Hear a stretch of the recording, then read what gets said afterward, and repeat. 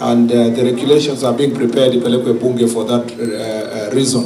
Kwa hivyo ningependa kusema tu kwamba nawashukuru watu wa Nakuru. Tunaenda kwa jukwaa ya usalama, tunaenda kusikiliza yale mahitaji ya wananchi wa hapa Nakuru, na tumeambiwa kuna shida kidogo hapa na pale. Lazima tusuluhishe ndio tufanye Nakuru yetu ikuwe salama hata zaidi. Na nashukuru kwamba hapa mko Kenya, wa Kenya wote. Nia yetu ni kuhakikisha kwamba tunatumikia Wakenya wote na wote wanaishi kwa usalama, wanaendesha biashara zao na shughuli zao katika environment yenye iko salama. Tuko hapa na Mheshimiwa Gavana Susan Kika, ako na mimi, tuko na Mheshimiwa Wanjoro Kadhambi, tuko na women rep wetu Liza Chelule, na tuko na Mheshimiwa wa Kuresoi South Mwalimu Tanoi, na tuko na Mheshimiwa Mutai wa Kuresoi North, na tuko na mwenyeji Mheshimiwa Rama ako hapa na sisi, na tuko also na Mheshimiwa Chebor ambaye one of his constituencies is the one ambayo inahitaji kupelekwa citizen services iende pale, na tuko na Mheshimiwa Njoki wa Bahati, she's called Njoki wa Bahati. Nawashukuru sana. Hapa tunaweza ongea baadaye kama tutapata nafasi, lakini wacha tuende tuongee na wale wanawatumikia nyinyi chiefs na assistant chiefs kwa first of all, kwanza nyinyi wote ni wa Nakuru ama mnatoka wapi? There's such a representation of media in Nakuru. Regional headquarters. Yeah, kumbe ni regional headquarters. Kwanza kabisa nataka niseme tumefurahi sana kuja hapa Nakuru. Hii ni safari ya Jukwaa La Usalama county number 28, na tumefurahi sana kwamba tumefika hapa kwa finally kwa headquarters ya Rift Valley region. Ningependa kusema kwamba safari yetu ilianza Turkana na tumezunguka county 13, hii ni county 14 katika hii region. Ningependa pia kusema kwamba katika hizo county zote tumeweza kupata nafasi ya kusikiliza na tumepata kuelewa yale shida ambao wanapitia ya usalama na ya kutoa huduma. Tumepata pia nafasi ya kuweza kurekebisha sehemu ambazo hatukuwa tunatenda vizuri. Lakini pia tumepata maoni tofauti ambayo inatusaidia kuboresha zile sera ambazo tunatumia kama taifa kuongoza kwa mambo ya usalama na kwa mambo ya utawala katika taifa letu. Kwanza ningependa kusema hapa Nakuru, hapa ni headquarters, hapa ni county kubwa, kuna zaidi ya milioni mbili, watu milioni mbili, na hapa ni kielelezo ya taifa nzima, ikiwa kwamba tunajua wote kwamba Wakenya wote wanapatikana hapa Nakuru. Tunajua pia Nakuru ni city na challenges ambayo inakumba city zingine zile 5-4 ni kwamba hata hapa Nakuru iko na hiyo shida kama one of the 5 cities katika taifa letu. Shida ambazo tunapambana nayo ni tayari tunajua kwamba tuko na shida kidogo ya mambo ya mashamba. We have land issues in Nakuru that are of great concern to us. There are a bit of conflict related to occupation of a few parcels of land, notably in Gilgil constituency, Njoro, some parts of Molo, Subukia, Rongai. We have certain cases that are ongoing that are related to land disputes. We have discussed with the security team, and we've said that we must have a multi-agency approach to it, because we require the officials, the officers who come from the Ministry of Lands, to work with us to ensure that these issues are resolved amicably. Some of the problems also are related to disputes with titles, and then citizens are already living inside, and the government is already handling especially the one that is in Gilgil constituency, and we have no doubt that we will find a solution that will ensure that our citizens are going to live in peace. We want to also reiterate that most of the areas that we have land dispute is also multicultural, there are many tribes that live in the place, and we want to make sure that while resolving those disputes, we do not ignite any differences among our communities, different communities living in different parts of this country. So we are monitoring land issues. We are also monitoring closely where there are fraudulent activities related to land, particularly persons who want to who use fake documents to want to grab land from individuals, especially widows and people who are old and so forth. That behavior has always been witnessed around Nairobi and its environs, but as also Nakuru grows, the way the other cities have grown, those problems are found within us. And therefore, I have directed the regional security team to make sure that the few cases are properly documented, and that in a multi-agency manner, they carry out a thorough evaluation and the best mechanism we are going to apply. I want to request citizens that where there is a dispute on land-related disputes, I want to request them that they please take the safest means, which is peaceful settlement of disputes. Our Ngao officers, our county commissioners and the regional commissioner, our chiefs, are properly trained to help communities through barazas to solve their problems. And where we are unable to do so, you can take a court process. There is no need to resort to violence. Number two is that in Nakuru, Nakuru is one of the top counties in terms of transit of drugs and illicit alcohol, particularly adulterated ethanol and some of those spirits that are really counterfeit spirits and substandard. Part of the reason is that there are small dens where these alcohol are brewed, but also because of the multicultural nature of the place, this is where some of these alcohol brewed in other also countries and counties are packaged for distribution. That has become a serious menace because we have many towns in Nakuru. We have Nakuru town, we have Naivasha, we have Gilgil, we have Njoro, we have other towns that have become, including Rongai, where we have a big challenge in terms of this issue. Of great concern to me is that we have reached a stage where we almost normalize the use of cannabis sativa, and I am going to take time to engage the security teams, including the OCS and the chiefs, in the forum today to see how best we are going to tackle this issue. But this is not happening without the collusion of our government officers. So where there is, we establish collusion, we will not transfer anybody, we will sack them, and we'll take legal action against them.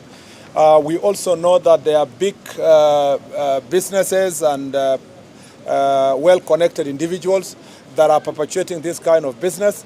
We have said, we have agreed with the security team that they must take stand action against them, and we must see them in court. In every place that I have gone in the 27 counties, I am glad to note that the decisions we've taken to deal with drugs and alcohol abuse has actually borne fruit. They have taken it seriously, and the fight has been upscaled thanks to the conversations we've had. So I believe that the Jukwaa La Usalama meeting that will take place shortly will help us refocus our energies on the areas that we need to deal with. Number three is that we have a problem of gangs in this county.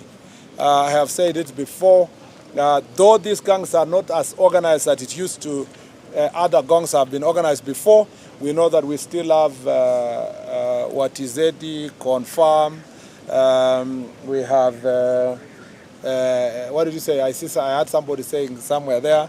We have, yes, all those groups are in this county. And I'm glad that the security team has managed to contain the growth of these groups, but I know that their survival is being supported by drugs and alcohol abuse. Therefore, if we go for the alcohol and drugs, we are actually going to reduce the impact of these gangs insofar as the citizens are concerned, and their safety will be guaranteed. I am really, really sad to note that some schools have witnessed a significant reduction of students because they fear the presence of gangs around the areas where the children are going to school, especially day schools.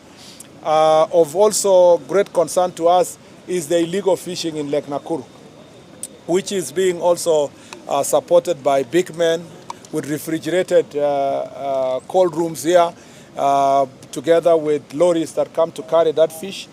It must be noted for public, it must be noted by the public that this is not fish fit for human consumption.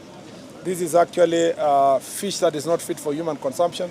And what is sad is that it's transported sometimes all the way to Kisumu and brought back like tilapia from Kisumu. I have said also again, our security team in a multi-agency approach, working together with KWS, must deal a final blow in this illegal fishing, and I'm glad that technology is being applied by KWS to make sure that they monitor activities in the lake. Other than those three things, I just wanted to say that other concerns related to corruption of public officers is going to be addressed in the Jukwaa La Usalama, and we are not going to condone any police officer, any chief, assistant chief, or any public officer who is going to take bribes to offer services, including during the upcoming recruitment of police officers. We are going to stand very firm against people who are going to take bribes in the process. We want to realign our public officers and to make sure that their work is properly done. Just a summary of the 14 counties, we've been able to focus heavily on the drugs menace, which is prevalent in Trans Nzoia, Uasin Gishu, a little bit of Kericho, Narok, and now here in Nakuru. And we have been able also to deal with issues of banditry. And as you can see, there is silence in the Kerio Valley because our officers have found ways of working in unison to get rid of the bandits. And therefore, counties like Turkana, West Pokot, Baringo, like Kipia and Samburu and Elgeyo Marakwet have witnessed a significant drop in acts of banditry across the region. And as I've said, I'm happy to see that we are aligning our officers. There are many issues that they have raised. Some will be in the policies that we are going to unveil, and the report that is going to be done is going to help us make sure that we deliver properly. I'm glad also that the governor is here and the leadership of the county, because some of the things we are doing it together. Some of them are building police stations, giving licenses and so forth, and we are working together to make sure that our county is properly streamlined and we enjoy a very cordial and good working relationship. Let me say this, something I almost forgot. We will not condone acts of incitement, especially by persons who are looking for votes. Sometimes they call themselves leaders. We're not going to condone incitement, especially when it involves inciting ethnic tension and ethnic fights. We welcome everybody to enjoy their constitutional right to choose the leaders they want to do, but we will not allow anyone to incite people along tribal lines. And I promise you, we will take very stern action against anyone who is going to do so, and we believe that the judiciary will work with us to make sure that the issue is dealt with accordingly. Asanteni sana. And I assume I have been very, very vocal, and there are no questions. Yeah? Then we'll take about 3 questions then. Yes. Let me start with the lady today at least. Yes. Thank you. My name is My question is as regards to the link between the National Police Service Commission as well as the IG's office regarding the sweeping of powers that have been stipulated or written in the draft regulations regarding the police recruitment. Can you clarify on this matter? Yeah, there has been previous debates around the role of the Commission and the role of the National Police Service itself insofar as recruitment and sometimes payroll issues are concerned. I just want to say that we will always strike a balance in terms of what the Commission can do and what the National Police Service can do. Identification of able men and women to serve in National Police Service require certain level of expertise on the part of those who are doing so, and therefore we cannot wish away the role of the police officers themselves in terms of identification, scrutinizing, and hiring of police officers. We can also not wish away the role of the Commission as retaining overall oversight authority. So the balance can be struck where the Commission can put in place the policy framework, the qualification standards, and then the identification can be done by the NPS itself based on the directives that have been done by the National Police Service. So if you ask me really as the Cabinet Secretary, I don't see any fight, especially because I will be the one who will now have to look at the regulations and transmit it to Parliament. So before I am satisfied that the regulations are capable of being taken to Parliament for adoption, I promise you that I am going to ensure that we strike a balance between the role of the Commission and the role of the police service itself. The same way what's happening between public service and different cadre of officers. Some have been delegated to ministries to hire, even though the National Public Service Commission retains the overall responsibility. So there is, I want to assure Kenyans that there is no cause for alarm. As the Cabinet Secretary will transmit the regulations, this public participation that is going on is very important, and based on the views that we will receive from the officers and from the public, we are going to strike a very good balance. And to start with, I have a meeting tomorrow with the Commission and the IG, and then we will work together until we find a solution. This is a very sensitive sector. We do not intend to see any wrangles. We have had a very good working relationship in the past, and we want to even make it better going forward. And from a policy position and from a Cabinet Secretary office, I don't see any cause for alarm. And I want to allay any fears that there is going to be a disagreement of any manner. I'll take three. Minor. My question is on Chan, specifically the game on Sunday in Zambia. Yeah. There's a concern raised by the local organizing committee chairperson just today. They say there's that threat, the security threat of people or supporters forcing their way into the stadium. Then they say if the same situation is witnessed on Sunday, then if we qualify for quarterfinals, there's a likelihood that our team Harambee Stars, that game will be transferred to either Uganda or Tanzania because of that risk. I think the back stops with you. That is a very important question, actually.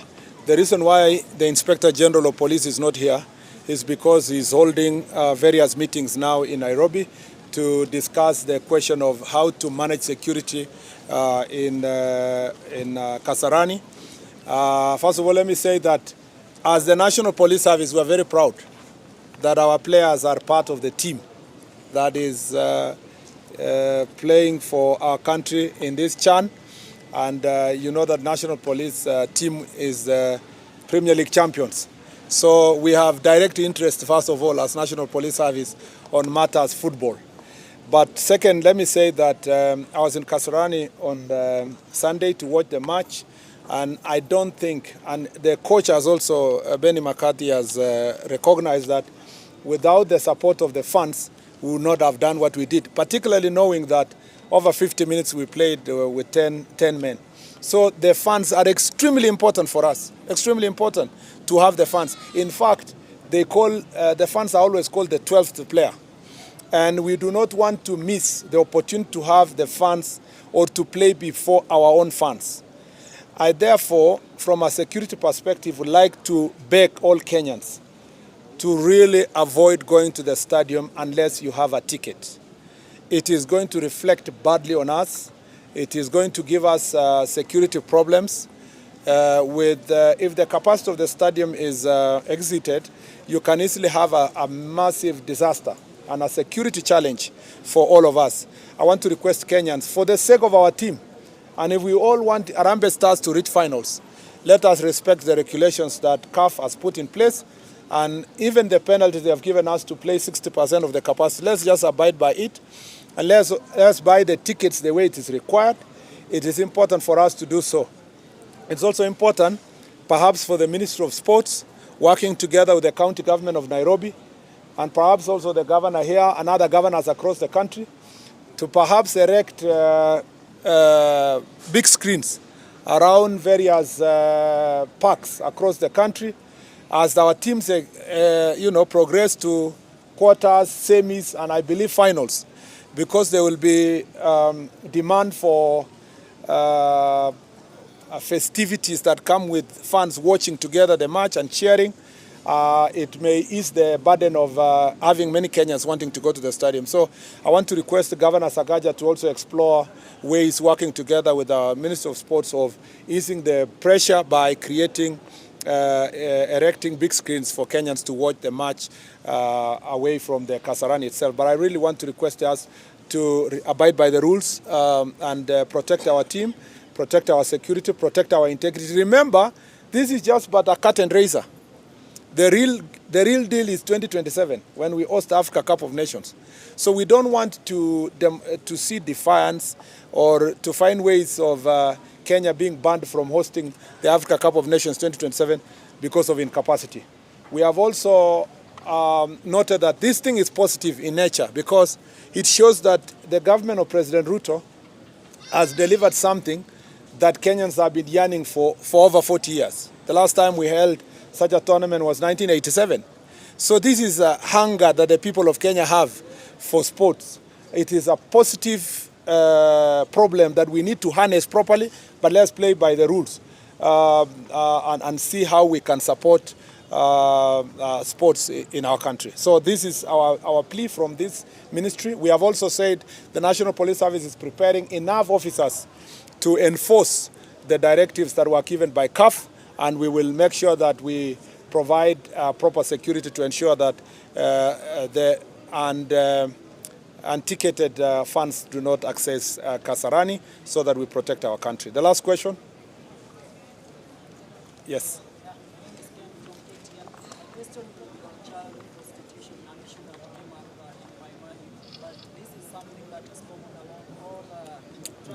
Yes.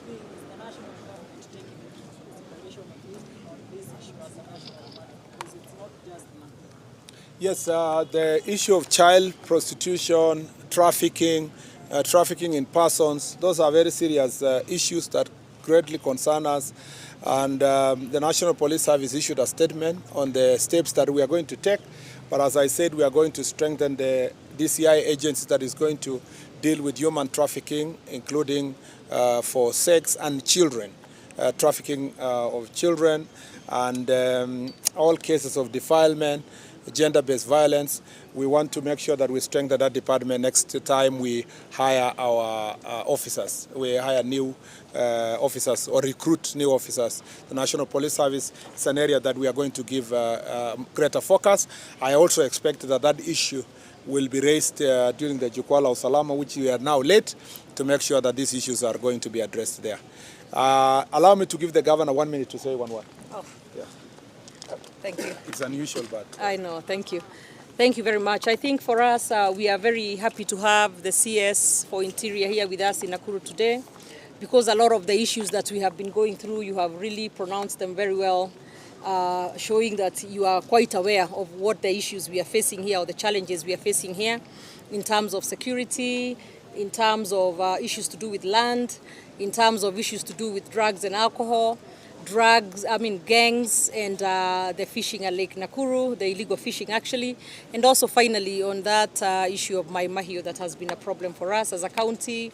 We've put up a committee that's working with our county security team to go up there in Mai Mahiu and in all those other centers that have been mentioned here, and hopefully together we'll be able to come up with a solution so that not only do we stop those who are doing it, but that it doesn't happen in the future. So we look forward to the Jukwaa La Usalama, Waziri, to those discussions there. But as a county, we appreciate and work very closely with the national government in terms of security, so that we can make sure we secure and keep our county secure and stable. Thank you. Thank you very much. DCCs, our ACCs, our OCSs who are present, na wananchi, my chief, assistant chief, amjambo. Amjambo tena. Very good. Mmefurahi tumekuja mkutano? Kwanza, let me start by apologizing. This is the first Jukwaa La Usalama tumeanza kikao past 1 p.m. So we are more than 2 hours late. Na tulikutwa na program ingine kidogo ili tuchelewesha hapa kidogo, na ningependa kuomba msamaha kwa sababu tungekuwa tumeanza mapema. Ya pili, ningependa kuwashukuru sana kwa kuhudhuria kikao hii. Kwanza ningependa kusema kwamba kikao hii inatupatia nafasi nzuri sana kupitia Jukwaa La Usalama kuweza kuelewa yale mambo yanayofanyika katika kaunti zetu mashinani. Unajua, nilipofika ofisi nilifika kama nimechelewa. Tayari naibu wa rais alikuwa amekaa hapa karibu miaka 2. Na nilikuwa na shangaa nitaanzia wapi. Mwishowe tukaketi chini na tukabuni Jukwaa La Usalama. Ikuwe kwamba instead of mimi niite hawa viongozi wakuje Nairobi, mimi mwenyewe ni kuja hapa mashinani, ili niweze nikajua yote ambayo tuko nayo hapa na tuweze kusikilizana. Pia nilitaka kikao ambayo sio waziri tu anafika anaongelesha watu akienda. Zamani waziri wa usalama alikuwa anakuja mkutano, anapiga story, anaondoka, anavuta chief moja pale, OCS moja, alafu anaondoka. Anatisha watu na kwenda. Nikasema hapana, sisi ni watu wa kutoa huduma. Na kwa sababu rais alibuni sera ya bottom up economic transformation agenda, ni vizuri kusikiliza mambo yetu kutoka bottom ikikuja up. Ndio tukaanzisha hii Jukwaa La Usalama. Tangu tuanze Jukwaa La Usalama mwezi wa 5, tukianza kutoka mwezi wa 4 I think, kutoka Mombasa, kuna mambo mengi sana tumeweza kutekeleza aswa yenye inahusikana na sera. Kwa mfano, niliingia kama ACCs wengi walikuwa wamekaa miaka 13, 15 na waliniambia nikiwa Pwani kwamba wamekaa miaka mingi hawajakuwa promoted, hawajaenda training. Na nilipofika nikaenda kwa Public Service Commission nikawaongelesha, na mlikuja wote graduation ya ACCs wetu walikuwa graduated. Na katika mkutano huo mlisikia rais alitupatia idhini kumaliza wale 300 hawakuwa wamemaliza course, ndio tuwaweze kuweka mahali inayofaa. Pia nilifika kama chiefs na assistant chiefs wamekaa miaka 8 kupita na wajeenda course. Niliona hata saizi mkiambiwa officer salute, wengine mnafanyia mkono hivi kwa sababu hamjaenda APTC. Na kwa sababu ya Jukwaa La Usalama na ile decision tulitengeneza kwa Jukwaa La Usalama, sasa kuna chiefs hata wa hapa na assistant chiefs wenye wako saizi ya Mbakasi. Tuko na wao 1000 kwa nchi nzima, na next week, the other week tutatuma another 1000 waende. Nia yetu ni kabla ya mwisho wa mwaka huu tutakuwa tumetrain chiefs wote na tuwaweke kwa promotion. Na kama vile nilitangaza tayari, nilisema kwamba yule ako na qualification ya kuwa ACC, wakati tutatangaza nafasi za ACCs karibu 500 yenye inakuja, tutahakikisha kwamba tumetenga yale ambayo machiefs watatoka kutoka chiefs waende kwa ACCs, ndio wafungulie njia watu wengine. Mambo ya career progression na mengine.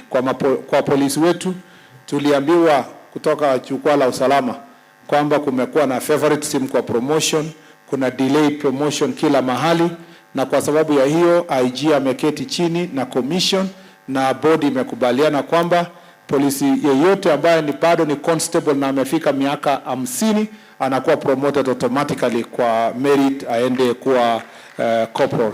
Na corporal mwenye amekaa na inspector mwenye, is it inspector ama ni na sergeant? Yeah. Corporal na sergeant mwenye amekaa miaka 15 bila promotion, na wengi wako 20s and so forth, we have agreed also to promote automatically kwa merit waende juu.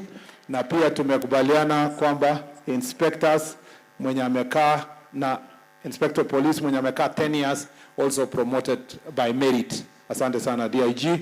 Na hao wote watapelekwa training. Sio hata kama umeenda by merit lazima uende training ndio kuwe na necessary qualification. Kuna mambo mengi tumeambiwa yenye imesaidia kupitia Jukwaa La Usalama. Na tumepia suluhisha shida ambazo zinakumba wananchi mashinani. Mambo ya bangi, mambo ya banditry kwa North Rift huko, mambo ya panga boys, niliona wengine wametokea tena leo kidogo, lakini tuko na mpango vile tutanyorosha hapo Kwale. Kuna mambo ambayo tuliambiwa na kuorganize also our officers. Tunasafiri kwingine tunaambiwa police station iko na police wako na polisi 7, OCS moja, hakuna ni chief inspector peke yake, hakuna inspector, alafu inakuwa constables, na out of the 7, 5 ni walevi na mmoja ako na injury kwa kutoka kwa nini, so inabaki tu mtu mmoja anafanya kazi. So kwa karatasi wako full, lakini kwa ground mambo ni tofauti. Hiyo ni story hata huko. So unaona ni karibu kila mahali. So hiyo mambo yote tumeambiwa, na saa zingine tumepata kureorganize kwa sababu ya jukwaa la usalama. Kwa hivyo mkutano huu ni mkutano wa wazi, sio yangu, ni yenu, na nyinyi ndio mtatuongelesha. Sisi tuta summarize, lakini mambo inatoka bottom up, yeah? Na tunataka leo chief, assistant chief, umepata nafasi kuongelesha waziri direct bila kupitia DCC. Sema ile maneno ulikuwa unataka useme, yenye ulikuwa unaambia DCC anaifiki hapa, sema. Wewe OCS, sasa OCS badala ya signal ya kutuma mwingine unaongelesha waziri direct. Na unaweza sema IG ametuachilia hivi ama DIG ametuachilia hivi, bora tu utumie lugha mzuri, usiharibu sana. Kuna mahali tunaenda mtu anasema anaambia IG, sasa hii ni kazi gani kweli? Namwambia okay ni sawa, lakini pole. Uzuri moja ya jukwaa la usalama, hakuna kubeba grudge na hakuna kuvictimize mtu yoyote. Hakuna, hata mtu akisema kitu yenye imeenda kombo, tunasameana, tunasalimiana, tunarudi kazi. Kama mtu amekosea tunacorrectiana, because you are also correcting us. Kwa mfano IG aliambiwa to the face kwa Laikipia ama ilikuwa wapi? Before Laikipia, I don't know which county was it, I think Baringo ama where. Tulikuwa naambiwa sasa IG unafika, umepigiwa simu na mwanasiasa, umepandisha polisi kwa police station kwa merit, na mwenye umempandisha ni ule ni mchokozi kwa yote, ndio umeweka promotion. Ule amekuwa akisaidia OCS, amefanya kazi mzuri, ako chini.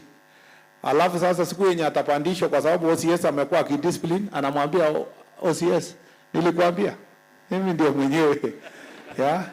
So na tukakubaliana kwamba even if an officer is being promoted on merit, it must be with consultation with the OCS, so that OCS apate kuendelea kupata nguvu kureward ule officer mwenye anafanya kazi nzuri, among many other things. So you are free.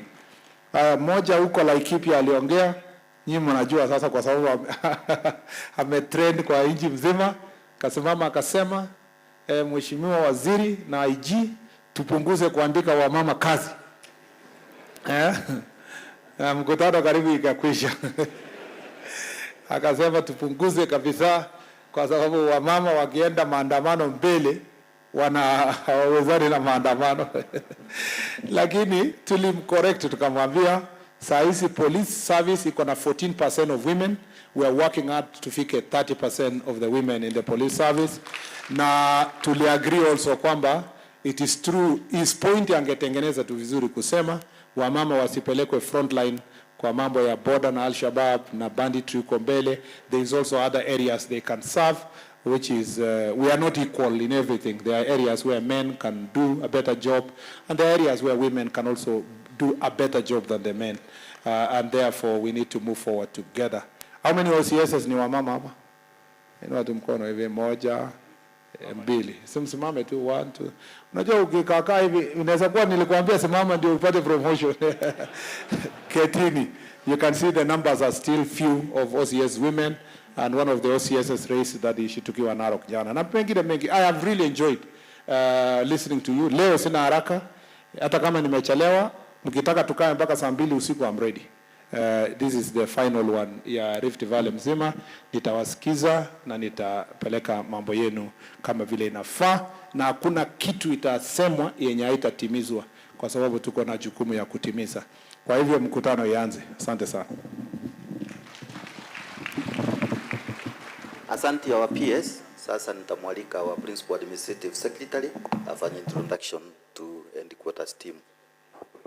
Tumpigie makofi County Commissioner wetu, na asante waziri wetu kwa kutupatia mwelekeo wa mkutano huu.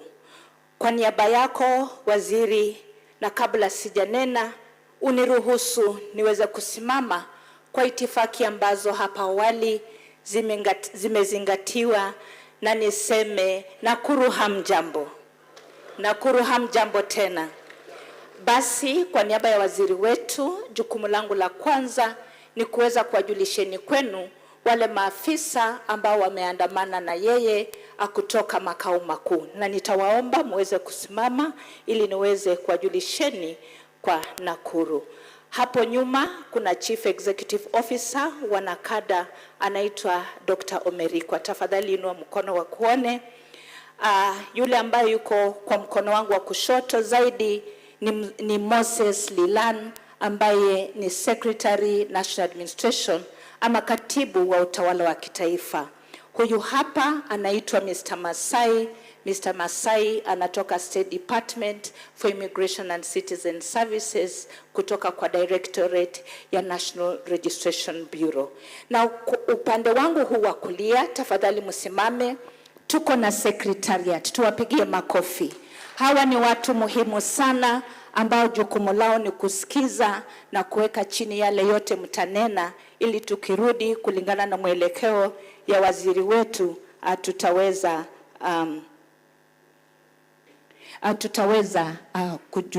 kutekeleza vile tulivyoelezewa. Na jina langu ni Beverly Opora. Mimi ni Principal Administrative Secretary, State Department for Internal Security and National Administration. Kwa hivyo kwa niaba ya timu hii ningependa kuwajulisheni Nakuru, viongozi na maafisa wa national government, ya kwamba mko na takriban sub counties 11, mko na tarafa ama divisions 34, mko na lokesheni 140 na mko na sub lokesheni 297.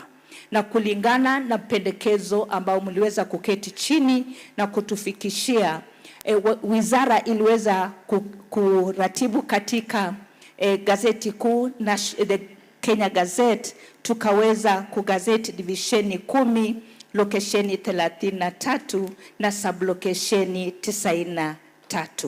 Waziri, ningependa kukuripotia kwako ya kwamba pale makao makuu bado tumepata pendekezo kutoka kwa wananchi, viongozi na maafisa wetu kwamba tuweze kubuni tena lokesheni 1 na pia sublokesheni 2, na najua hili ni jambo ambalo mtaendelea kuangalia. Basi Nakuru, matarajio yetu tukiwa makao makuu, wakati mnatoa pendekezo ya kubuni eneo za kutoa huduma za kitaifa, la kwanza ni kuhakikisha kwamba mmeangalia idadi ya watu, population of the people, kwa sababu ofisa mmoja akichukua muda mrefu kuhudumia watu wengi, huduma itachelewa. Ya pili ambayo ni muhimu sana na ambayo tumetilia maanani ni mambo ya amani na usalama, hasa katika eneo zetu ambazo tuko na mipaka. Hili ni jambo ambalo ni muhimu. Pia jambo lingine ambalo ni muhimu ni kuhakikisha ya kwamba tunaleta huduma ya serikali kuu karibu na wananchi. Jambo lingine ambalo ni muhimu na ni takwa la katiba yetu ni kuhakikisha ya kwamba tunahusisha kila mwananchi katika pendekezo hizi, zile rasilimali ambazo zitabaki kwa na wengine na zile zitaenda kwa wengine, mali headquarters itakuwa na kadhalika. Kwa hivyo ningependa kuhimiza hasa maafisa wa utawala wa kitaifa, wakati mnaandaa hizi mikutano, muweze kupeana mwelekeo kwa viongozi ili tusikue na ubishano ama kupelekana kotini. Waziri na maafisa wenzangu wa serikali kuu, ningependa sana kupongeza viongozi ambao mmechagua katika Nakuru County, our area members of parliament and CDF patrons. Hii ni kwa sababu wametusaidia sana kwa upande wa infrastructure, kujenga maafisi ya chiefs, assistant chiefs na pia ACCs, na hiyo inatuwezesha kuweka mazingira iliyo bora, kwanza kwa maafisa wetu ambao wanapeana huduma, lakini pili kuhakikisha ya kwamba mwananchi anapokuja kupata huduma anapata hivyo katika mazingira iliyo bora. Lakini kama vile Oliver Twist alisema, our leaders, yes thank you but we want some more. Pia tumekuwa na ushirikiano mwema, na nataka kupongeza maafisa wa utawala wa kitaifa kuweza kuongoza wananchi na viongozi. Tuliwapatia lengo la kupanda miti takriban milioni 3, lakini heko kwenu mlipanda miti takriban milioni 4,482,164. Waziri, nikielekea kumaliza, wakati uliingia ofisi uliutuuliza changamoto ya hao maafisa. Jambo la kwanza ambalo tulikuelezea ni mambo na ustawi yao ama welfare. Na kwa upande wa sera na kanuni, kwa upande wa training, kwa upande wa promotion, kwa upande wa maneno ya magari na pikipiki, hata kwa upande wa sera za kirasmi, uniform and kitting, tumpigie waziri makofi. Kati ya maafisa 986 ambao waliweza kupata promotion, 22 wanatoka Rift Valley region kuwa kitengo cha deputy county commissioners. Tunasema hongera. Maafisa wetu wa serikali kuu, tukiwa katika makao makuu, tarajio yetu ni kwamba muwe daraja kati ya wananchi na kati ya serikali kuu, ili tuweze kutekeleza jukumu letu kwa wananchi.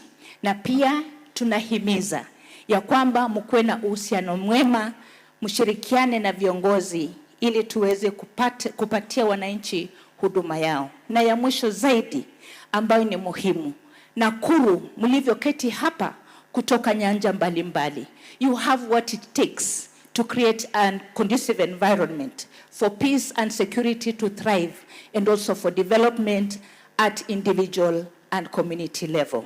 And finally, kwa niaba ya wizara, waziri, tulianza jukwaa hapa Rift Valley tarehe 28 mwezi wa 5 kule Turkana. Leo tunakunja jamvi hapa tarehe 12 hapa Nakuru.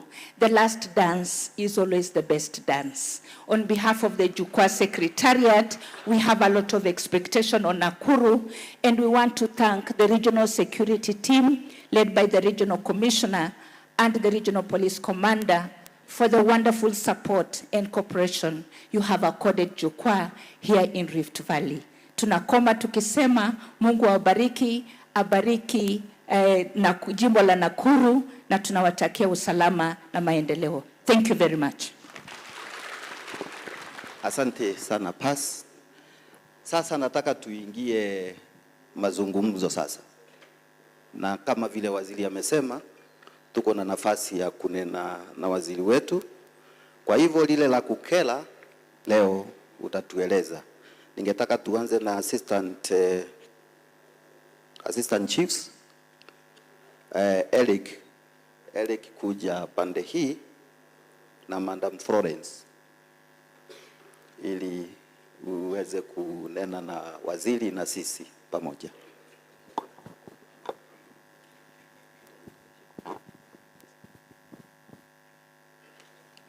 Our CS, Ministry of Interior and National Administration, our Governor, Nakuru County, and all protocols observed. Bwana Yesu asifiwe. Bwana Yesu asifiwe. So waziri, karibu Nakuru.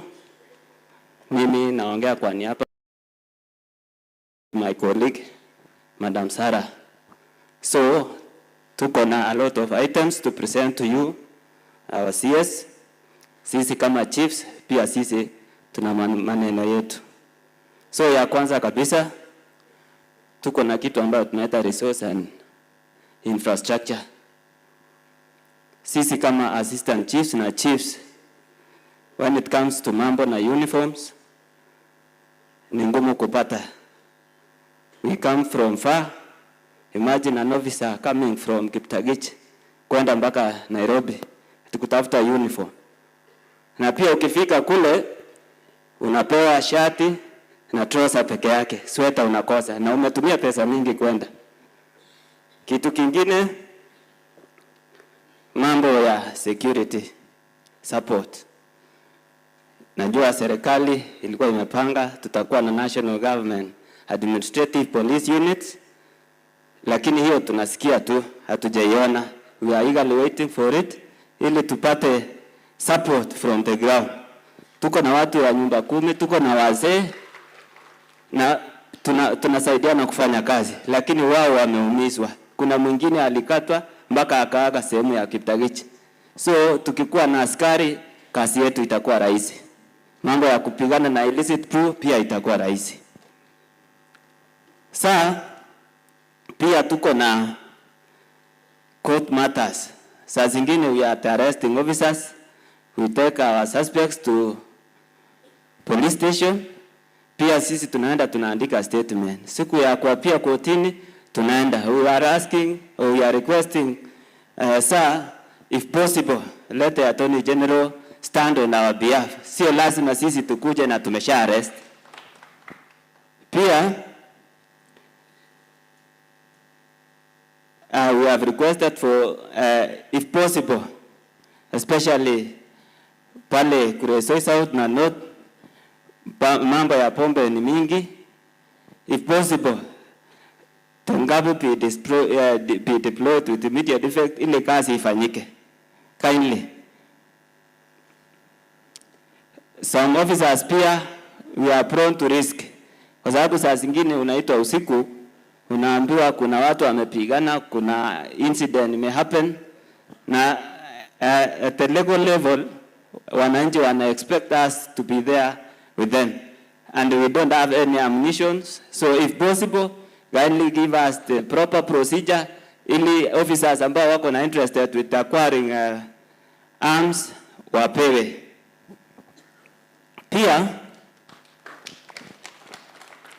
Pia sir, we want to thank the government because we have an AI.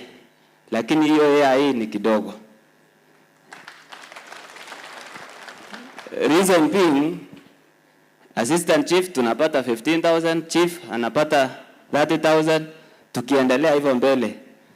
But because of the demand, it's in a rise. Uchumi imepanda. Ama haijapanda? Si uchumi imepanda.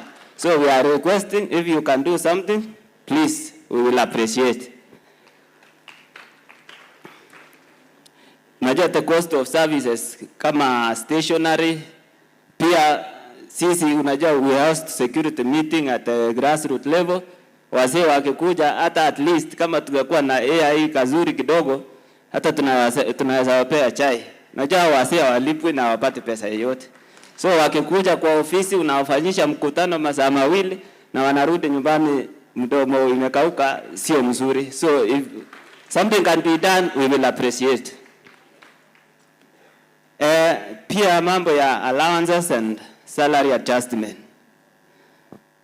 Sir, it is very unfortunate that sisi kama assistant chiefs, our entry level is job group F.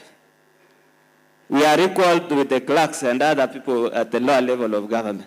Na ile kazi ambayo tunafanya, we are the government machine. Pila sisi,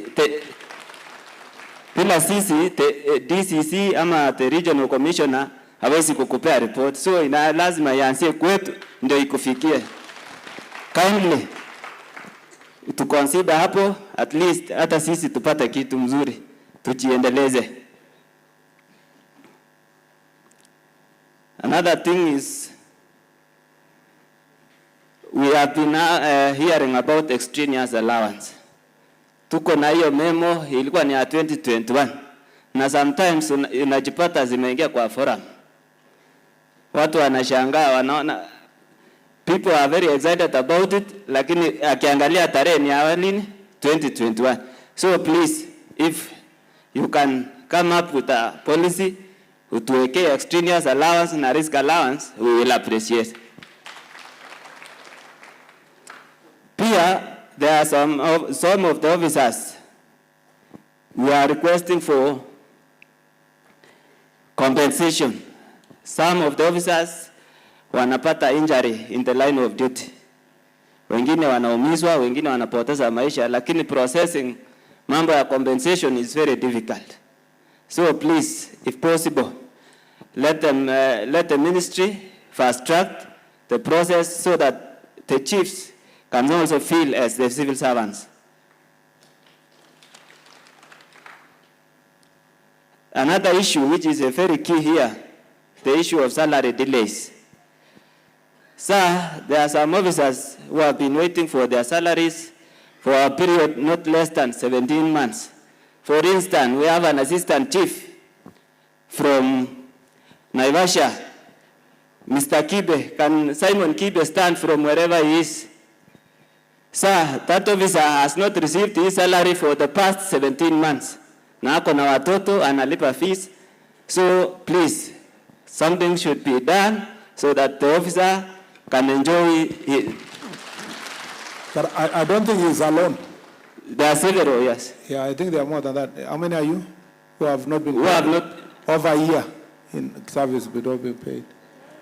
Yeah, so why are you sitting very fast? I'm also, hii kutokuwa na pesa inakuharakisha kuke. Yeah, I'm working on it. I'll give the response later. I just wanted to see a number of them. Thanks. Thank you, sir.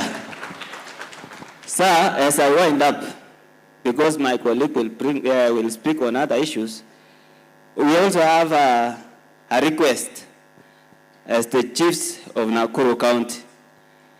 The other time, Mr. President elevated the status of our county, and Nakuru now is a city. We are requesting that, if possible, let us enjoy the allowances of a city.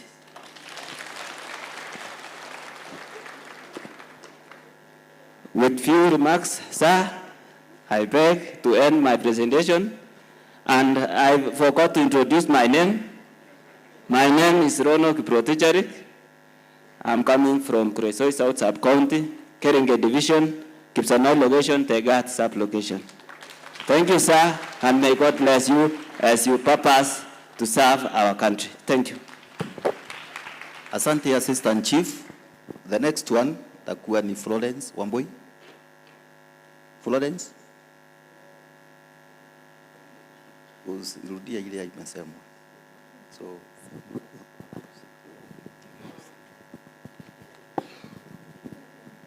Honorable CS and all protocol observed as read previously. Thank you. Good afternoon. I am Marjorie Muiruri, Assistant Chief, Sokoni Sub-Location, Naivasha Town Location, Naivasha Sub-County.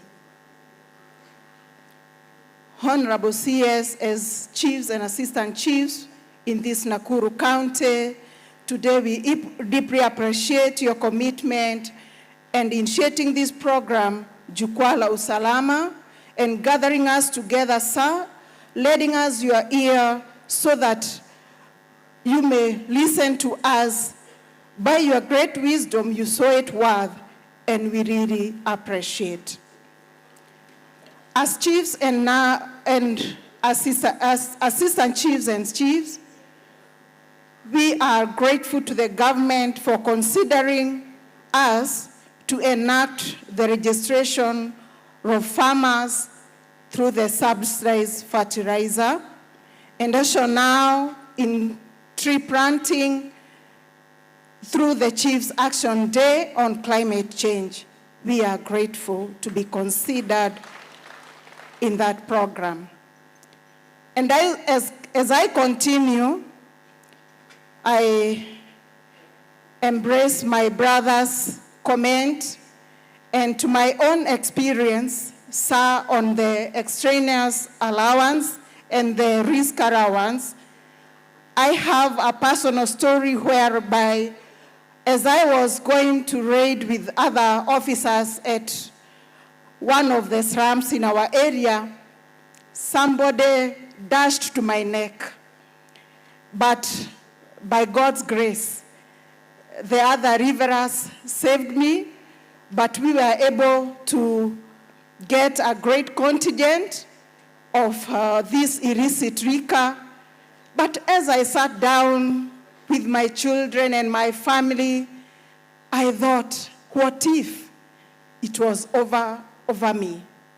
So consider us on that risk allowance.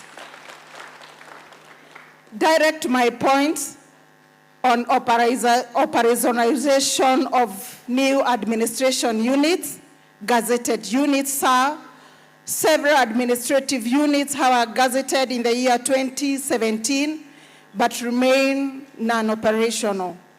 This has resulted in workload strain due to increased population, and geographical size of jurisdiction is vast. We humbly urge the operationalization of these units to enhance service delivery to the community and bring services closer to the wananchi. We also make a plea that the newly proposed administration units be gazetted as well. Thank you, Madam, for what you have captured. We are grateful, but continue on operationalization. On succession protocols, sir, as Assistant Chief, we feel that we be considered to be automatically promoted to fill vacant chief's positions. Thank you. Especially after serving in acting capacities for long periods. Subjecting us to interviews sometimes, sir, it demoralizes us. We feel we are capable. Our morale is lowered. Consider us.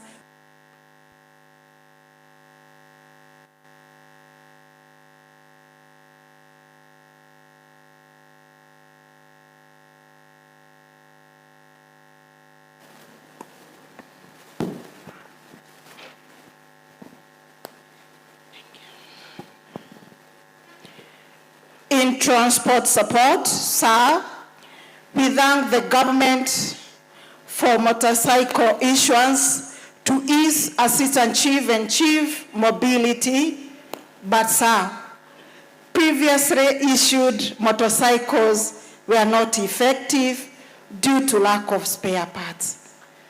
Whenever the motorbikes have a mechanical problem, getting the spare parts, it's a problem. So, through your office, we propose the issuance of electric motorcycles to minimize fuel costs and maintenance issues. Each administrative division, we urge you, sir, to consider facilitating them with a motor vehicle, because when our ACCs are coming to our areas of jurisdiction, sometimes it becomes hard. Also, when we have a people from Nyumba Kumi or our areas, peace security members or even the residents, we are unable to reach out because we don't have an operating vehicle. Kindly, sir, consider giving our ACC a vehicle so that they may reach to our areas well. Thank you for giving me a chance, and also kujitetea. Bwana Waziri, tukiwa na higher diploma, pia tuwe considered for ACC through our DCC, kama we are able to perform in our areas of jurisdiction. Thank you, sir. Thank you very much, Assistant Chief. Now, the cadre of Assistant Chief, I'll give one person, kama kuna kitu, the two Assistant Chiefs, hawajasema, and is of important to us. Ene, nione mkono juu. All right. Now, we move to the next level. The assistant, the chief for Nakuru North, that is Florence. She is gone, eh? Now we have Chief Nakuru West, Joel Atuti. You take the stand. Thank you, sir. Our CS and our governor, allow me to ride on the already established protocols so that we proceed. Sir, the public and wananchi expect a lot from us on service delivery. If you train chiefs and assistant chiefs, they will be equipped with the knowledge so that they are able to cope up with the current issues that are emerging in the modern world. That's why, sir, we are asking that there are facilities that are currently underutilized, but they may be soon occupied by police training. That is the APCT, Kikanjo, whatever. Kindly allow these officers to go there and do military training. They also want to do other courses. As we are seated here, we have got a lot of chiefs and assistant chiefs who have not undertaken the training. Please, chiefs and assistant chiefs who have not done the same, be upstanding so that the CS can see you.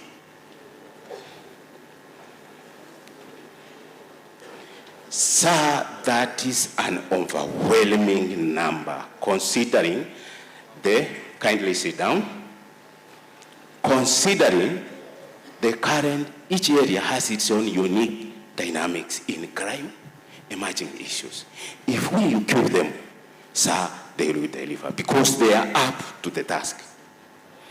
Sir, this training is vital for equipping officers with up-to-date knowledge, skills, and emerging across various sectors, enhancing their relevancy and service delivery to the public.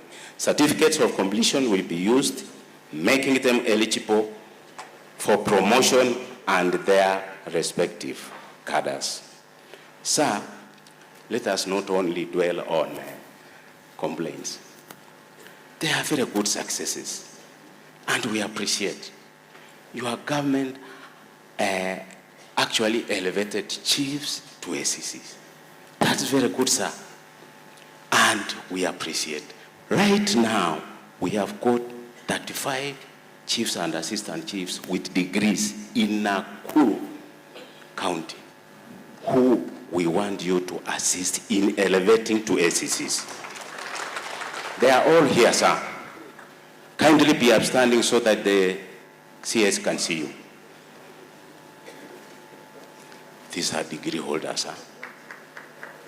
Kindly sit down. Sir, okay, proceed, sir. Yeah, and they are ready to go and serve in anywhere. Oh, very good.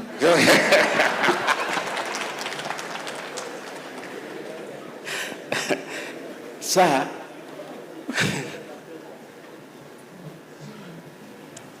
sir, we are currently have chiefs and assistant chiefs who are requesting for continuous training in the Kenya School of Government in various courses such as supervisory skills,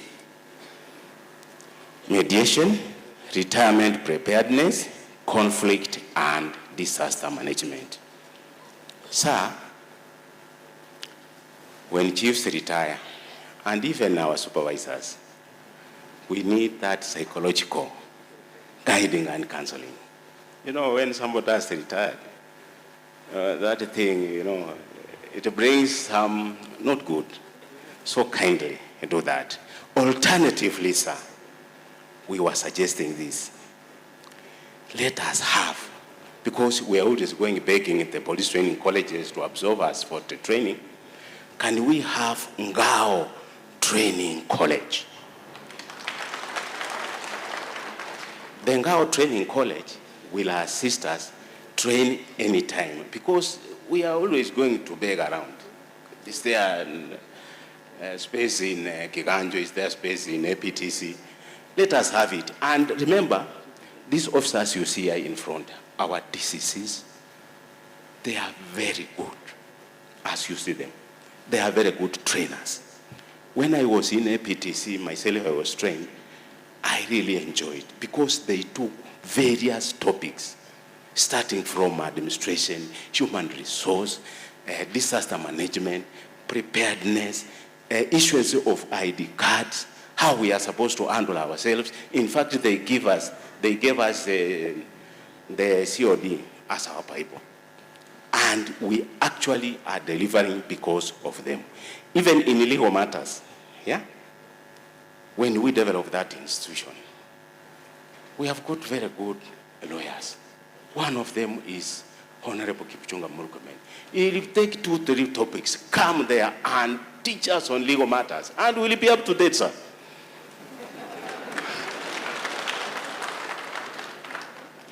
Sir, we want you to review the schemes of service. The schemes of service, sir, it's limiting the promotion of chiefs to principal chiefs. Now our proposal is this, because you see, we only maybe have one principal chief. Why don't we do away with it? We start it this way. Chiefs to start at Chief 2, that is job group J. And then they progress up to job group P, that is the principal chief. There now, you will promote them on merit, because it will not limit the number of principal chiefs. They'll just go up. Why am I saying so? If a chief is employed at 45 years, because for us, you know, there's a background, before you are given that job, and you are 45 years. Then you stagnate for 5 years on a job group, 6 years another job group. You only go home with 2 job groups. And you see, we are nowhere now there. Kindly assist us. As we are also going ahead, we are asking mass promotion for these chiefs here whom you have seen standing, so that when they come back, the way you are doing now the police, when they come back, they'll proceed with working. You will motivate them. Likewise to assistant chiefs, because they have not talked about it, let me talk about this. Let them start at job group G, so that when they are moving ahead, they will also go up to senior assistant chief, and they'll proceed ahead. Sir, we are not holy. Crime is everywhere, and it mutates. It mutates. So, we are kindly asking, and we are insisting on this operationalization of new units. Here where we are seated, Nakuru Town East, since 2017. There is Kratina just next to us here. Since 2017, kindly do it, because number one, there is population. Here in town we have population. You can confirm with our governor. There is population, dynamics, and everything. Thank you, sir. We are also now youths. We are the people at the ground.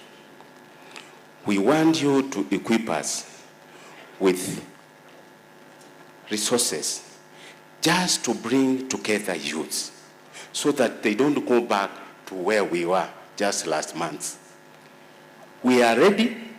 We will make sure we guide them, we teach them, so that we go ahead. Lastly, sir, we chiefs, assistant chiefs, and our supervisors in Nakuru County, we are supporting His Excellency, Dr. William Samoei Ruto, and the government to realize the best of our country. And we will deliver, sir. We cooperate very well with the security. That's why we have come this far. Lastly, sir, I'll call Chief Florence Wangui to come and sum up and hand over our memorandum to you, sir. Thank you, sir.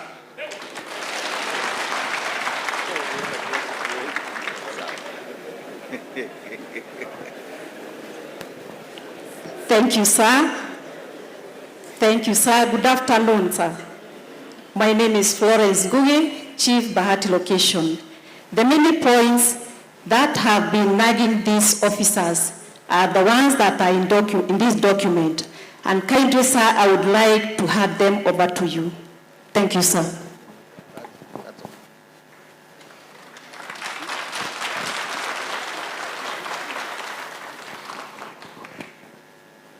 So you are good. Asante sana. The chief is through. Our CS has the memorandum. Now we get to the assistant county commissioners. Before the assistant county commissioners. Yes, sir. I'll take a few chiefs and assistant chiefs. Yeah, but I don't want to hear only your welfare. I want somebody who will tell me what are the most pressing challenges you are facing in terms of security and service delivery. Pombe iko aje huko nyumbani, bangi, mambo ya mashamba nini. You have also say things that are touching on security issues. You can also add yours. So and also you can propose solutions. So wangapi inua mkono. Peleka mic huko. Where are those people who are taking the mic? Tuanzie nyuma utamalizia hapo. Anzia the lady and the gentleman there. The two of them. Mwenye amesimama, mwenye hajasimama wachana naye. The two. In that row, the two of them. Thank you, sir. I'm humbled talking before you, our governor, and all protocols observed. And you can use any language. Kiswahili or Kiingereza, any of the two is okay. Okay, sir. Yeah. I'm Jane, currently acting Chief Naishi Location from Raleigh, Njoro Sub-County. On top of what has been said by our colleagues, I feel I should add something to do with the illicit blues, because I feel one of the reasons that make insecurity to be a challenge to us if we can really fight the vice. We have really tried, and I can give my example in my location, even if I'm saying so. I've already done away with the illicit changa, though bangi is still a problem. The problem with the changa, you see cases where we take these cases to the court. You see, as the particular person, ama mwenye anauza hii changa, ni kama amezoea. It's like they have a market with the kotini.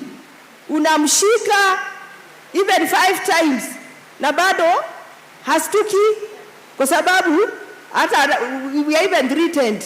Hata tukirudi nyumbani, tutaendelea.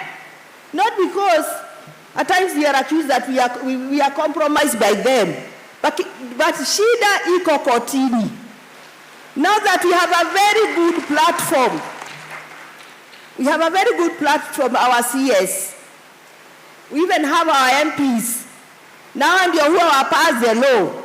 Kwa nini hata sheria ingine wasiweke nguvu? Vile they pass hizi motions. Wasema ingine hata watu kama we put it like an attempted murder. Hii watu fanya hiyo nini attempted murder. You at least hii mambo izime kiasi. This is the insecurity ambayo imetuma na ilichanga mpaka maboma imebomoka.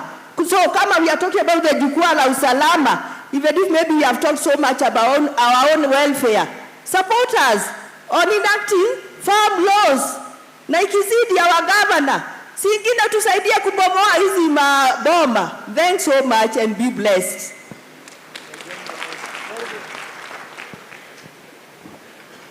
Thank you, sir. Kwa majina naitwa Adson Ushuru, Assistant Chief, Subukia East Sub-Location, Subukia East Location, Subukia Division in Subukia Sub-County, sir. Yangu ni machache ya kwamba kuna jambo ambalo linafanyika katika payslip zetu. Tunakatwa hizi pesa za NSSF. na tunapoenda kuangalia katika NSSF katika akaunti zetu, tunaambiwa kwamba zile pesa hazijafika kule kwa account. Inabidi tuende Nairobi ndio iweze kuwa factored in. So tunakuomba uweze kutuangalilia wale wote ambao tunakatwa hizo pesa za NSSF ili ziweze kuwekwa katika hizo accounts zetu. Tunapoangalia hapa katika ofisi za hapa karibu ama kwa simu, tuweze kuona ya kwamba tumeweza kuwekewa katika accounts hizo zetu.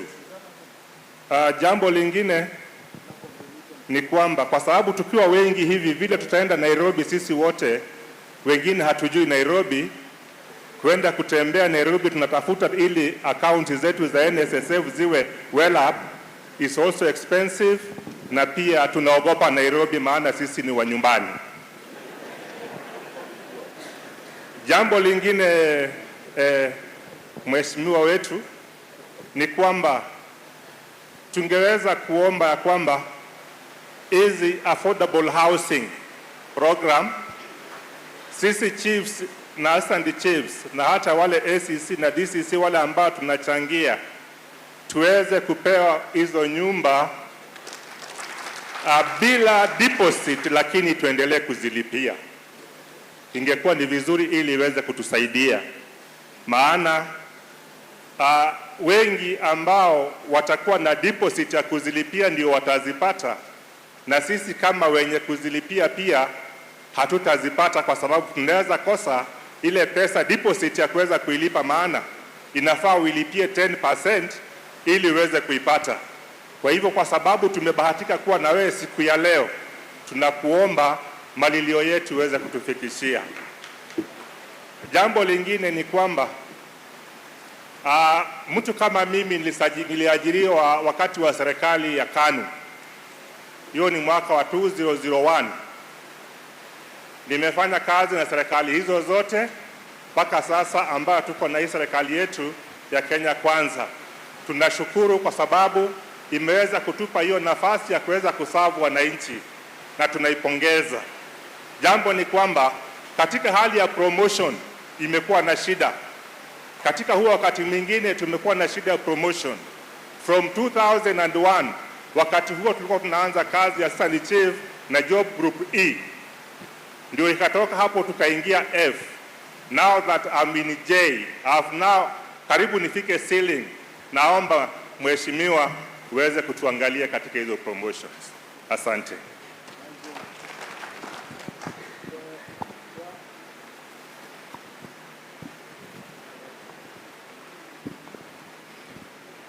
Sir, our CS, Honorable Kipchumba Murkomen, Her Excellency, our Governor, Madam Susan Kihika, nashukuru sana kwa hii nafasi ambayo nimepata kusimama mbele yenu siku ya leo. Yangu niko tu na jambo kama mbili peke yake ya muhimu sana. Natoka Kuresoi North, Koige sub-location, Mau Summit location, Kamara division, Kuresoi North sub-county. Na pale Koige kwa ushirikiano na polisi na wazee ya mitaa tuliweza kumaliza chang'aa. Lakini katika hiyo area yangu wines and spirit ni mingi sana. Nilikuwa naomba kabisa kama kuna uwezekano ya kupunguza, kuwe na limitation kwa hao watu ambao wanapewa license, kwa sababu vijana wanalewa ovyo ovyo. Mimi pia ni mchungaji. Nikitoka kanisani Jumapili moja nilipata mzee moja amelala kando ya barabara. Nikakimbia mbio dukani kununua maziwa ili asikufe, kwa sababu nilijua akikufa kazi imekwisha. Kwa hivyo naomba tusaidiwe sana mahali pale. Jambo la pili napoongezea ni ya kwamba nashukuru sana kwa hii jukwaa la usalama, inahusiana na mambo ya peace. Tangu wa president atoe ile directive tutangaze amani. Nimekuwa nikitangaza amani kabisa, na najua machifu wenzangu tumekuwa tukifanya sote kwa bidii, kwa sababu tunapenda Kenya. Kenya yetu ni kubwa kushinda mtu binafsi. Kwa hivyo kama mchungaji pia ningependa tu kuomba ya kwamba ndiposa taifa letu liachieve ile 100% peace. Tangia 2004 Mungu ametuma prophet wake Kenya, Prophet Dr. David Edward. Ninaomba Her Excellency na wa CS fikishia rais wetu ujumbe pia apate kufika mahali pale kwa ile maombi ya kitaifa, na nchi yetu itapata amani tele tele. Tunashukuru rais anapenda wachungaji, ndiposa nimeona ni vyema niseme hivyo. Asante sana our CS kwa kufika mahali hapa. Mbarikiwe sana. Wale mmepiga makofi nyinyi members ya hiyo kanisa. Yeah, very good. Asante chief, asante sana.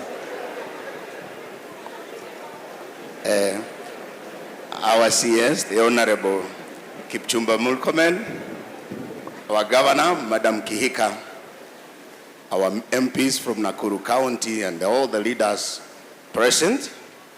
My name is Patrick Osoro and I come from Gilgil. I got a few things to highlight.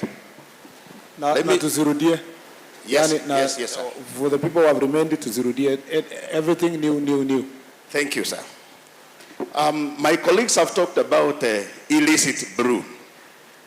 When there is a lot of illicit brew in your location or sub-location, everyone will be on your neck. The DC will be on your neck. The CC will be on your neck. But when you work hard and finish, nobody gives you a commendation. Is indeed fair that when you have worked so hard and there is no more illicit brew, at least you get a letter in your file saying you have done a good job. That will be good.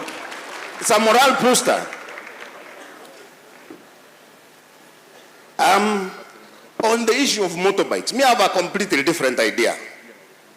A 50-year-old chief, you give him a bike every day, you are only shortening his life.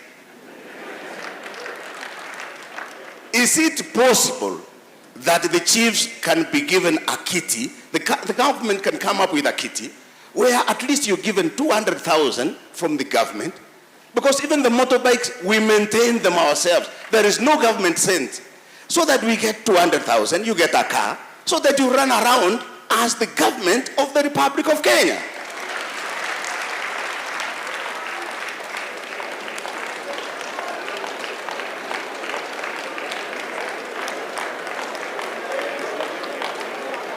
Thank you.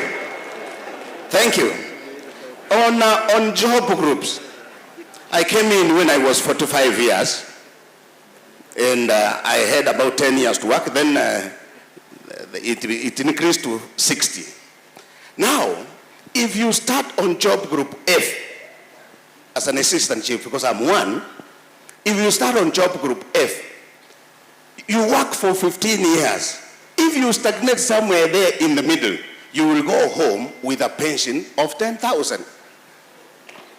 You can imagine a retired chief walking bare feet because he can't afford a pair of shoes. Can it be possible so that we come up with at least that job group should come up as the starting job group should be improved, not like it was in F when it was E when it was 2001. Today, 2025, it should be at least in G, so that the assistant chief starts in job group G, and then you move up. Again, because there are chiefs who have been employed when they are 20 years, if you work for from 20 years to 60 years, and you are an assistant chief, you're gonna be a problem. Because the job group ends in K, and there is nothing else you'll get after that. But for the graduate chiefs, because we have seen, we have several here. In other professions, in the teaching profession, in the police service, like my classmates in the university, today they are chief inspectors of police. Assistant chief, I'm still assistant chief. Why don't we have the Ministry of Interior and National Administration also reciprocating? Because I can be an assistant chief, but I'm not in job group G. I'm in job group M. And I will work very well. Because an educated chief is a resource for this country. So that many more chiefs will go to school, not only to improve, to become a DO, but to improve your working relationship with the people of Kenya. It's a big resource. There is something we talked about, liquor licensing. Your Honor, we have a big problem in liquor licensing. Liquor licensing is under the county government of Nakuru. But everybody expects the chief to make sure those who are licensed are doing the right thing. Then I'm only suggesting, if it's possible, we can have the chief in that committee, the liquor licensing committee. So that in all fairness, you have known the processes that were taken, you know who was licensed, so that whoever comes in the middle, you know this was not in the list of liquor licensing applications. So that we can do a better job in the liquor licensing field if we have a chief on board. Your Honor, you can imagine an assistant chief or DO or the ACC arrested somebody. You took the changa to the police station, and then the judge says, enda fanya government chemist tujue kama ni changa ama si changa. Kweli?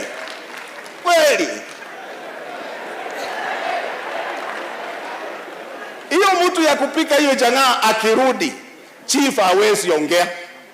Because anajua hapo amekufix penye uwezi kumtoa. Tunaomba hivi waziri, sababu wewe pia ni wakili, muangalie hii mambo pale kotini, tusiwe tunawekewa mzigo ya kutipisisha chenye sisi hatuwezi, lakini tusaidiwe ili kuhakikisha kwamba mwenye amebeba changa yake anashtakiwa na anaandikiwa mashtaka inayofaa ili tuweze kumaliza hiki.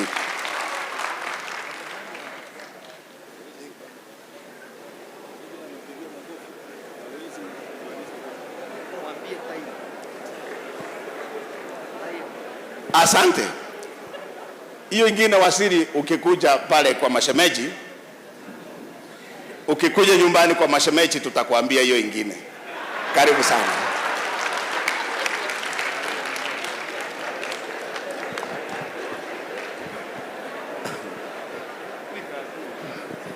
Thank you.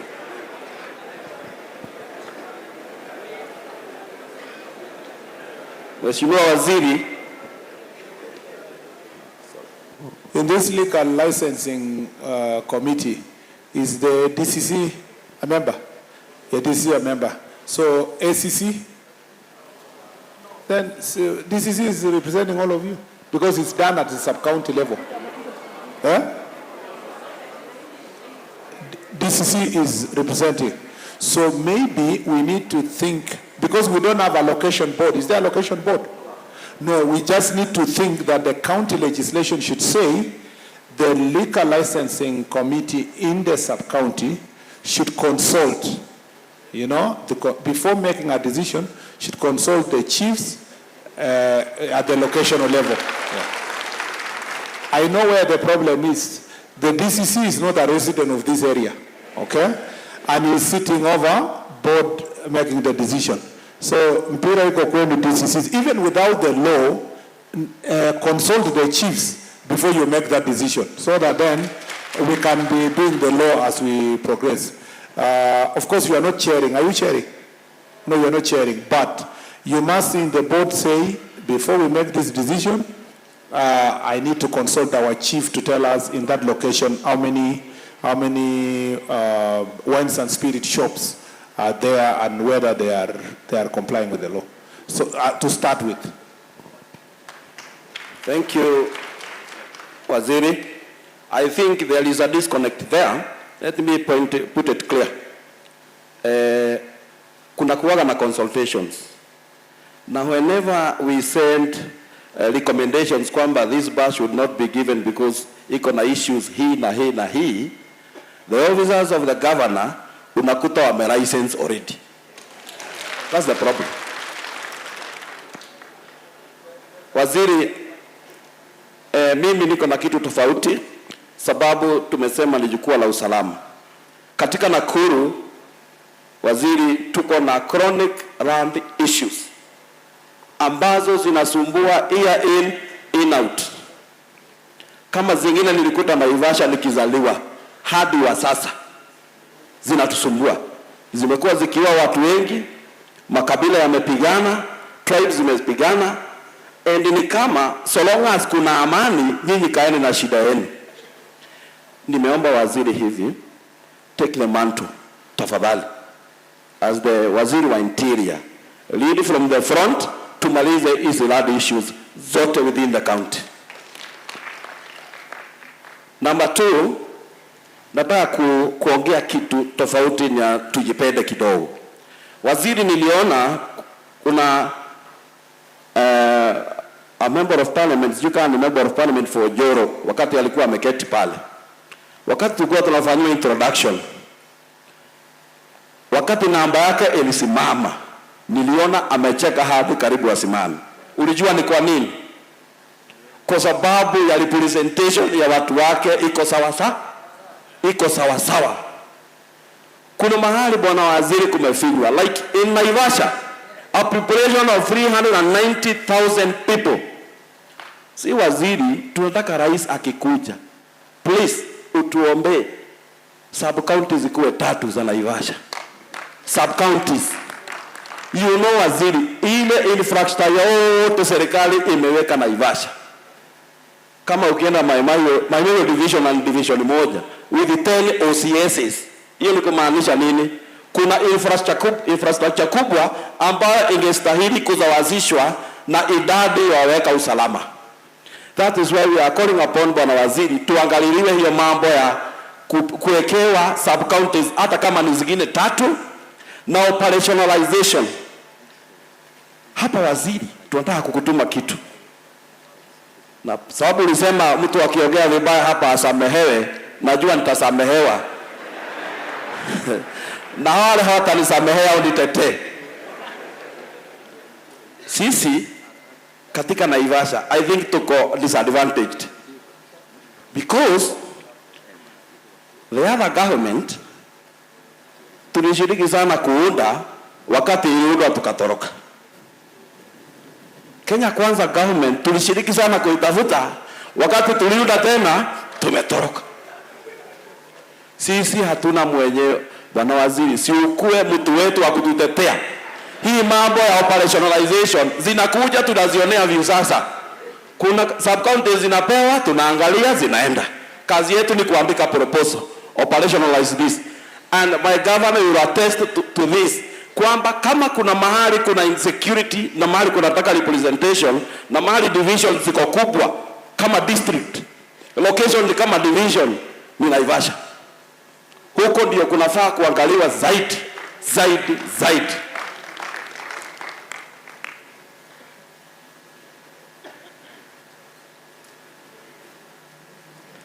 Hiyo mambo ingine ilikuwa ya arrest, bwana waziri. The assistant chiefs wanted to mean kwamba whenever a person anapata. How many divisions are in Naivasha? 3, sir. 3 divisions exist. Yes, sir. How many divisions are in Joro currently?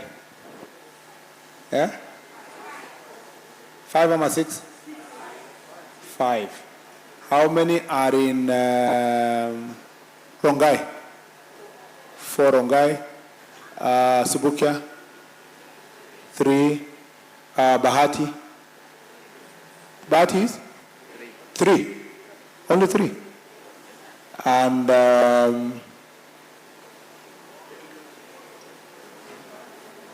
Molo nimesema.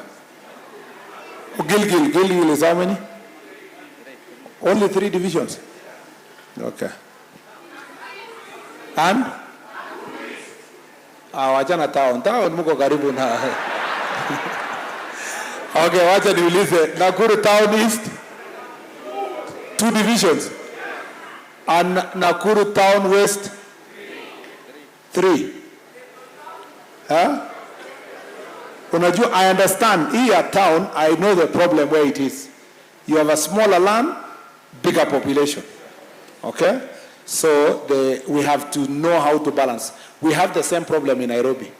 Yeah, we have Nairobi almost 8 million people, and then because it is compact in one area, we are struggling between the numbers and where will the boundary be.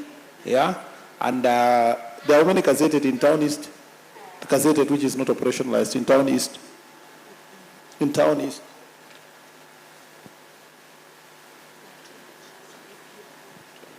And then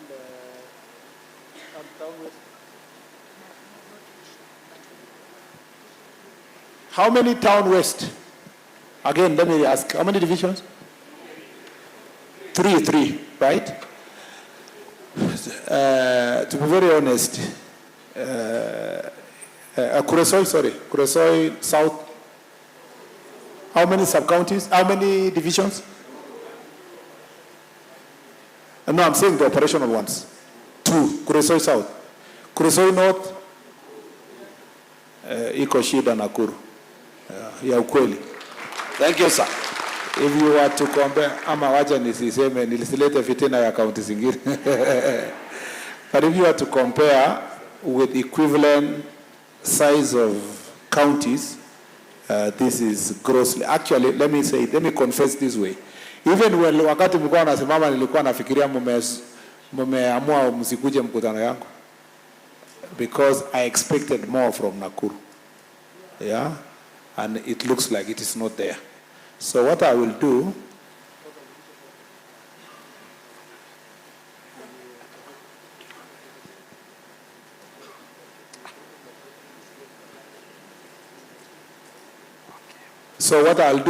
all the gazetted divisions, all, the 10 of them, nitatuma ACC next week. Thank you, sir. So what you will do, mtatafuta offices, where they will be, and so forth. And then Dapanga kutangaza the locations and the sub-locations, even as we work on the other proposals. Thank you, sir, for that. So nimekuwa acting. Thank you so much. Thank you so much, sir, for that.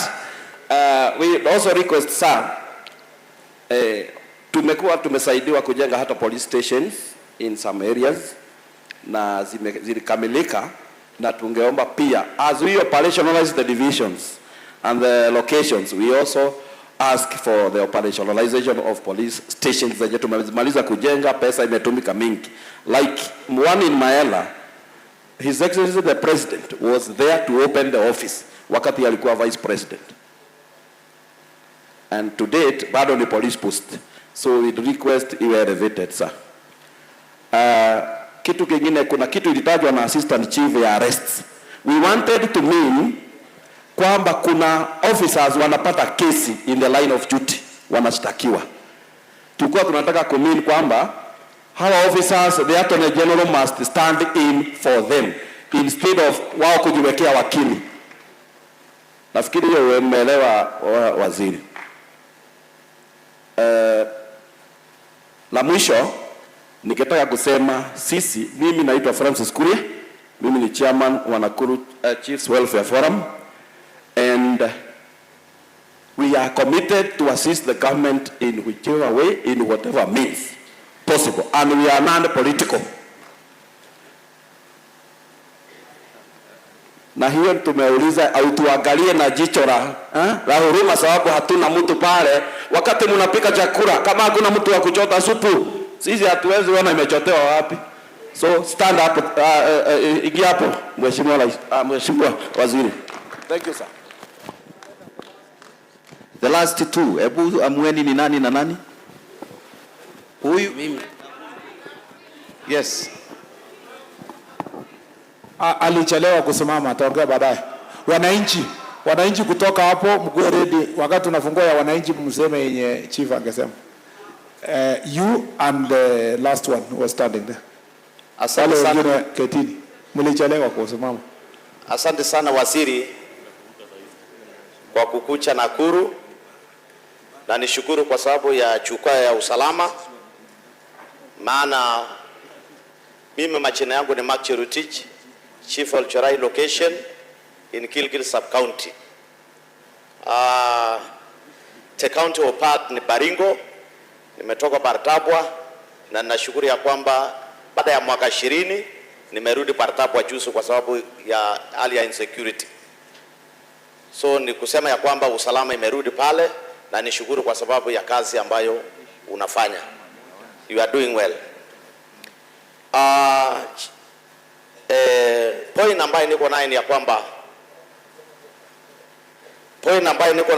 waziri ni ya kwamba Olchorai is a settlement scheme na mimi ni chief ya Olchorai, na nusu ya Olchorai kuna shamba inasemekana ni ya ni watu wengine, na hiyo shamba ni shamba ambayo wananchi wameishi. Kuna mashule, county government imeinvest pale, CDF imechenga mashule, wananchi wanakaa, lakini wanakaa tu wakiwa na hali ya hatari. Kila siku inasemekana kutakuwa na shida. Waziri, ninakuomba, it is becoming a security concern even to this county. Hata ukiuliza our county commissioner, he will tell you the same. Ninaomba kabisa uweke katika hesabu yako yote, uone ya kwamba jambo hilo limeweza kusuluhishwa. Jambo la pili, Mheshimiwa Waziri, tunashukuru kwa sababu ya lama ambayo inaendelea kutengenezwa pale. Waziri, Mheshimiwa, unajua wakati rais wetu ambaye yuko sasa akiwa deputy president, hata kabla atakuwa deputy president, alikuwa na kuchanga pande ya Kongasis. Mheshimiwa, mimi mwenyewe vile naniona hivi, tukiwa na MCA, the former MCA, hapana, tunataka barabara ianze Elementaita, iende Kongasis, iende Kiambogo, Munanda. Sidio hiyo wewe unataka the link from Munanda kwenda no sir. Utaramuka. The link from Elementaita to Kongasis. From Elementaita to Kongasis. Correct. Hapo ndio inaleta shida kabisa. Ndio ungesema tu straight. Wacha kwenda story mingi. Si mimi mzee wa kijiji hapo ungesema the point. Unajua ninasema hivyo Mheshimiwa Waziri kwa sababu no, usiende story mingi so that it becomes faster. Nimekuelewa. Yes. Thank you very much. That is about 6 kilometers, I think. Yes, sir. Yeah. Yes, sir. Jambo lingine sir. Tunahitaji tunaomba utupatie division. Olchorai division. Ya mwisho saa, sisi ni wenyeji wa Nakuru. Tangu 1992 tumekuwa na mashida. Lakini wakati rais ambaye yuko sasa na rais mstaafu walivyosalimiana, Nakuru ikakuwa na amani mpaka saa hii. Tunaomba Mheshimiwa Waziri ya kwamba ukipata nafasi ya wazee, mwambie wakae wakiwa wawili, wakuja Nakuru, wakuja watuongelesha hapa ili Nakuru iweze kukaa vile ilikuwa inakaa. Asante sana Waziri.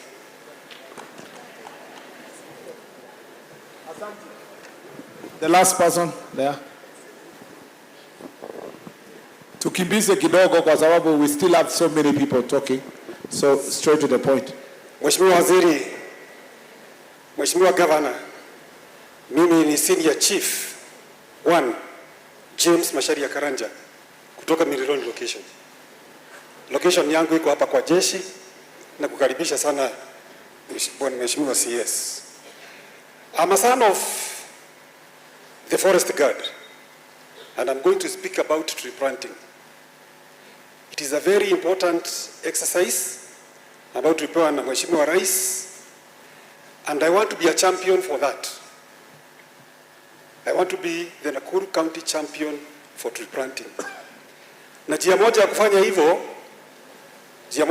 hivyo, ninaomba challenges ambazo tunapata katika kupanda miti tuziaddress saa hii kupitia hii microphone saa hii. Jambo la kwanza, naombea hawa chiefs na assistant chiefs kila mtu apate tank ya 10,000 liters ya maji. Kila chief na assistant chief apate water harvesting kwa ofisi yake, ndio ikifika ni kupanda miti within the area inakuwa rahisi. Ya pili, kila chief na assistant chief apate allowance ya kupanda miti ya 1,200 pa quarter, ili na yeye akienda kupanda miti asiende kununua miti kwa pesa yake.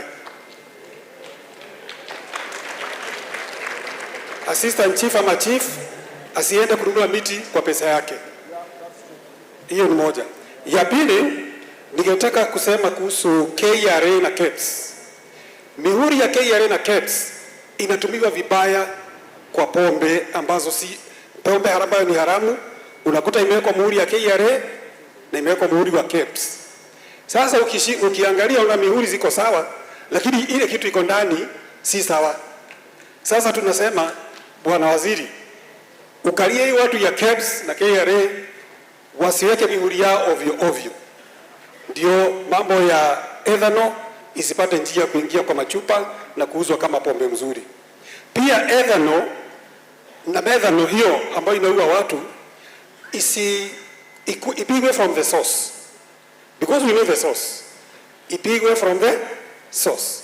Matajiri wasio na supply hiyo kitu, alafu ikifika kule chini ikiua watu, unakuta chief anasimamishwa kazi mbele ya watu. Ingine, Mheshimiwa Waziri, tuko na airstrip hapa kwetu mahali panaitwa Lanet. Tunaomba kupitia kwako na gavana wetu hiyo airstrip ishe itusaidie katika mambo ya usalama. Jambo la mwisho Mheshimiwa ni hii mambo ya government chemists. Tunaomba government chemists hapa Nakuru, ndio mambo ya ripoti zinahitajika na jaji wakati tumeshika pombe haramu inakuwa rahisi kupata na sana sana upande ya bangi. Ya mwisho pia tukubali ya kwamba wakati tumeshika bangi hakuna jaji ajui bangi ni nini. Bangi tunaijua kwa macho. Asiitishe hii mambo ya kuitisha ati ripoti ya bangi. Bangi si tunaijua hata kwa harufu. Kama wajui, mimi nitawafundisha wanuse. Asante sana Bwana Waziri. Mungu akubariki sana kwa kufika kwetu. Thank you very much. Asante. Asante chiefs na assistant chiefs wale wamezungumza. Ule wa East kuna kitu tofauti, ilikuwa different. Yenye iko tofauti? Hapana wewe, line hiyo ishaongea mambo mingi. Quickly. Anaikuwa ni tofauti. Kwa sababu hiyo line yako kwa na mtu.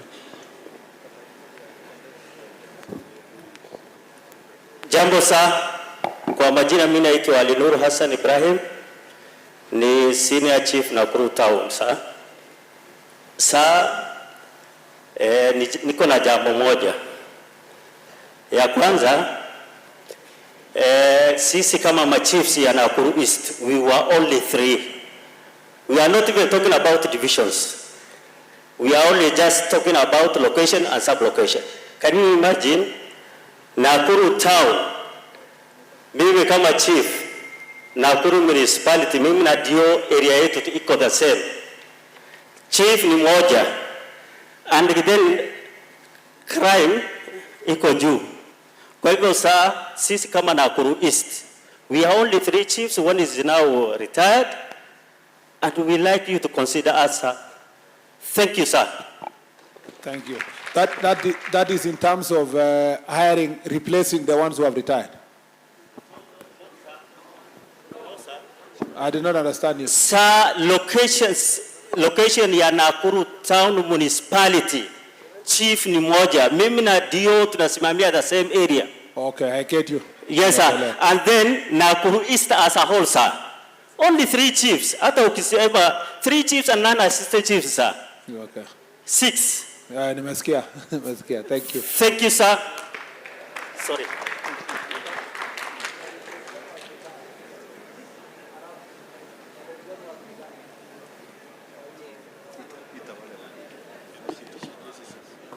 Okay. Sawa, nimesikia. Nataka tuendelee kidogo. Sasa tusikie from assistant county commissioners, na wanapokuja they will take only 3 minutes to we have agreed. Wanapokuja OCS Chief Inspector Meshak na James mkuje hapa. Veronica, or we start with you. We summarize in 3 minutes. Okay.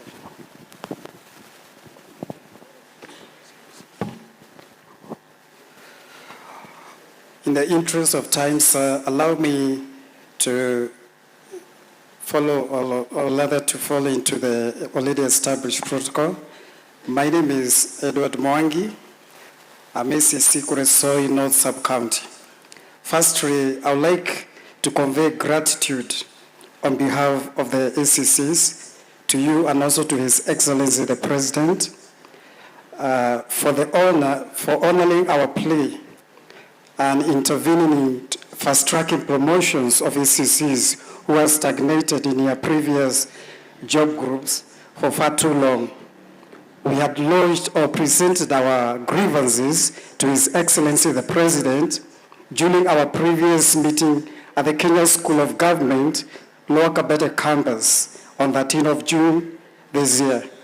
So due to your intervention, sir, 638 ACCs were promoted to job groups L and M, and 282 senior ACCs were promoted to DCC to cadre.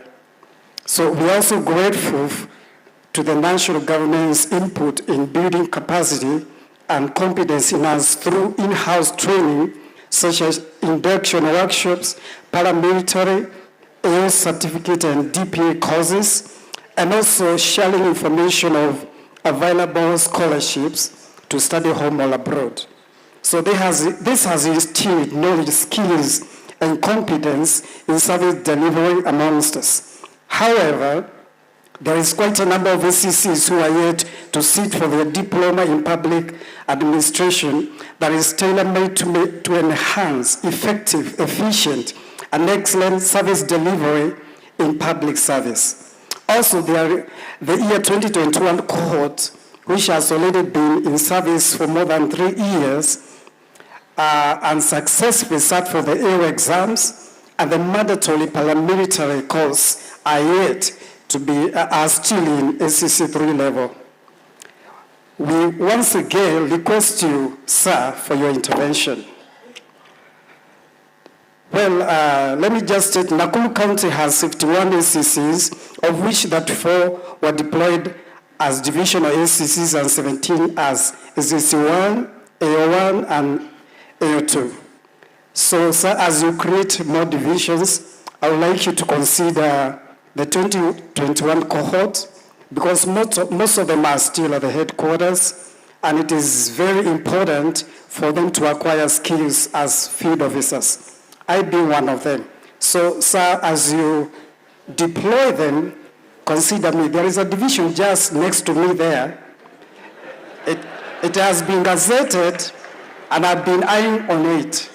I've been talking with my supervisor that I need to go to this division. It is in Kuresoi North. So, kindly don't bring somebody else before I go there, sir. So, in the spirit of multi-agencies approach, I'm in Kuresoi North sub-county, sir. As an ACC? Yes, headquarters. Oh, headquarters, or you want field? Yes, I want field. Unapenda kazi ya ground? Yeah. So, umesikia county commissioner? Ile tukitoa next week, uone mambo yake.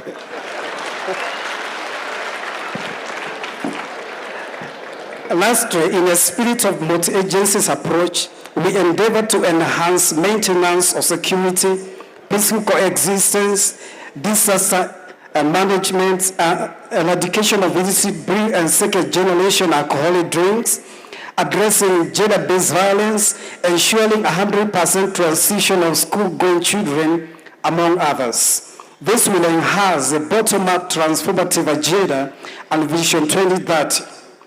So with those few remarks, sir, it is my pleasure to welcome my colleague, Ms. Veronica Musyoka, to outline the challenges that the ACCs have been facing in line of duty. Thank you, sir.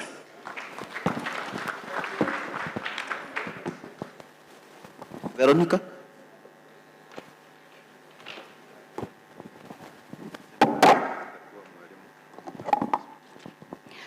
Thank you, sir. First of all, my name is Veronica Musyoka, the ACC municipality who shares jurisdiction with the Chief Bondeni. I'm also your former student, UN Parklands Law School, but I've since left law for administration. But I appreciate the air you gave me in international human rights law, and I know you are capable, and in that position, we have faith in you. So I will start with the security challenges, and I want to talk about illicit brews and drugs. The problem we have, especially here in town and in Nakuru, is a transit and also a destination zone. These things do not come from here. The main challenge is ethanol, and ethanol is not produced here in Nakuru. It comes in barrels, diluted and very fast consumed. Within 30 minutes, you'll find no trace. You'll only see drunk people. So if we can cut it at our borders, we will be doing a good job. So we need a stronger border control. We also have the problem with hard drugs, heroin and cocaine, and mixtures such as model.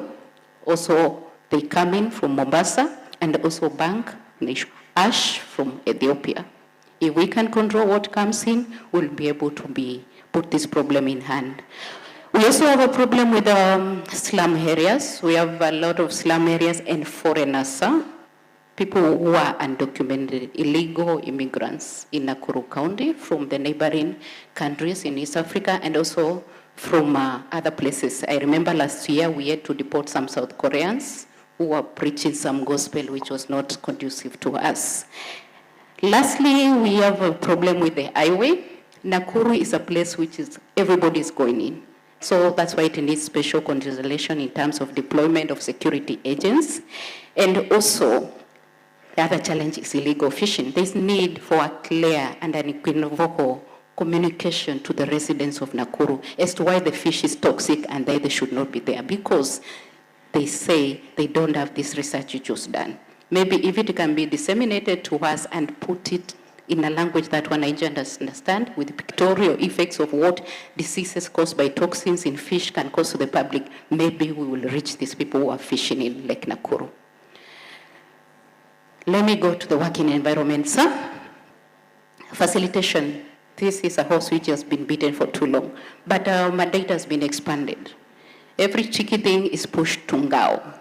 Something like tree planting, 100% transition, things like any department that needs mobilization on the ground, public participations, and all these things need resources. We are really begging this wananchi to attend events, mobilize, give public participation, because these people will be left with us and they will be asking for money, transport, tea and lunch, and we have nothing to give them. And that causes a problem because next time you call upon them, you will not get them. We also have this problem with transport, and I say to you, sir, when you empower Angao, and we're asking maybe if we can consider having a pool vehicle for all divisional SECs in the sub-counties. That would work so well because you have empowered all the HODs in that sub-county. You have also empowered all wananchi because Angao vehicle is almost a PSV vehicle. We also are talking about postings. We have a feeling that postings need to be done according to officer strength. There are officers who are well suited for field postings and others who are well suited for headquarters posting. And sometimes when you mix these two, you have a problem. And sometimes mandates, when you have an officer in a place who is not able to perform, the strain is felt by the other officers who are able to perform. So when maybe some place falls vacant, somebody has to step in, and that expands our mandate. I move on to training and career progression, and we believe that we need fairness in this so that at least officers in field, as opposed to the officers in the headquarters, can also get scholarship opportunities because we don't get them here in the ground, right? We hear some of us are able to do courses such as SMC, SLDP, which are promotional courses, and maybe even get master's training. Lastly, on training and career progression, we were thinking that an educated chief is an empowerment. And ACCs is a cadre that can train these chiefs. In my 4 stations, Kericho, Eldoret, Masinga, and now in Nakuru, my chiefs can bear me witnesses that they are trained in legal matters, the basic law that they need to do. Some of this confusion, you hear the chief anakula pesa ya mtu, it's just that they don't know what to do. And we can be TOTs for them.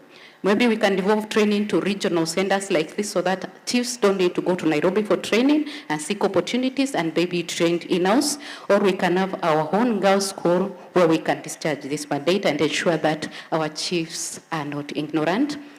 I also want to talk about continuous professional development. It should not only be for professions like law, medicine, we also need them for the chief. Maybe they attend a certain course every year so that they know that they keep up the developments. Because I'm sure there are chiefs here who are still operating with some things like laws which were repealed with Katiba in 2010.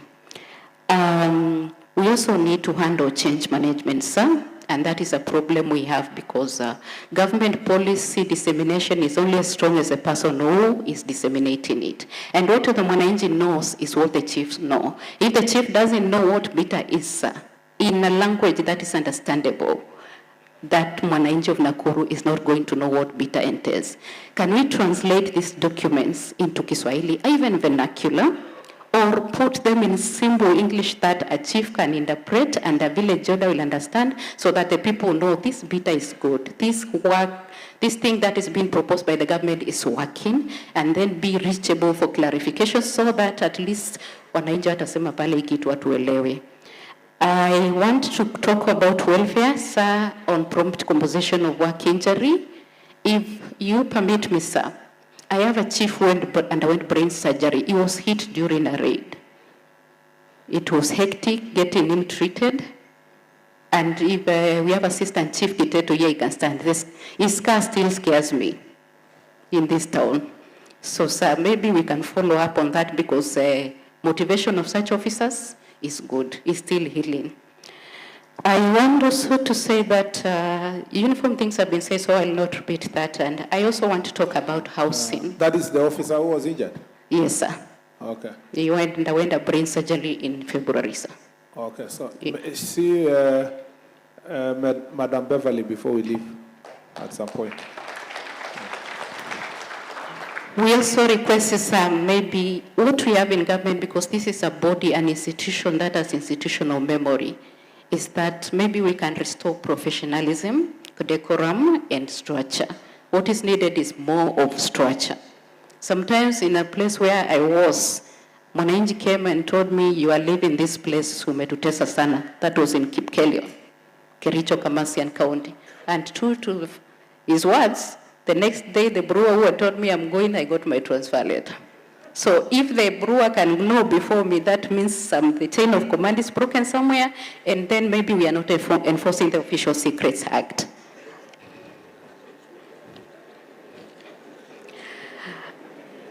I want to conclude the working environment aspect with performance incentives. We always get appraised, and the ones who score 101, we have never seen what comes out of that. Once that appraisal form goes to Nairobi, maybe we could do that. And we also request that in policies that affect government and administration, we could consult Ngao before making some decisions on practicalities on the ground. I want to finish, sir, if you permit me, with the youth question. Between all these girls, the person closest to the youth is the SEC. Because we are closer in age. They mistake me for one of them, but tujaona wakamba wakizeeka sana, sir. But we need to reframe the girl service, sir, so that we are facilitators. Allow me, sir, to request a colleague to stand up, because I know she's very good with youth affairs. Chebet Katam of Kuresoi. Madam. This lady is very good with youth. When she was in Nakuru East, we used to go with barasas with her. And we can harness officers like this who are still youth, sir. And tailor programs, youth programs, so in a language that will reach youth in their forums. Because not many youths will be able to go to the normal traditional barasas that we do. So we need to meet them in their forums where they are at. And such officers, please be seated, thank you. Such officers are the ones who are going to take us there, because between the chief who we hired between 35 and above and the DCC, the person who is younger is the SEC, and they will understand that youth better than the language that is used by these people and be able to reach them. SEC Kerriget in Kuresoi South. We also need, sir, to stop encouraging a culture of dependency and entitlement in some populations, because these people are becoming unmanageable in the ground. We are field officers and we face it. These people, when we call for a baraza, you'll receive people who need, they'll ask you, kuna kitu. Kama kuna kitu, sir, nobody's coming to that baraza. And I have closed offices. We go with almost 7 to 10 HODs to barazas. Good things, youth officers. But when those youths are not there, they'll not receive this because they expect us to give us them facilitations, and we are not able to. And we don't have funding for that. So maybe we can also maybe either facilitate now or maybe, I don't know, is that something that needs to be looking into? We need to change our forums from the traditional aspects, because I believe that with the majority of the youth, we are having a lot of problems with putting old wine in new skins. So maybe these creative solutions, these young officers and the consultative forums give us, we need to pursue them and then include youth in enterprise. I don't know what happened to access to government procurement opportunities, but that's something that should be pursued. And then encourage mentorship, support funds. We also include them in security.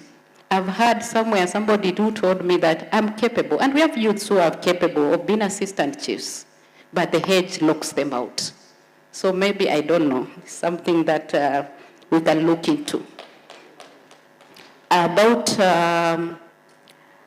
radicalization, sir, violent extremism and organized crime, which is spearheaded by the youth. We also need to have a multi-agency approach, a whole of government approach, because most of this radicalization is being done in our schools, especially public day schools, where these people are having a lot of problems. In this town, when the schools are closing, we have to talk to the head teachers so that they close.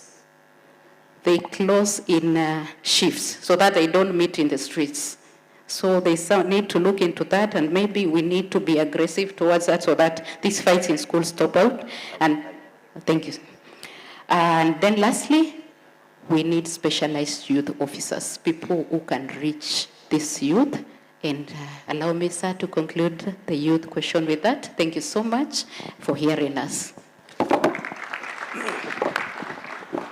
Thank you, ACCs, for those contributions.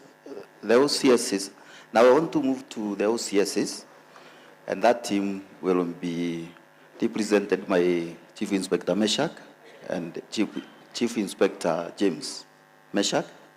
You are Meshach? Karibu.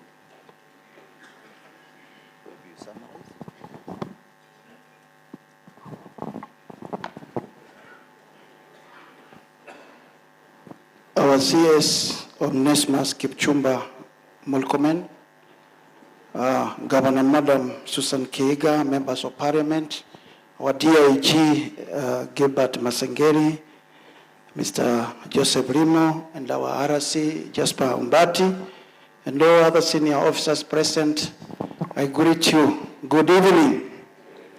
My name is Chief Inspector Meshach Mwangangi, currently the OCS Mbondeni Police Station.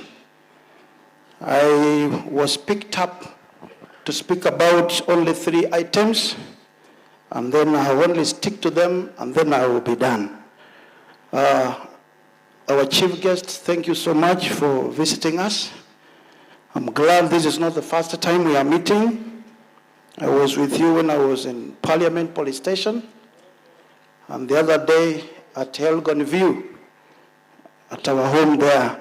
Currently, I'm in Nakuru. I have been requested to talk about legal officers. With the police officers, we have a challenge of representation.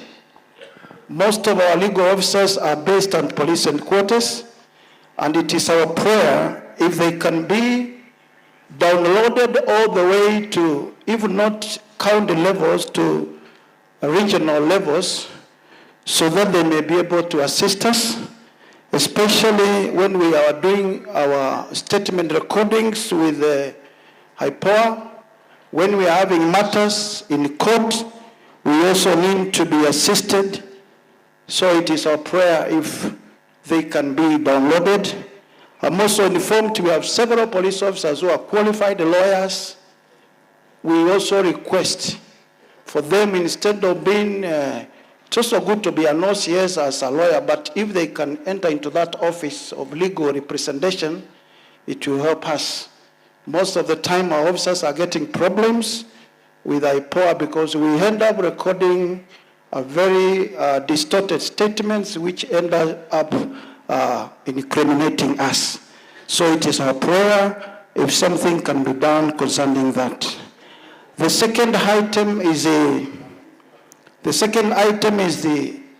question of ODPP.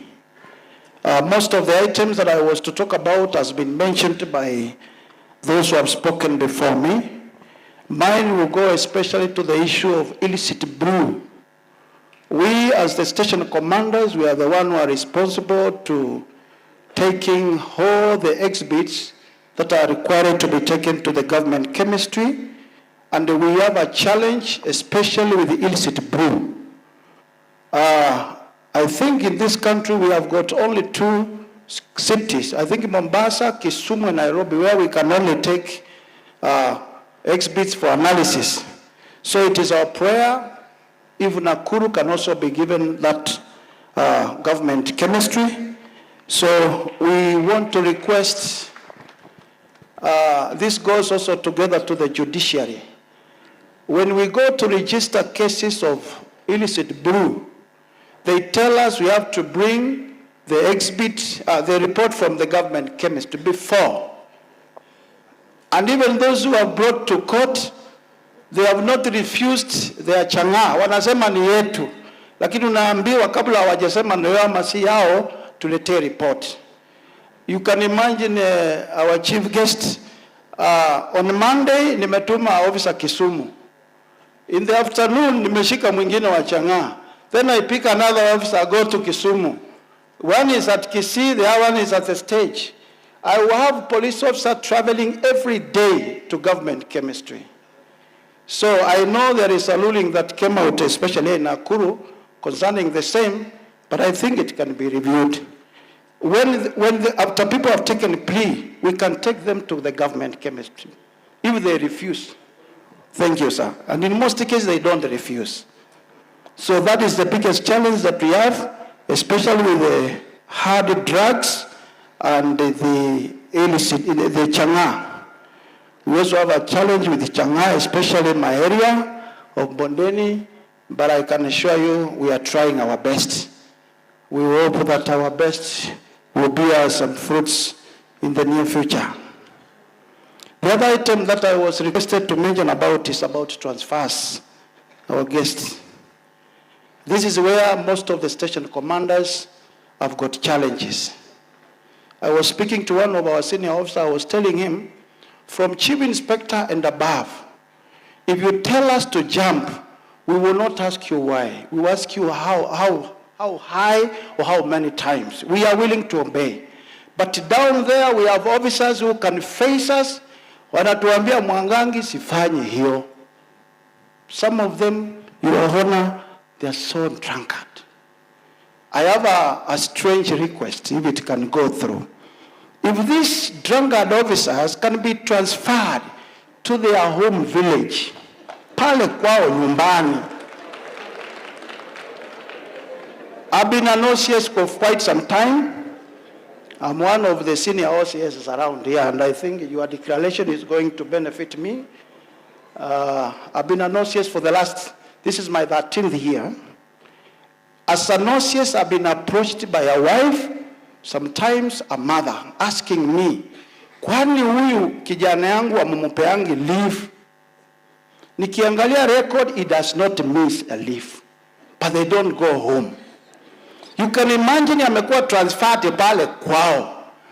Akipigwa leave ataenda wapi? Si wako hapo sasa. He will remain at home.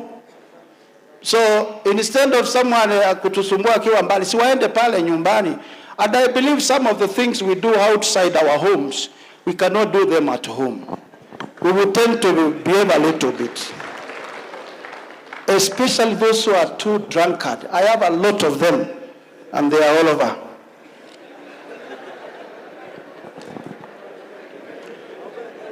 The issue of transfers, in my station, I have not less than 6. I am a man of the cloth. I've been talking to them, but sometimes it doesn't help. We've taken them to rehab center. After 2 months, they go back. But I believe if they go home, they will fear to be seen by their classmates how they are behaving at home. The other one is about the same transfers. We have officers who have overstayed at the stations, and it is our request if they can be transferred. We have officers who are stayed in a station for about 5 years. We've always had about 3 years, but I don't know whether it actually comes to pass. We, the OCS, we are used to transfers. I am in Bondeni now for 1 year and 2 months. When I finished 1 year, I began to pack my things because I looked at the board. No one hardly goes 1 year. So I'm ready to move any time. But there are officers who are always there for the last 5 years. And this is where another strange request I have, our chief guest. Next time, let it be considered. Kama transfer imekuja ya OCS, OCS aondoke na watu yake.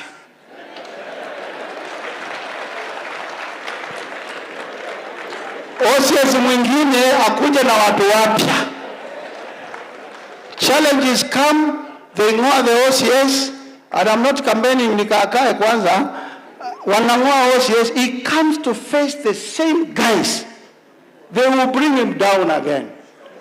So wakati mimi naanza kuondoka mimi niende, another one comes. It's a strange request. I don't know whether it is practical, but at least I've talked about it.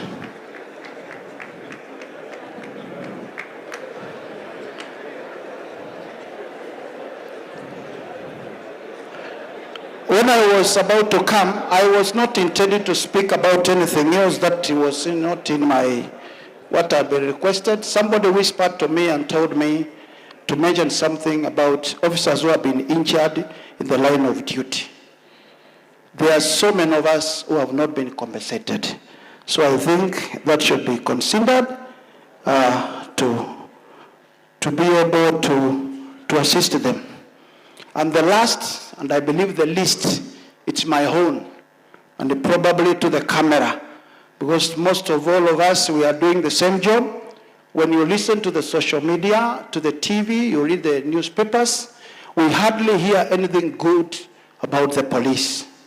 I want to face the members of public and tell them, including my fellow clergymen, because even them, they don't talk anything good about police. I want to tell them, even the devil is not as black as he is always painted. We have got very good policemen who have done quite a lot of work, good work.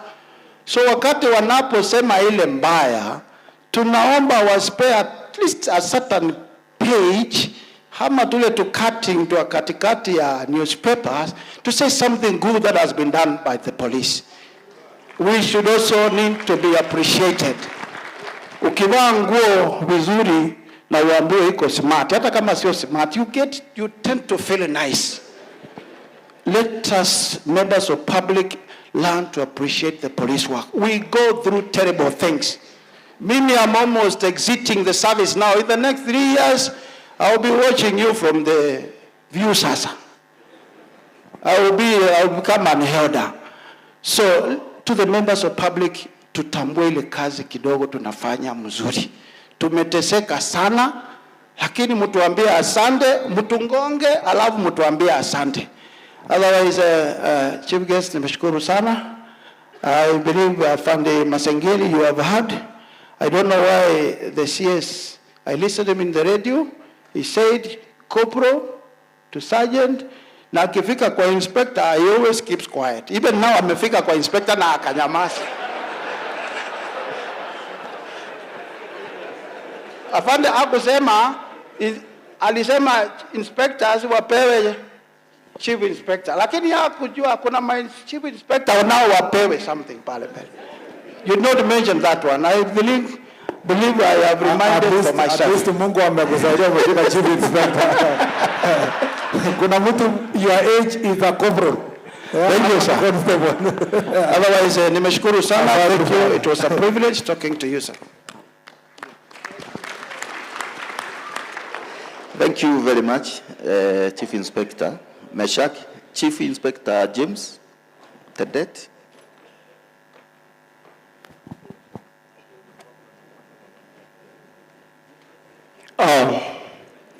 The CS Interior, Honorable Onesmus Kipchumba Murkomen, Her Excellency the Governor, our Regional Commander, all protocols properly observed. My name is James Tendet Kesham, and I'm currently the OCS at Likia Police Station. Now, mine will be very much brief. I will be tackling on the legal perspective in terms of training, first of all. I remember very well that one commissioner of police by then, Major General Hussein Ali, said that for any law enforcement agency to remain proactively responsible to the dynamic challenges of politics and its social environment, then the need for continuous training should not be overemphasized. And therefore, ile maajabu mingi huwa mnaona za singine, it is because of lack of training. We are actually, it is my humble submission that these regional training centers, like this one we are sitting here, to be adequately funded so that it conducts training always. Hata saizi tungekuwa hapa tuko na wanafunzi, so that at least we benefit or we make our capacity in handling dynamic situation in a better manner when we respond to public demand. Secondly, Article 244 of the Constitution, that is Chapter 14 of National Security Organs. One of the objects and functions of the National Police Service is to train staff to the highest possible professional standards so that we respect human rights and guarantee freedoms which has been enshrined in Chapter 4 of the Bill of Rights of the Constitution. And therefore, training forms a major component of an effective police officer. I humbly submit that the office of the IG and the DIG be adequately be funded in order for matters of training to form part of a better police officer. When you go, Your Honor, sir, and look about the 5 major reports which I've been looking, that is the Kriegler report, the Waki report, the Philip Alston report, and the implementation matrix report, all of them have been talking about training. Therefore, it is very much clear that if we lack this aspect of training, then we are not going to be effective and efficient police officers. My second point, and which will be the last one, is on welfare. The general welfare here is as enshrined under Chapter 66 of the service standing orders for my fellow police officers. Now, officers living outside the station, most of them feel threatened because their families are residing outside there. And furthermore, in terms of police station management under Chapter 56 of the same service standing orders, it says this police station should be a center for administrative and command functions, and also to provide room for operational creativity. Now, it is in my humble submission that the 3 key people, the OCS, the deputy OCS, and the sergeant in charge armory to be housed at the station for effective management. And last and not the least is the issue of legal challenges with the ODPP. Sir, you are a lawyer, and you had come up with a very good bill, but it did not see the light of the day, that we introduce prosecution by the DCI on these criminal matters, which are lesser, and then these other bigger crimes, let us leave it for them, so that let us demarcate. And I know under Article 157, 9 and 7 of the Constitution, I think the ODPP is mandated to charge. But we can categorize the crimes and then we take the criminals like this of Bruce, we can smash this one. We can sort this one out. And then they remain with other crimes of higher magnitude.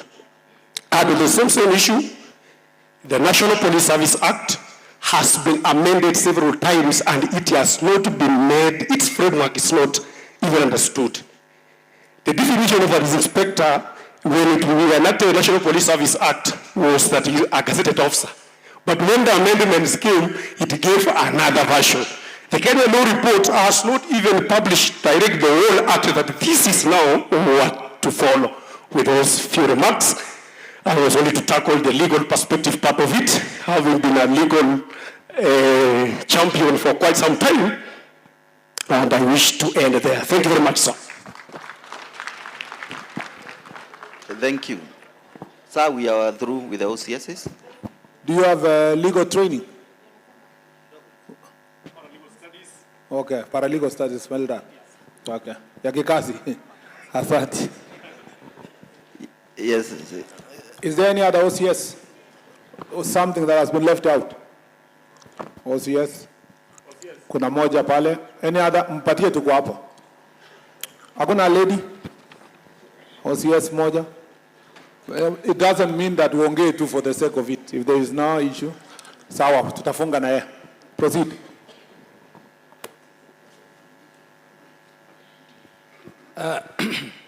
Good afternoon, everybody. Chief Inspector Wilson Adum, the OCS Molo.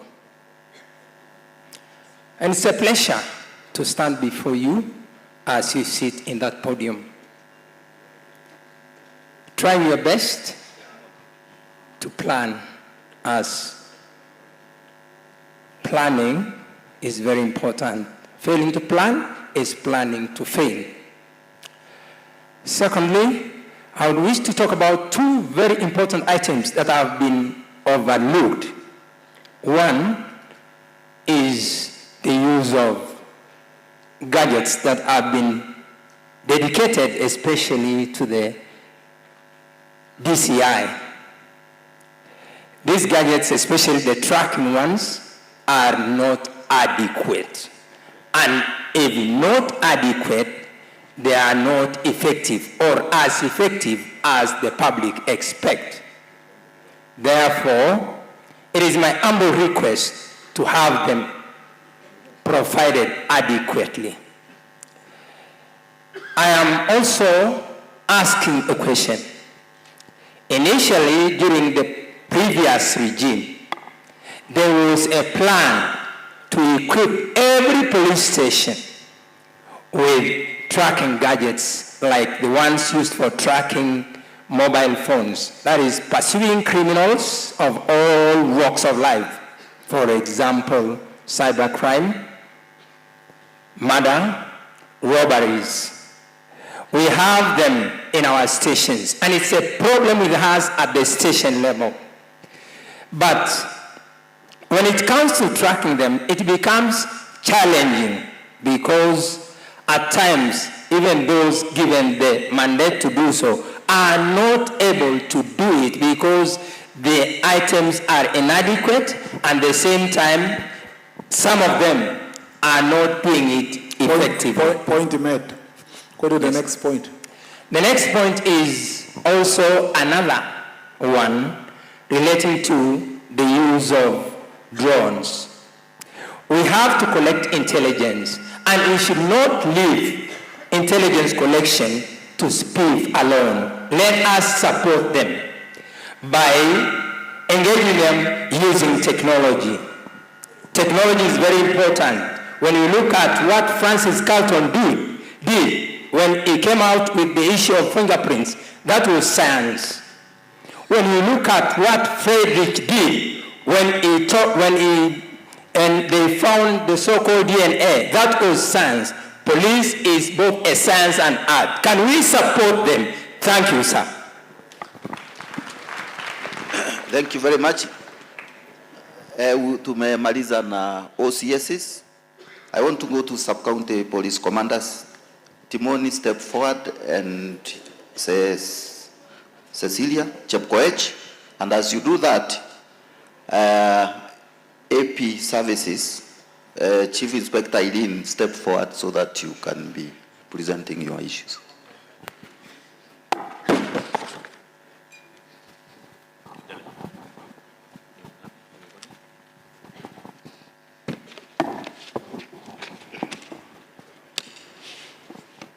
Our CS, Honorable Kipchumba Murkomen, our DIG, Administration Police Service, Mr. Gilbert Masengeli, Her Excellency the Governor, Madam Susan Kihika, Honorable Members of Parliament present, all security stakeholders, esteemed guests, invited guests, ladies and gentlemen, good evening. My name is Irene Chonde. I am the Sub-County AP Commander, Nakuru North, famously known as Bahati. I am standing before you here to represent the Sub-County AP Commanders, Nakuru County, and I am privileged and honored to stand before you, sir. Allow me to appreciate you, sir, for organizing such a platform for strengthening collaboration between all security stakeholders, community leaders, political representatives, and the general public. Sir, you are God sent to us, and we are very proud of you. As APS Nakuru County, we are deeply committed to our constitutional mandate of maintaining law and order, safeguarding life and property, building community trust.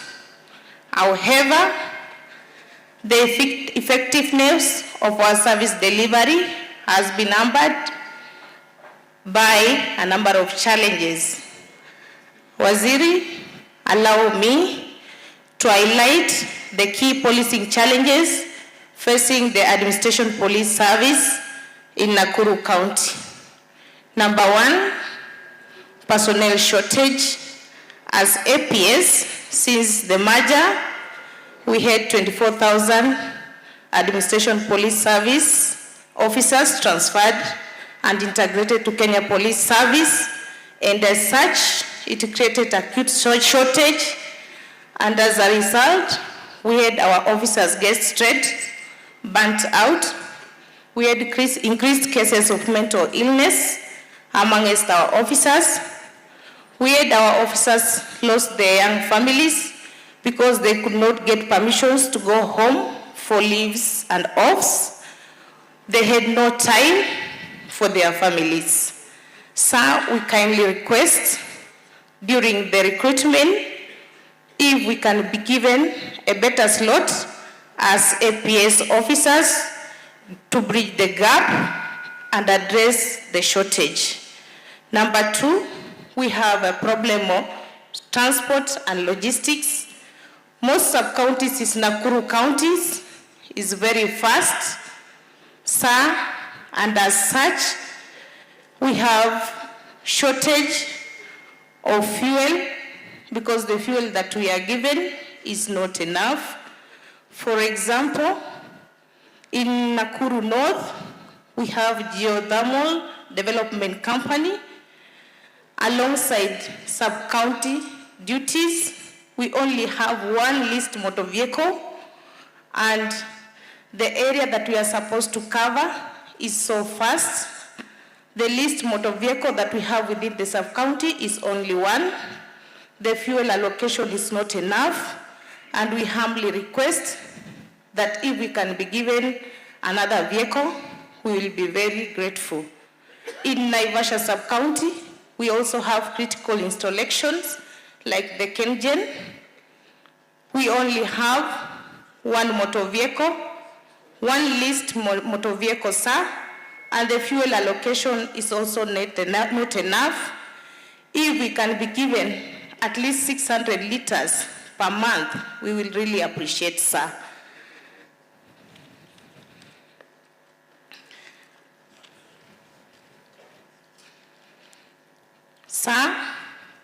We also have a problem in Nakuru County of housing allowance. Since it was elevated to Nakuru City, hatujapata allowance ya city sir.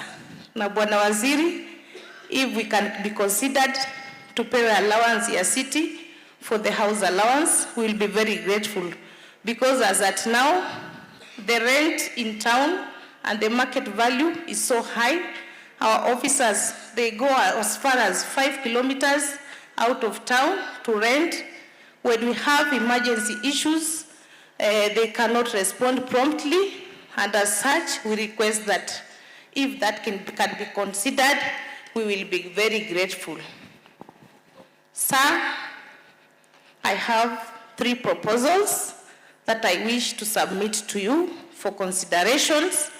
1, we propose that as National Police Service is preparing for recruitment of professionals, we kindly request the Commission to consider internal sourcing of professionals within the National Police Service, since we have a number of National Police Service officers who are professional to be given consideration.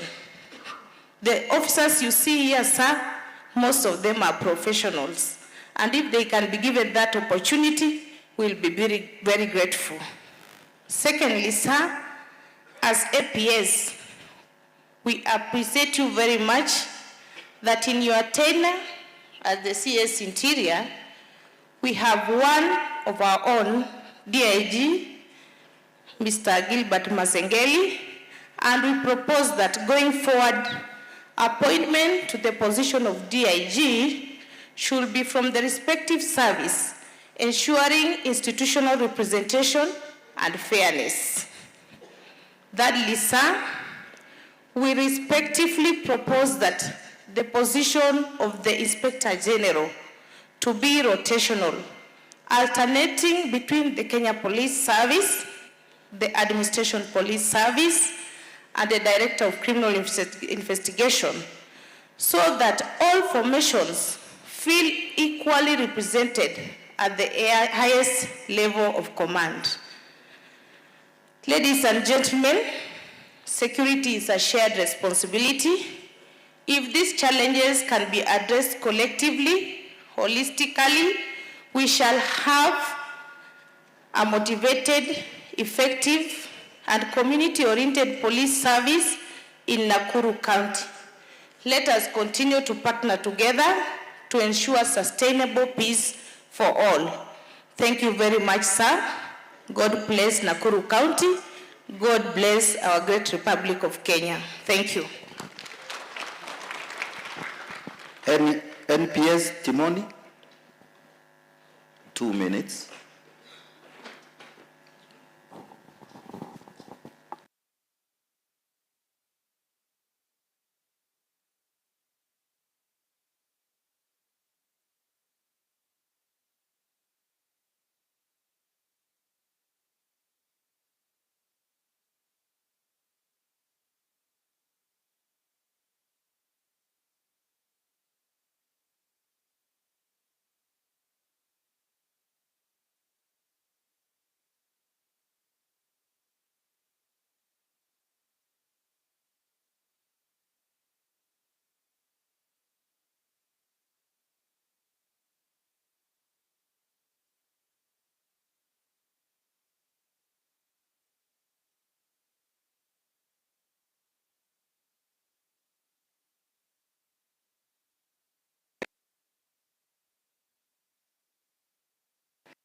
Which was published by the Kabiludi Commission, that was the National Police Service Commission, in 2018.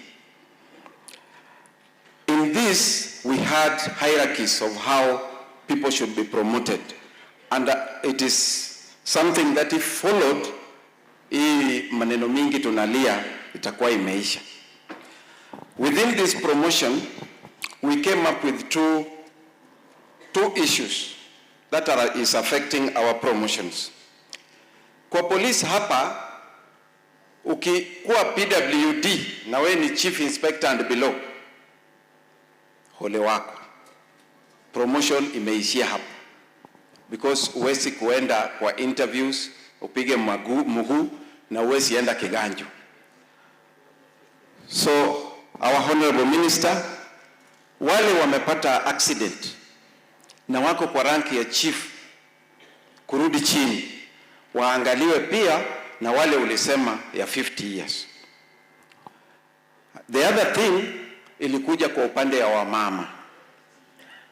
Our ladies wanapata shida sana. Tunawafanyia board interviews. When they go to Kenya Police College or uko Embakasi, akipatikana ako na mimba, anaambiwa arudi back. Sasa hawezi endelea na course. In this case, akingojea atangoja na board ingine ikikuja itaanza afresh, of which atapata new people, pengine hataenda through.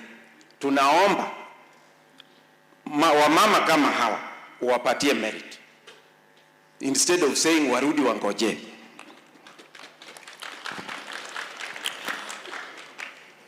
The other issue that I was mandated to talk about is finance. Mimi wakati nilikuwa nimeanza hii kazi ya OCPD, mheshimiwa, nilikuwa tunapata pesa mzuri, hatuwezi kataa tunapata. AI per quarter was 1 point something, na tulikuwa tunalipa night outs, tulikuwa tunalipa mabusu, kila kitu.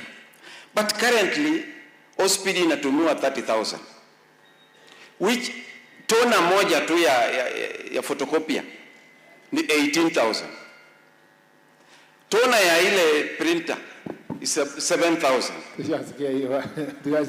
Through it, what you do in some of the things that OCS may raise, there is no need to elaborate. Yes, sir. Kama AI, kama magari, kama risk allowance, you know, the ones which have been said, so that we save the time. Yes, sir. Okay. Stations, what they didn't say, stations that were gazetted in 2019, haina AI. Those allocations that were given for leased motor vehicles, most of them wanatoka mbali sana. Unakuta total petrol station mahali wanaweza kuwa serviced is very far from them, especially kama wale far flanked areas. So in that case unakuta the 450 anatumia kukuja kuchukua mafuta na kurudi, so it's very less. They are suggesting iwe increased maneno ya mafuta. Upande ya cash bill, I don't know whether they have gone too far. Wanasema cash bill inafaa iwe categorized, because inabaki tu ni akili ya OCS, whether somebody yako na murder case, whether somebody iko namna gani, ile amesema ndiye full stop. So wanasema ni mzuri iwe categorized in parliament, which that is a policy which maybe utaongea through the alafu ya mwisho, hatuwezi kuwa tunalalamika tu, saa ingine tunasema uzuri. Hii members of parliament unaona mbele yako, mheshimiwa minister, they are very very good, very few ndio mbaya kwa ukweli. Wengi wamejengea sisi police stations na wamerenovate, imekuwa mpya, na hiyo ni heko kwao. Tunawashukuru sana. Kama juzi tunasikia wanataka kuchoma, tulisikia mbaya, lakini wanafanya kazi mzuri, wametutengenezea stations, na tunaomba wajengee sisi police line. Askari wanatishwa nje wakiambiwa watauawa na watoto yao watakuwa visited, warudi back. Na the only way, MCGDF please mtujengee police lines, askari yetu warudi laini, tunapiga firimbi, tunawa protect hapo na watoto yao. Kwa hiyo machache naomba niwaachie hapo. Asanteni sana. Thank you so much. CS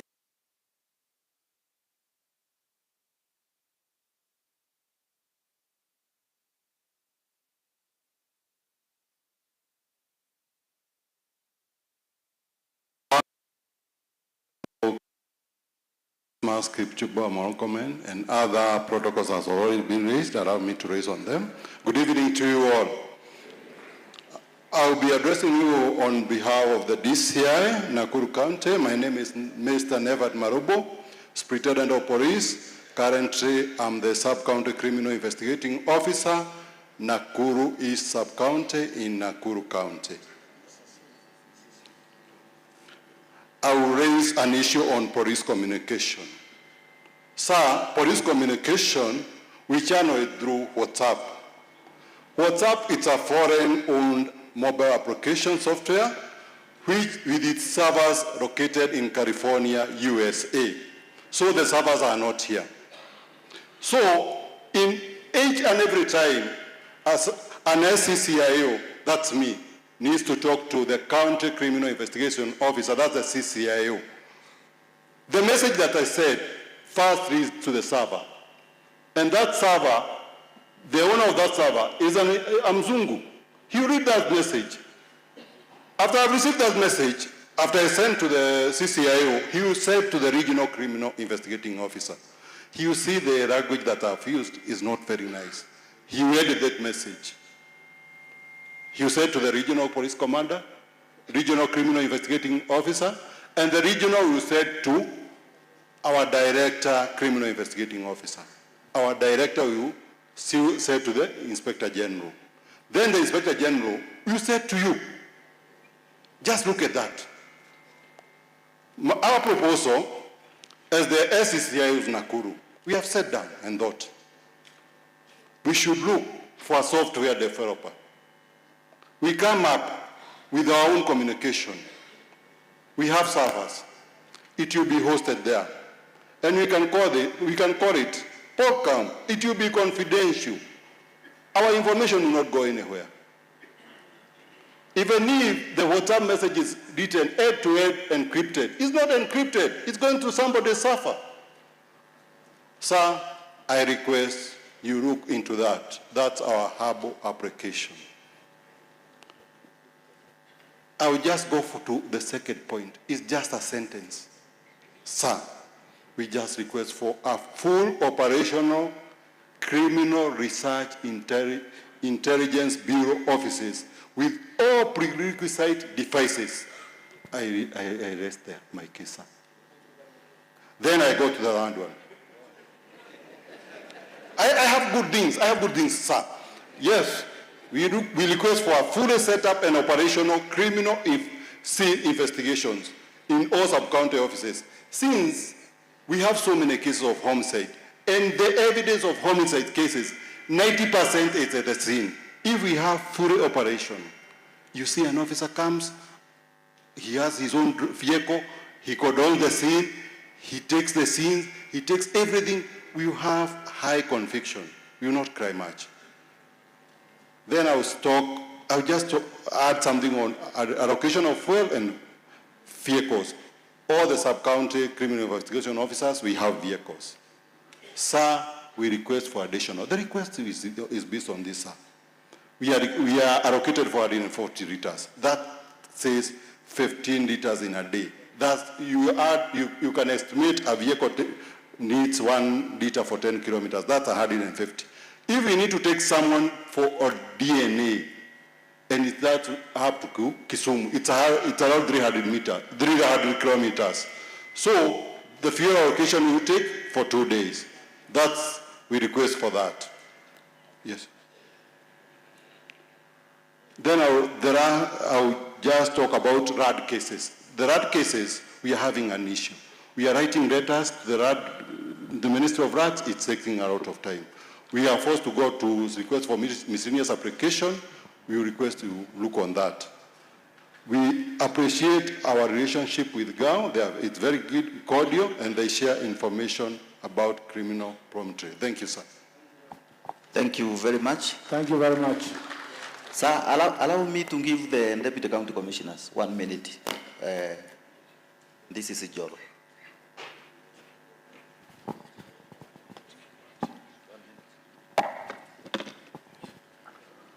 The Chief Guest, my name is Mokin Tangon, the Deputy County Commissioner for Njoro. I have looked at the time, and I'll sound very offensive if I spoke for 2 minutes, so I'll be very brief. I speak on behalf of the Deputy County Commissioners and our chief guest. Their message is, as your frontline officers, they are committed to serving this nation with continued diligence and hard work, and we will never disappoint on that. I have two issues that border on policy. Ebola is becoming a menace, and the use of banned chemicals in our agricultural farms is on the rise, especially in Joro. And we risk condemning all the food yields that are sold by our farmers in that particular area. And these two border on transnational organized crime, because the banned chemicals are coming in from Uganda. Ethanol is coming in plenty from Uganda. And so we need to review our bilateral policy. One other area again, Bwana Chief Guest, is the scrap metal business. It's one of the areas that we rarely talk about, but there is a lot of material in terms of metal that is crossing the border. But it comes from as far as Lamu, Kwale, and crossing all the way. So we again need to look at the policy provisions around that. Number 3, and the last one, is on transfers. Chief Guest, one of the issues that these officers may not be able to tell you, and is eating into the uniformed force, is the fact that as much as the Constitution makes the family the foundation of the nation, transfers have been very disruptive of families. And I am a researcher. I have written and published findings around familyhood. And I want to assure you, the Chief Guest, that in my findings, I got, like, for instance, 17 deputy county commissioners, serving deputy county commissioners, wamenyang'anywa mabibi.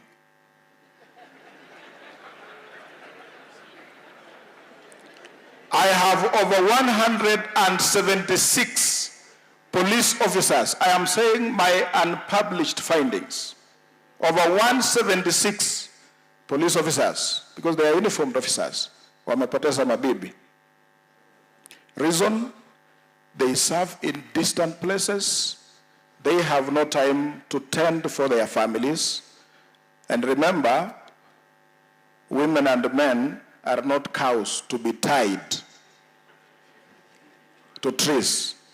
Very finally, our chief guest is, I have operational issues and administrative issues that I will not be able to present, but I have a memorandum signed by the 11 deputy county commissioners, which I would like to present to you to save on time. Thank you very much.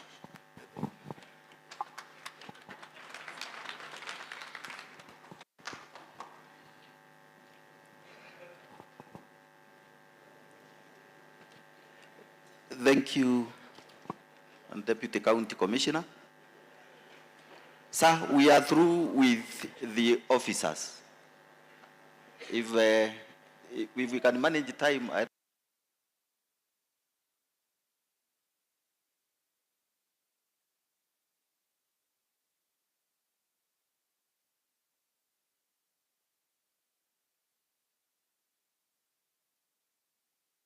Chair, or County Peace. Maybe I give you like 2 minutes.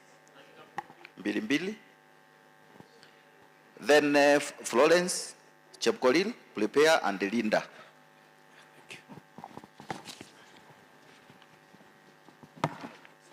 Somebody. Yeah. Our chief guest, I want to give a presentation. Of course, you have been given 2 minutes. I think I'll go through a few a few of the issues, and then I hand over the memorandum to you, sir, because it is written. This is a memorandum of from County Peace Forum, and let me try to talk about some issues. 1 minute summarize, then you Okay, fine. Thank you. County Peace Forum is a community-based committee which deals with matters of peace and works very close to the GAOs and the security team. It matters community cohesion, bring cohesion and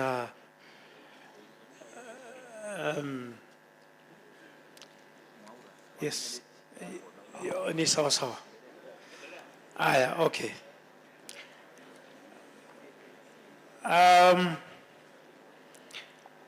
We have a lot of changes in our county, and I would want to try to talk about the challenges that we are facing as peace committees in our endeavors or in our work. I want to talk about a few of them.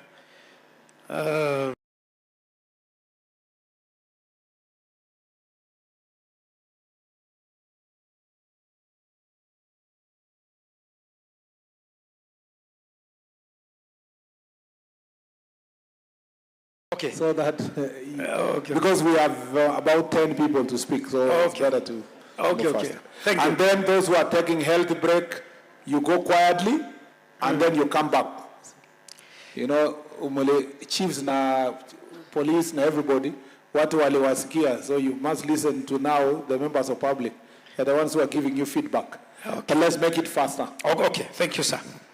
The achievements that you have made as peace committees, we have maintained peaceful election before, during and after, for 3 national consecutive elections.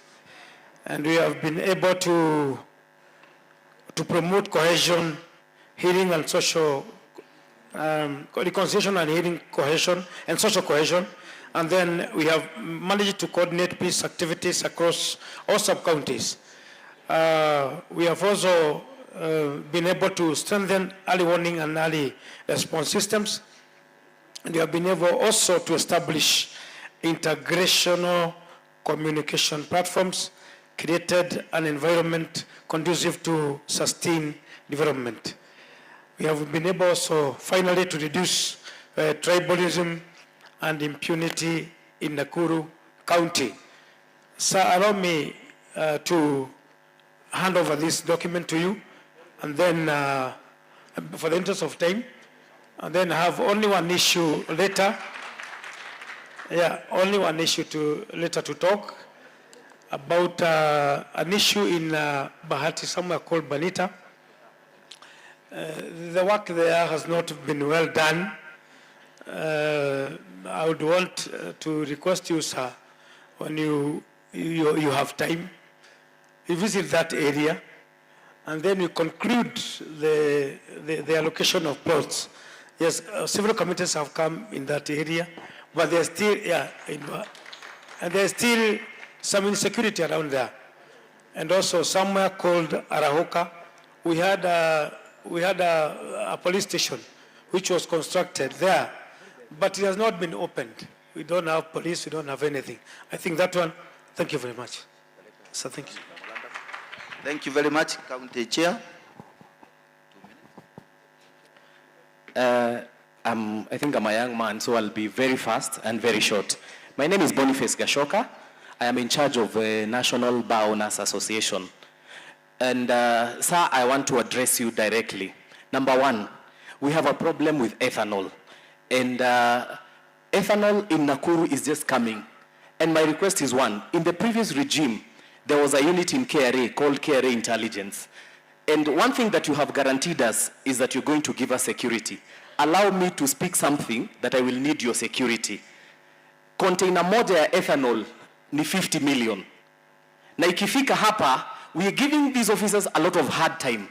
Whereas the people who are dealing with ethanol are very rich people. So my request is one, why don't you give us a special unit that will be fighting ethanol in the whole country? So the next one is manufacturing. We are blaming the bar owners that I represent, 54,000 of them in Kenya, because of manufacturing. Kwani ethanol na ipombe mbaya, nani anapika? There is a time this regime did put a lot of controls on manufacturers. I'm requesting, can you continue with the controls and inspection of manufacturers? Because it is them who are bringing illicit. The next one is this. The bar is a source of intelligence. But my issue is this. Do you know that in Nairobi alone, we have 18,000 liquor traders and only 6,300 are licensed? In this sub-county that we are in right now, we have 1,700 liquor traders practicing their business and they are not licensed. Those are the exit of illicit. So the next one is this.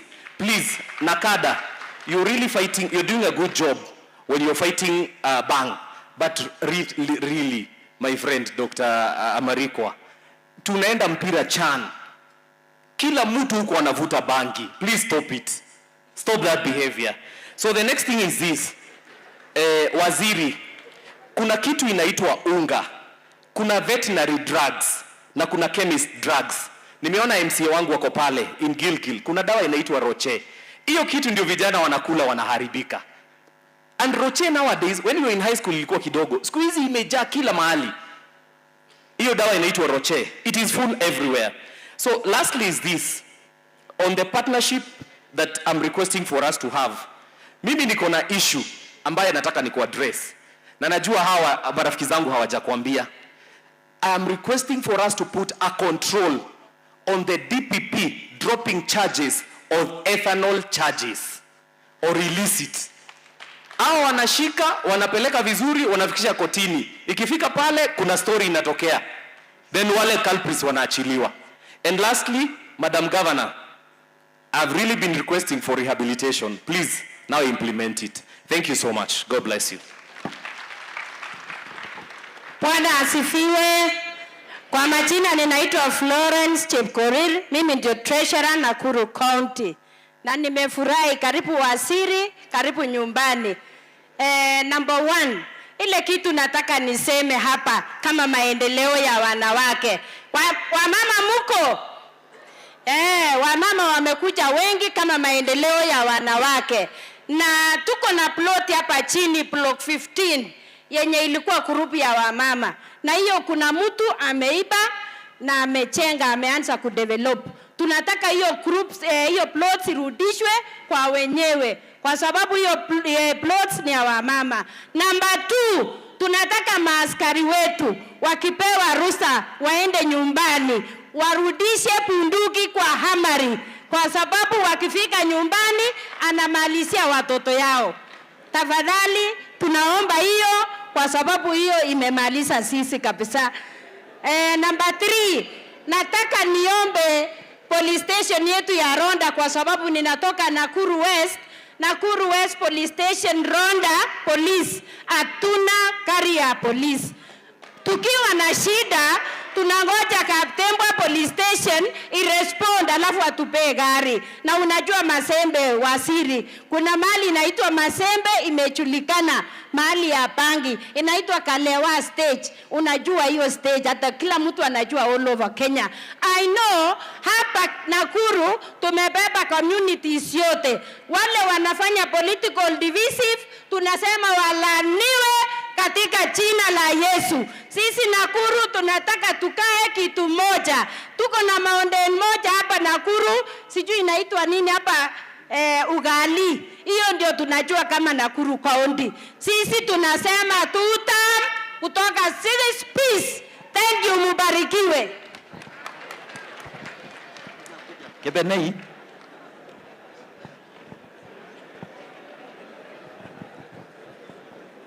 Bwana Waziri,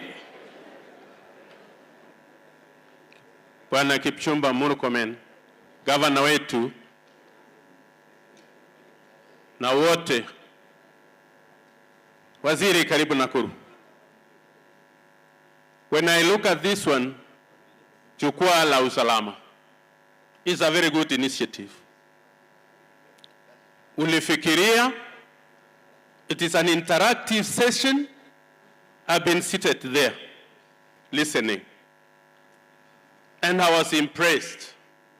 Listening right from the grassroots level, the assistant chief. They are very constructive. You have an able team in these people. Najua success yako Bwana Waziri itatoka kwa hii watu. Success ya hii ministry, success ya Kenya mzima kutulia, kuweka amani, itatoka kwa hii watu. Na nimefurahi, you are a very keen listener. Kila mmoja alipokuwa akiongea, you are listening and you can answer them. And that is the approach, that is the style. While seated there, Bwana Waziri, I looked at these and the objectives. I've been listening. Kuna pali moja tu watu hawajagusia. To gauge our preparedness. How prepared are we kwa mambo ya disaster? Ni uruhusu tu niseme mawili. We saw the other day, on 25th na Sabasaba. I want to commend your entire security team from this particular county. The police force, the administration. Hii upepo ilikuwa imekuja, Waziri, ilikuwa kali sana. Ilikuwa kali kabisa. Ile tukumbusha mambo ya ile 92. Na ilikuja ikapita upepo kabisa, ikaenda kakwama, ikatengeneza bedroom kule Molo. Lakini hao watu yako walifanya kazi. The security team ya hii county, you managed. You managed. Na siasa ndiyo inatuharibu. Coordination, tumefurahi sababu kuna coordination kati ya county government ya Nakuru na security team. They are working in tandem. And that is why we are achieving the results. So ile kitu tunataka kuitega na kuangalia kabisa. 92 mambo ilikuja sababu ilikuwa ya multiparty na tukaumia sana. Hatuwezi hii county ya Nakuru tukiweka amani inaweza kulisha Kenya mzima. Wameongea hapa nikimalizia. Wameongea kabisa na ulisema we should not be repetitive. Hawa wameongea kutoka assistant chief mpaka kwa county commissioners. Mbeleni hapo Bwana Waziri, a motivated team will always give you the results. They have requested something. I know it's a policy framework, but it will take your office to sit and design how you will assist these people. Vile hiyo request wamesema kutoka kwa assistant chief mpaka kwa county commissioners. Unakuta DCC kama wanaenda mikutano, zamani walikuwa naenda mkutano, unasikia DCC wanakuja sababu unajua hata lunch ile viongozi watakuwa hapo watakula. Lakini kwa saa hii ita DCC shy, nothing. Hao watu communication ile kitu imetusaidia saa hii mpaka hata unaona tuliweza kukua ile unrest ni mambo ya communication network. Hizi masimu, chiefs hawalali kwa manyumba. Empower them. I have seen mambo ya promotion na nini, you have talked on it. So nimemaliza nikisema Waziri, endelea na hiyo moyo. I know it has taken much of your time. At the time that you spare for your family, it's not there. But it is worth sacrificing. Thank you. Be blessed. Bwana Waziri, our Madam, Mama County, Nakuru County, Madam Susan Kihika, all protocol observed. Mimi naitwa Kevin Kiungo Tabu kutoka Nakuru East. Bwana Waziri, asante sana kwa kufika huku kwetu. Niliona mlikuwa classmate wakati wa Senate, na hiyo wakati nilikuwa nacheka sana kwa sababu mlikuwa mnapingana sana. Leo hii tunawapata pamoja na tunafurahia kuhudumia wananchi. Mimi yangu ya kwanza ndaongelea sana kuhusu mambo ya wananchi ambao ni youth. So sisi kama youth tuko na so many things ambao chiefs, DC na security panel wanatuhusisha na kuna zingine watuhusishi. Ya kwanza kabisa tunaomba sana bwana waziri tuweze kupata dialogue, tuweze kuhusishwa kwa sababu sisi youth ndio kila wakati mambo ikichomeka si ya wazee wanafanya mambo, ni sisi tu, na tuliamua kurekebika. Siku hizi natembeaga hivi, sijui kwa nini. Nilishaamua kutembea hivi. So bwana waziri, tuko na issue moja bwana waziri kuhusu mambo na climate works ambao ni kazi mtaani. Bwana waziri, kazi mtaani last regime ilikuwa imeajiri vijana 1500 to my ward. Nakuru East sub county tulikuwa tumeajiriwa watu 7000. But kwa hii regime yetu ambao tunaipenda sana watuletea watu 400 ambao kila ward ilikuwa watu 90. Chifu wangu iko siku nilimuuliza watu 90 tutachukuaje? So bwana waziri, tunapenda jiwe kwa dokoti yako direct.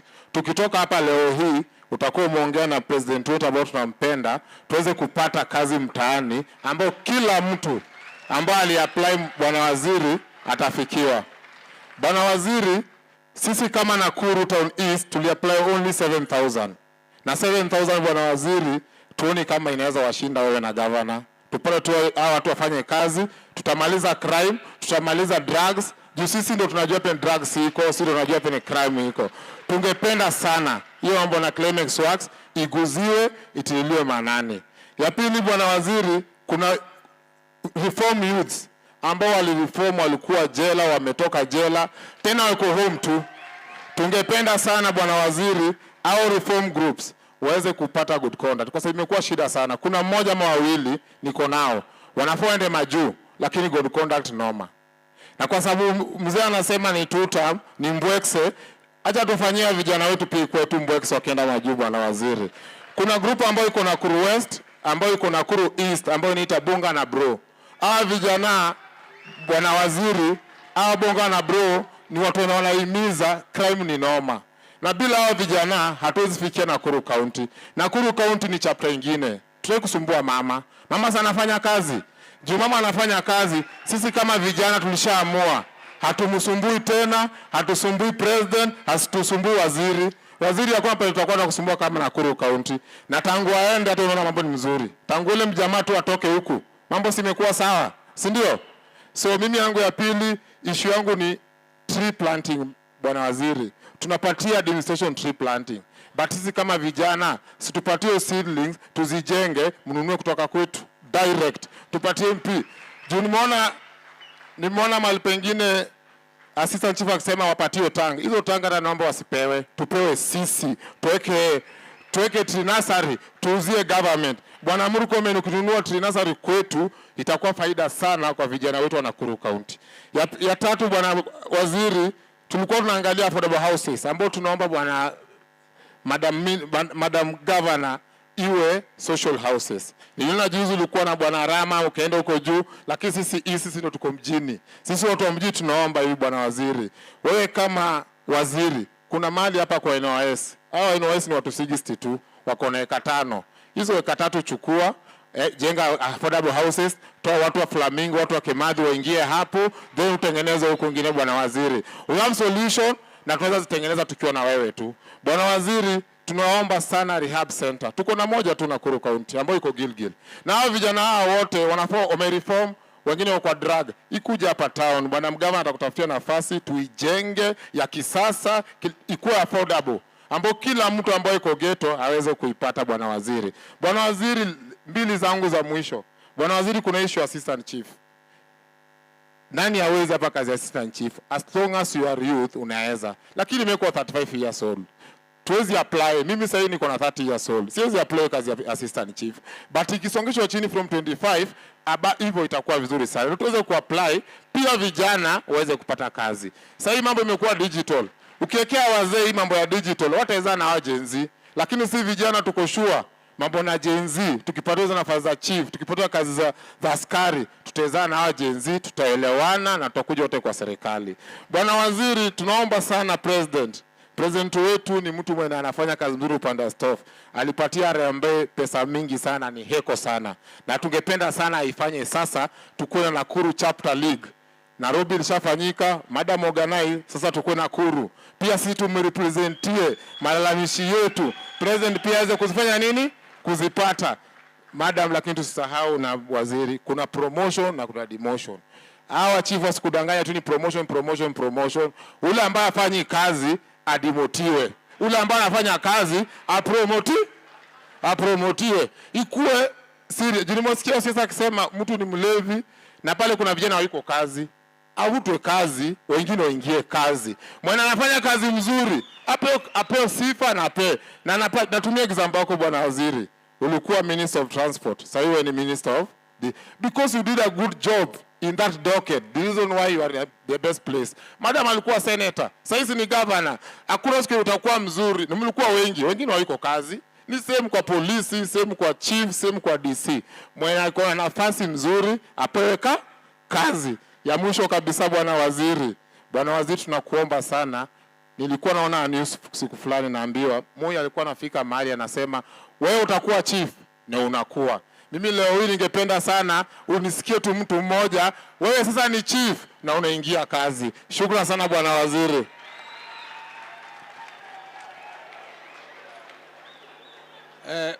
Bwana Waziri,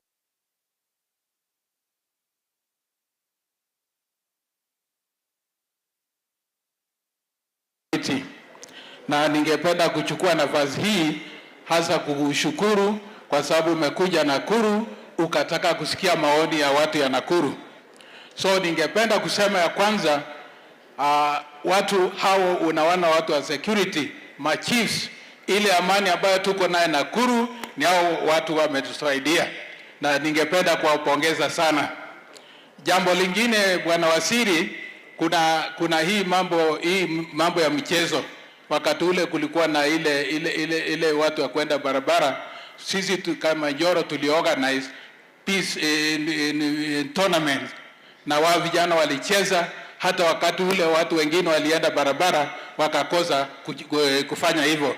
Mimi ningeomba katika wizara yenu at least muwe na pesa kidogo ya kufanyia kazi hiyo.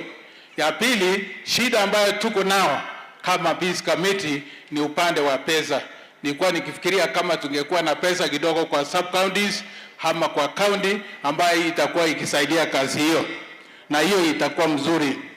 Na jambo lingine, kuna area kama hiyo, ninasema kwamba mimi ni mtu wa cross border, kuna area ambayo inakuwa na shida. Na ukiangalia mahali kama Neswet tayari kuna GSU hawana gari, upande wa hiyo Neswet hawana gari, na upande wa Likia. So ningefikiria kwamba hiyo ikitengenezwa inaweza kuwa mzuri. Na kwa haya machache ningependa kusema asante sana kwa sababu usiku umejia.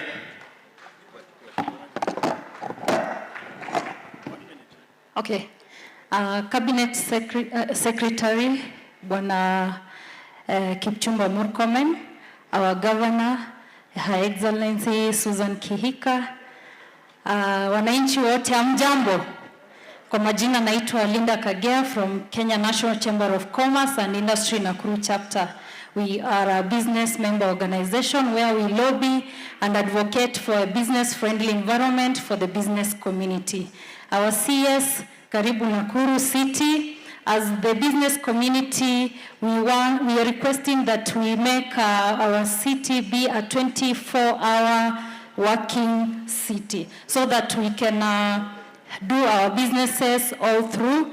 This can be achieved through improving our street lighting, increasing our security and other apparatus that enable our working in our 24 working economy. Some of the challenges have been mentioned whereby the business community is facing, and I thank your office for encouraging this collaboration between the private sector and the security the security personnel.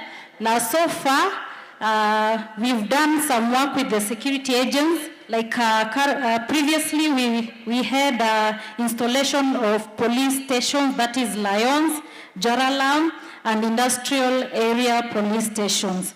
And then currently we are providing affordable loans to the business community, that is a MasterCard Foundation with Kenya National Chamber of Commerce. And I applaud Nakuru County government for also giving out affordable loans to the community. I have one idea, this is the last one, CS. I have an idea that can help improve issues, job creation, and increase, reduce matters demonstration. We have our structures, that is the national structures and the county structures. What if we start a program that encourages people to report to the nearest chief post if someone can create or innovate? And it is not a competition. And when they come and report, they can innovate and create, and the chief agrees to the idea. The government funds that idea fully. That will create jobs and will reduce on matters demonstrations. I hope that idea is a good one, whereby you can report. If you can create or innovate, you just report at the chief post. When they agree with the idea, the government funds it, and you do your product from beginning to completion, and they help you with the marketing. Thank you very much. Thank you.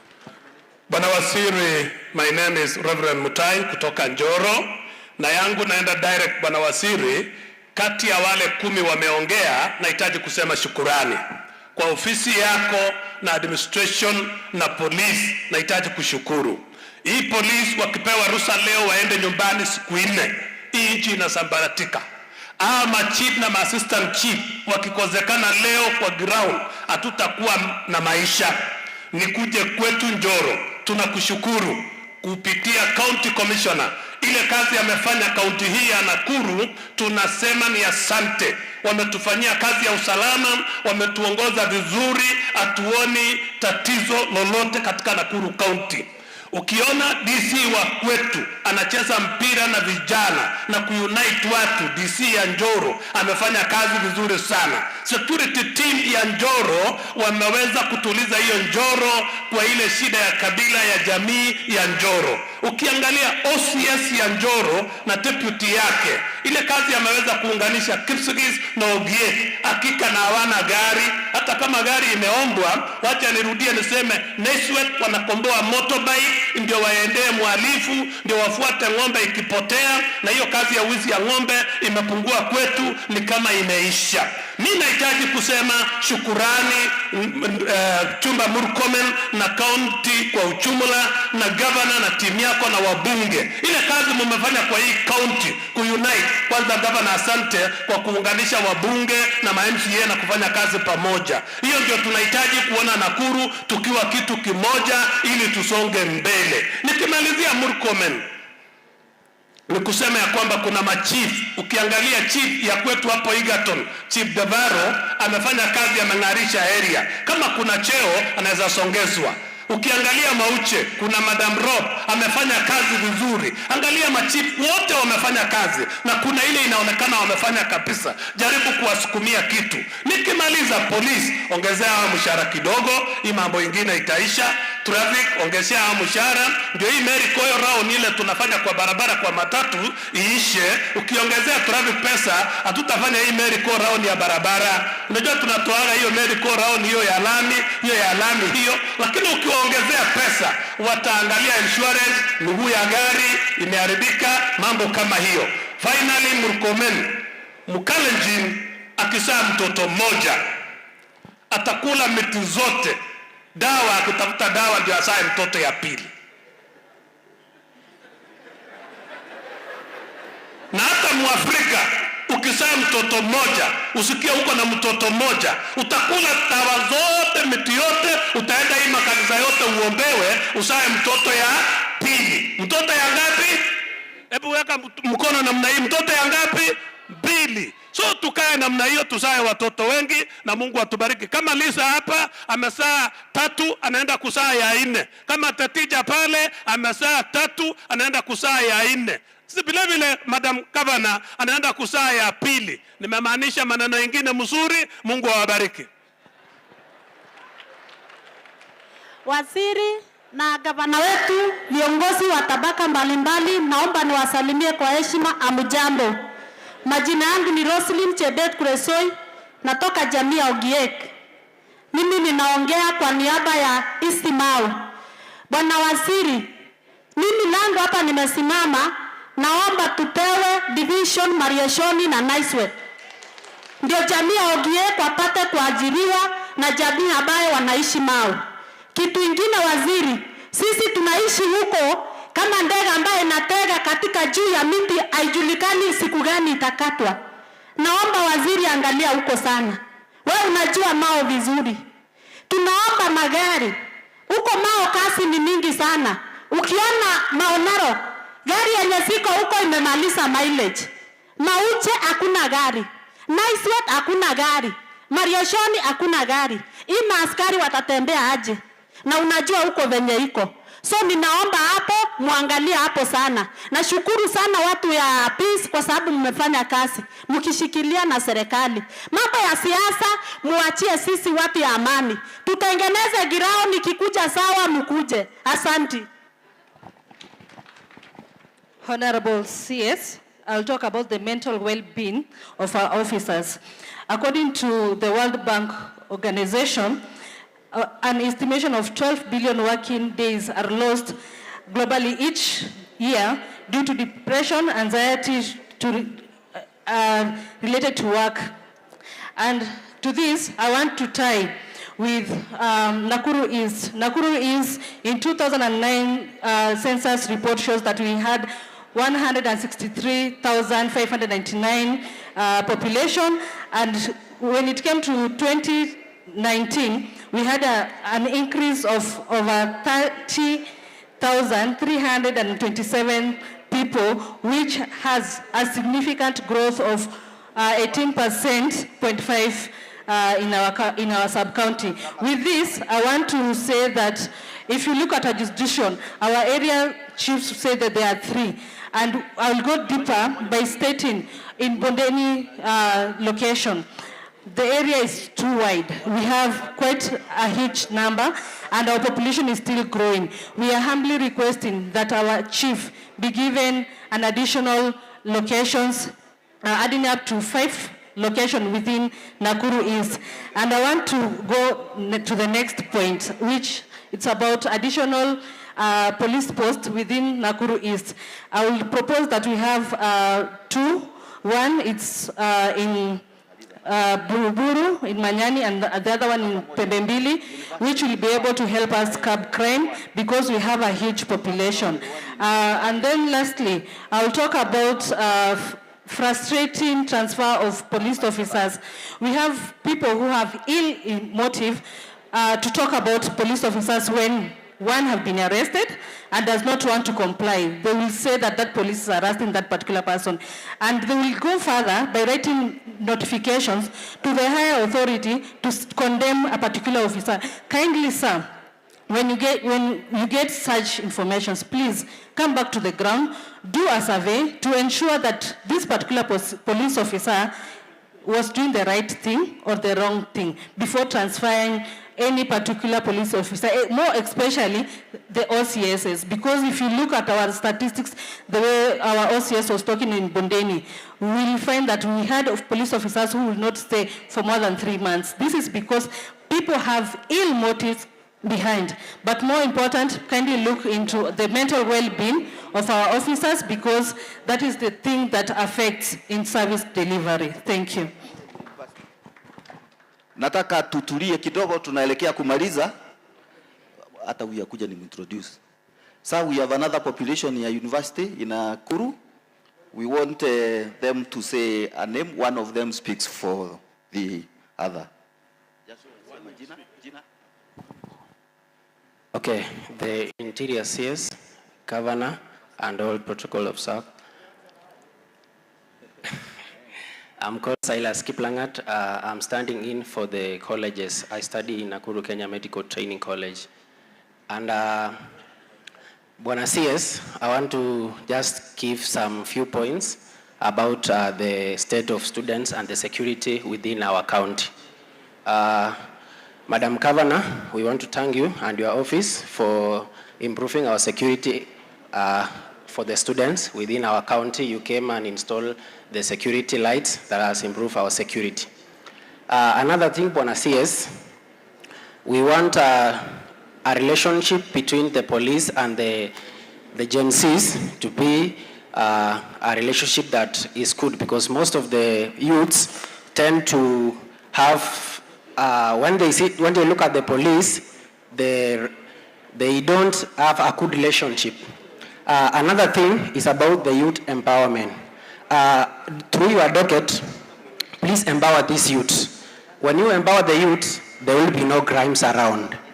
The way you can empower the youth is by bringing in youth tournaments. We tried one, but we lacked funds, so it collapsed. Another thing is about mental wellness. We want to advocate the mental wellness because it's a major issues that affects our youth. Nowadays, the issue of drugs leads to mental health. And through your docket, Madam Governor, just try and empower the youth, encourage mental health. Thank you. No, thank you very much. Your Excellency, Bwana Waziri, Honorable Kipchumba Murkomen, the Governor of Nakuru City County, the government dignitaries, all protocols observed. Good evening. Now, Bwana Waziri and Madam Governor, my name is Motuma John, the immediate former Secretary General and the current President, Egerton University Student Association, representing over 20,000 registered students. Oh, I've seen Madam Governor was trying to tell you, let me introduce myself again. I'm Motuma John, the immediate former Secretary General, Egerton University, and the current President, Egerton University Student Association, the only public university in Nakuru City, representing over 20,000 registered comrades. Now, Bwana Waziri, if I speak in human eloquence, in angelic ecstasy, just like a bourgeois leader, I'll be nothing than that clicking sound of an old rusty gate. Tumeelewana wa Bwana Waziri, hapa tunaambiana ukweli, na tukiambiana ukweli, tunatatua maneno na inaisha hivyo. Ama namna gani Waziri? Sasa pale Egerton University, Bwana Waziri, tuko na shida ya Kongongeri Farm. Watu wametoka nje, watu wanaitwa sijui ni Wandorobo ama nani, wamekuja wanasema watu hawaingii, wanasema shamba ya university haitalimwa. Madam Governor, I know you are aware of that. So kindly please intercede, because I know even if episcopacy intercedes on our behalf, it will end in fiasco. Bwana Waziri, ndio nimalizie, mimi ni mtu wa kuweka muda sana na kila kitu imetajwa hapa na wenzangu. Bwana Waziri, as I was taking the stage, you have seen me, I've come here limping, that's why I never shook your hand there. So I will request the media team, I shake the hand of Bwana Waziri and Madam Governor. Na Bwana Waziri, nikikuja hapo, Wamunyoro vile alienda huko nje, hatujakuwa na kelele. Bwana Waziri, I know you are very powerful. Acha huyo jamaa akae huko, sisi tuendelee na amani Kenya. Mfanyie vile mlifanyia Migona, ama namna gani? Na akirudi, kama mnaogopa Bwana Waziri, nifanyie rally yenye ulitengeneza Eldoret, nitafunza yeye adabu. May the God bless you.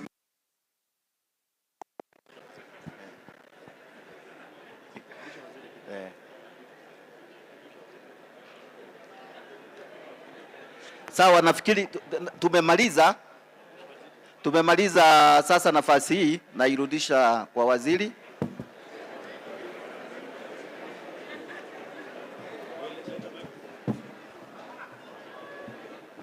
Na tunarudisha kwa waziri, tutulie huko nyuma ili tumalize. Huyo mtu ya picha alikuwa ameenda wapi? Tutapika baadaye tukimaliza. Pigeni yeye makofi. Tutapika tu saa hizi shortly. Haya, tusimame wote.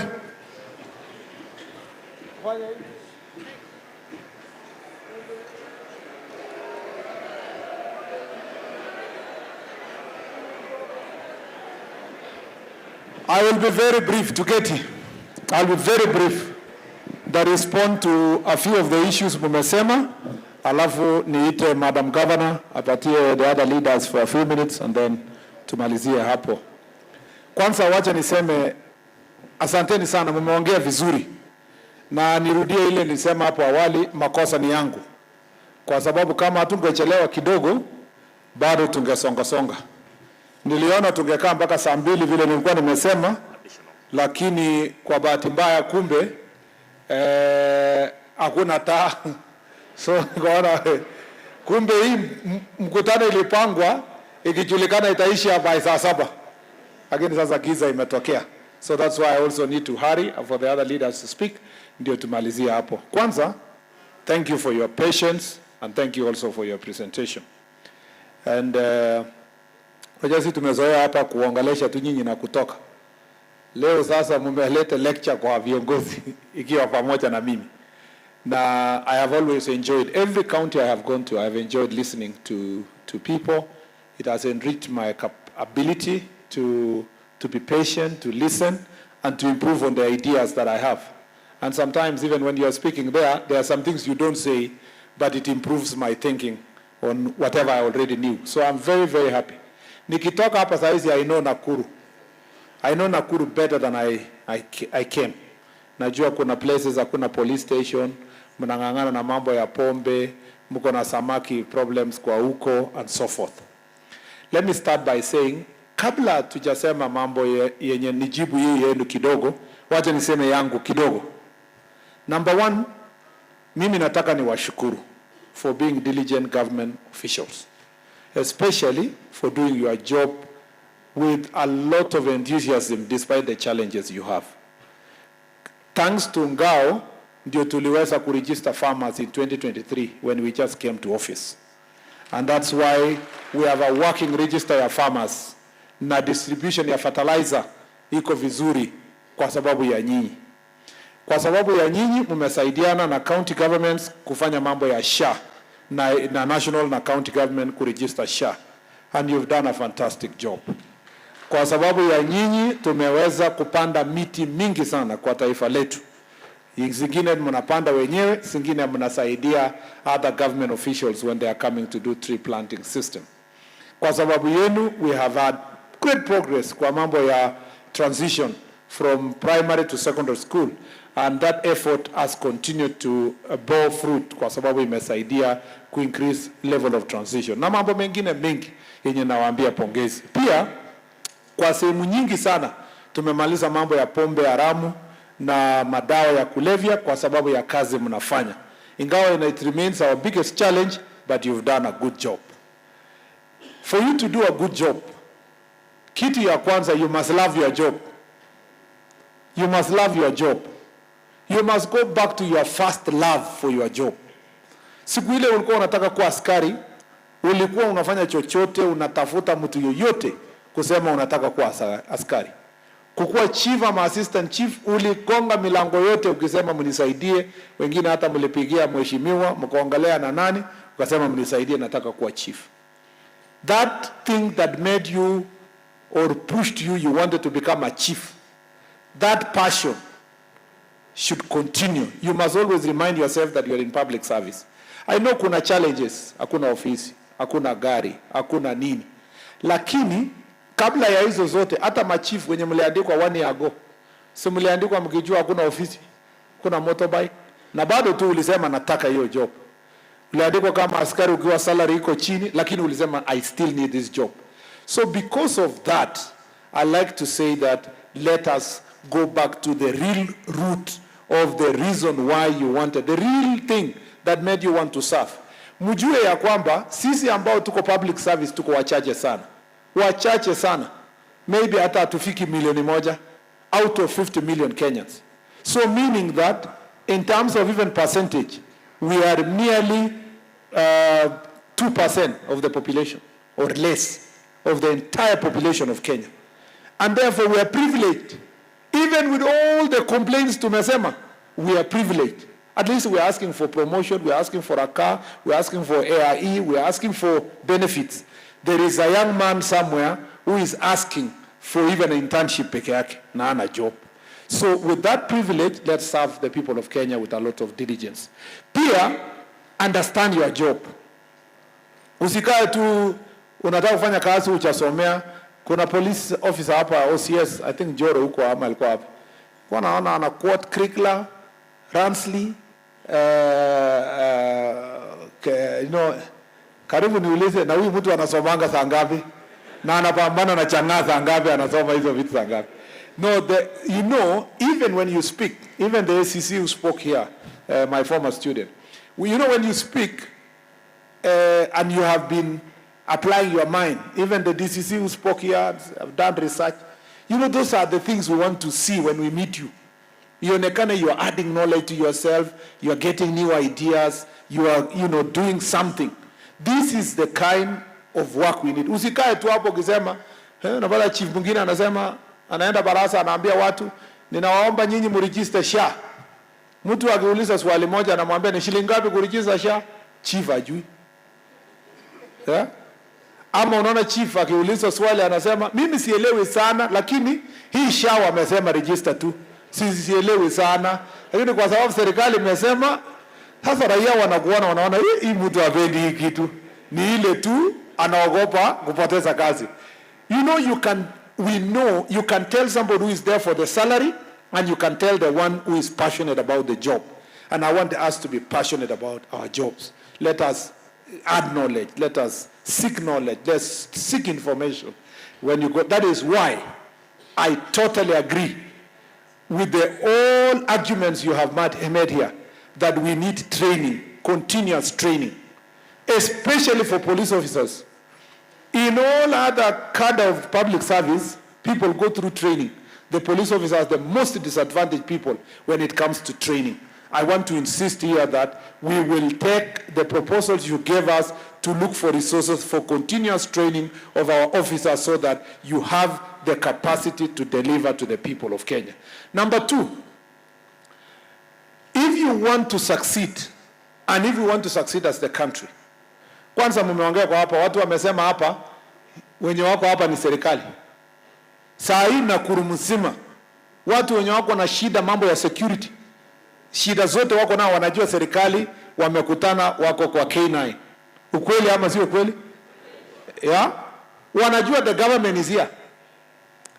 But at the same time, wanajiuliza, why are we suffering and the government is here? Kwa sababu nyinyi mmeenda mpaka grassroots. Shida kubwa tunapambana nayo sana inaitwa ufisadi, inaitwa corruption. We have to confront this monster called corruption, called kitu kidogo. Hiyo ndio inatumaliza completely.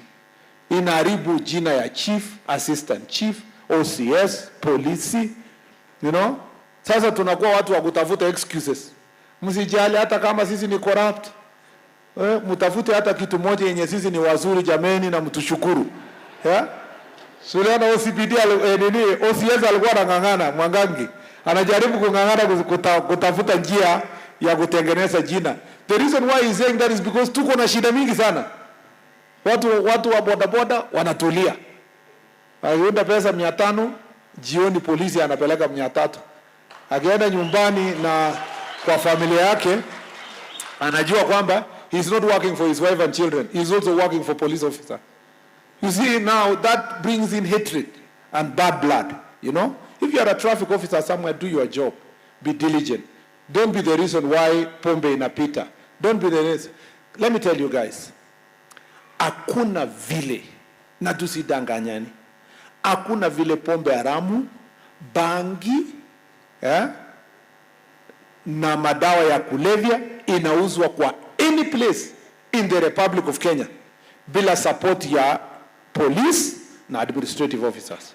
Hakuna. Ukiona mahali penye bangi na pombe na nini inauzwa sana, polisi ya hapo ndio wanasaidia. In fact, ndio hao ndio watchmen ya kuhakikisha kwamba inauzwa hivi na wanapata kitu kutoka hiyo uuzaji ya hiyo pombe. That is why, na ukitaka ujue ni ukweli, unaona polisi akikuwa transferred na mwingine akuje, the place inakuwa sawa. Ukweli ama sio kweli? Sijauliza nyinyi, ngoja nauliza nyinyi hapa, ukweli ama sio ukweli? Mnaogopa kusema ukweli? So I have said, for any place tutapata pombe haramu inaendelea, bangi imezidi na all this ubaya, there is no need to waste time asking Inspector General of Police, asking who. Hiyo ni makosa ya chief na OCS. Watu wangapi? Wawili. Tukishakutana chief na OCS, chief tunamuuliza, did you report? Anasema yes. Akisema yes, tunauliza OCS, why did you not enforce? Tumeelewana? Tumeelewana? If we are simulini ya patia lecture, sasa mimi wacha niseme yangu. Mumeelewana na mimi? The only way tutamaliza pombe haramu na bangi na hii mambo yote kwa county hii ni to make sure that the leaders at the grassroots level have the passion to fight against to have a fight against these things. Number 3 ni kusema there are many things you have raised here about welfare yenu. Wacha nianzie kwamba kwanza tumepambana na mambo ya training. I have already said about the police officers, how we are dealing with promotion. We are working on the transfer policy. And I like, tunaona ideas inaendelea kuja. Ule OCS wa Bondeni amesema, hata ukini transfer na askari wako hapo wamekaa 6 years, ule OCS mwingine atakuja kuwa na hiyo tabu, the same one. Ukweli ama sio kweli? So we need to make sure that transfer system is rotational for everybody, not just for the OCS or the leaders in the place, and we will make sure that that is sorted. Once we finish recruitment, tutaona vile itakuwa rotational kwa nchi yetu mambo ya transfer. Pia mambo ya promotions tumesema we have sorted that. Chiefs mumeenda training, wenzenu karibu 15 tayari walienda wiki hii. Yeah? Na kwa sababu kulikuwa na space, because kuna watu wengine hawakuja, walikuwa 58, 59, wakasema hawawezi training, macho yao yuko kwenda retirement, hawataki mambo ya training tena. So we have added another 10 chiefs ambao nataka wataenda kesho. Nani anaitwa Aristides Kariuki? Aristides Kariuki hapo hapa? Huyo acha kuja mkutano ya waziri, wacha hiyo aondolewe. David Mwaniki.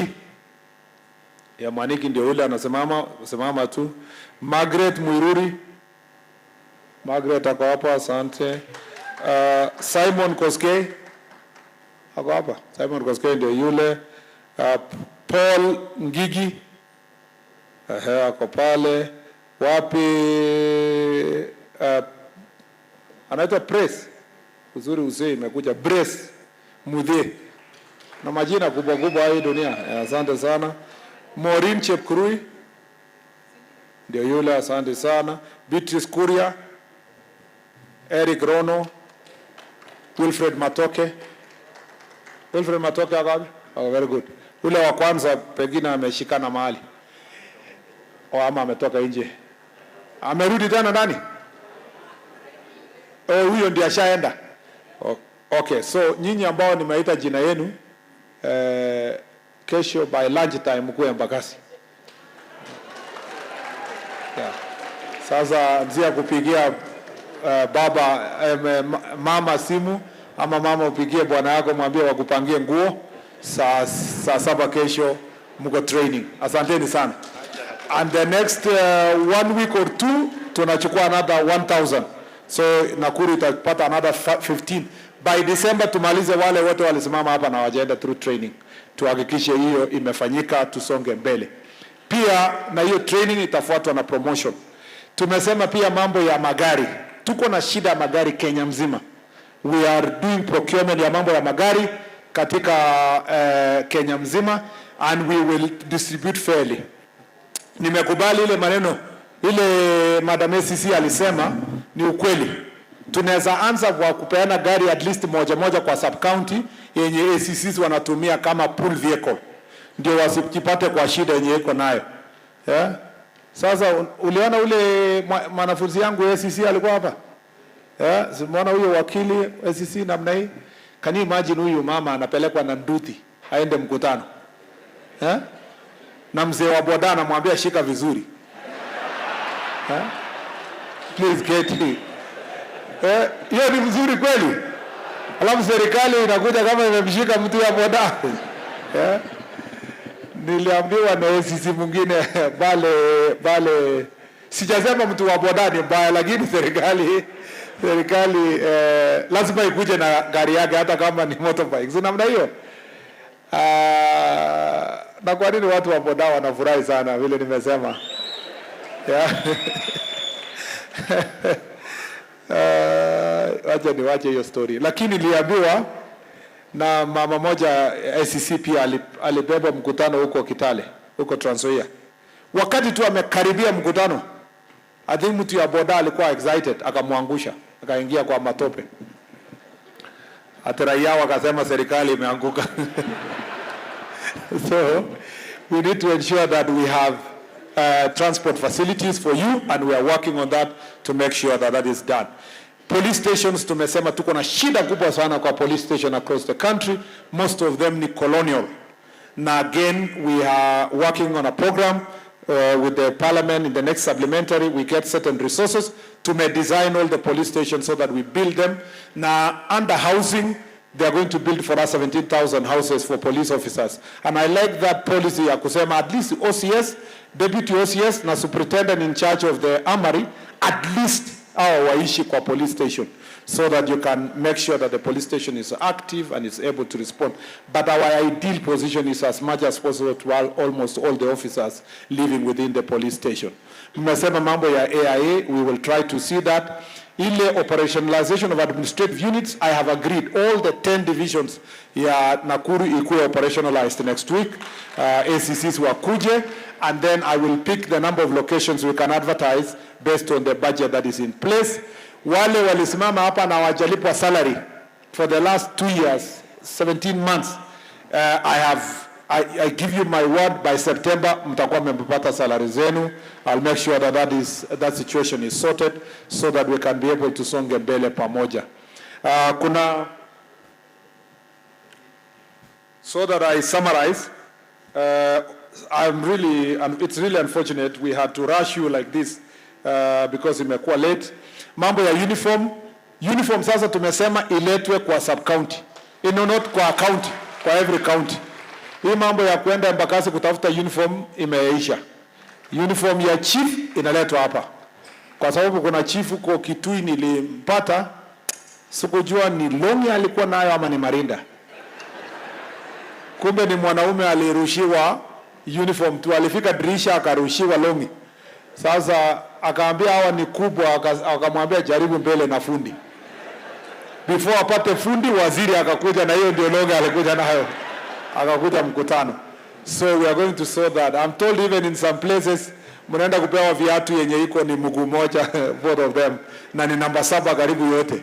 So we need to deal with those. And then people are buying uniform for themselves. That will come to an end. Mambo ya kurepresentiwa, do your job. We have agreed that we will work with the Attorney General's office. For as long as you have been sued, ukiwa kazi yako, usitumie pesa yako kujidefend. It is the job of the ministry and the Attorney General's office. That's why we have a legal department to make sure that they represent you. Mambo ya village elders, they are on my table. I'm working on it so that I present in the cabinet to only a small thing that we can support our village elders. Mambo ya extraneous allowance are being worked on. Compensation for officers when wanaumizwa, I take that seriously. Mambo ya risk allowance, operationalization of gazetted nimesema, promotions, mobility, mambo ya training, mambo ya graduate chiefs to ACCs, nimewaambia we will reserve those opportunities for you. Mmesema Ngao Training College, kama ingekuwa na pesa ningesupport sana. Tujenge university ya Ngao peke yao, wanatrainiwa. Na mimi nikitoka hii job mimi naenda kuwa vice chancellor huko. Ndio nikuwa na train my chiefs. But we'll see how we can work with the existing government institutions in a more decentralized manner, including government installation. Netwa nini the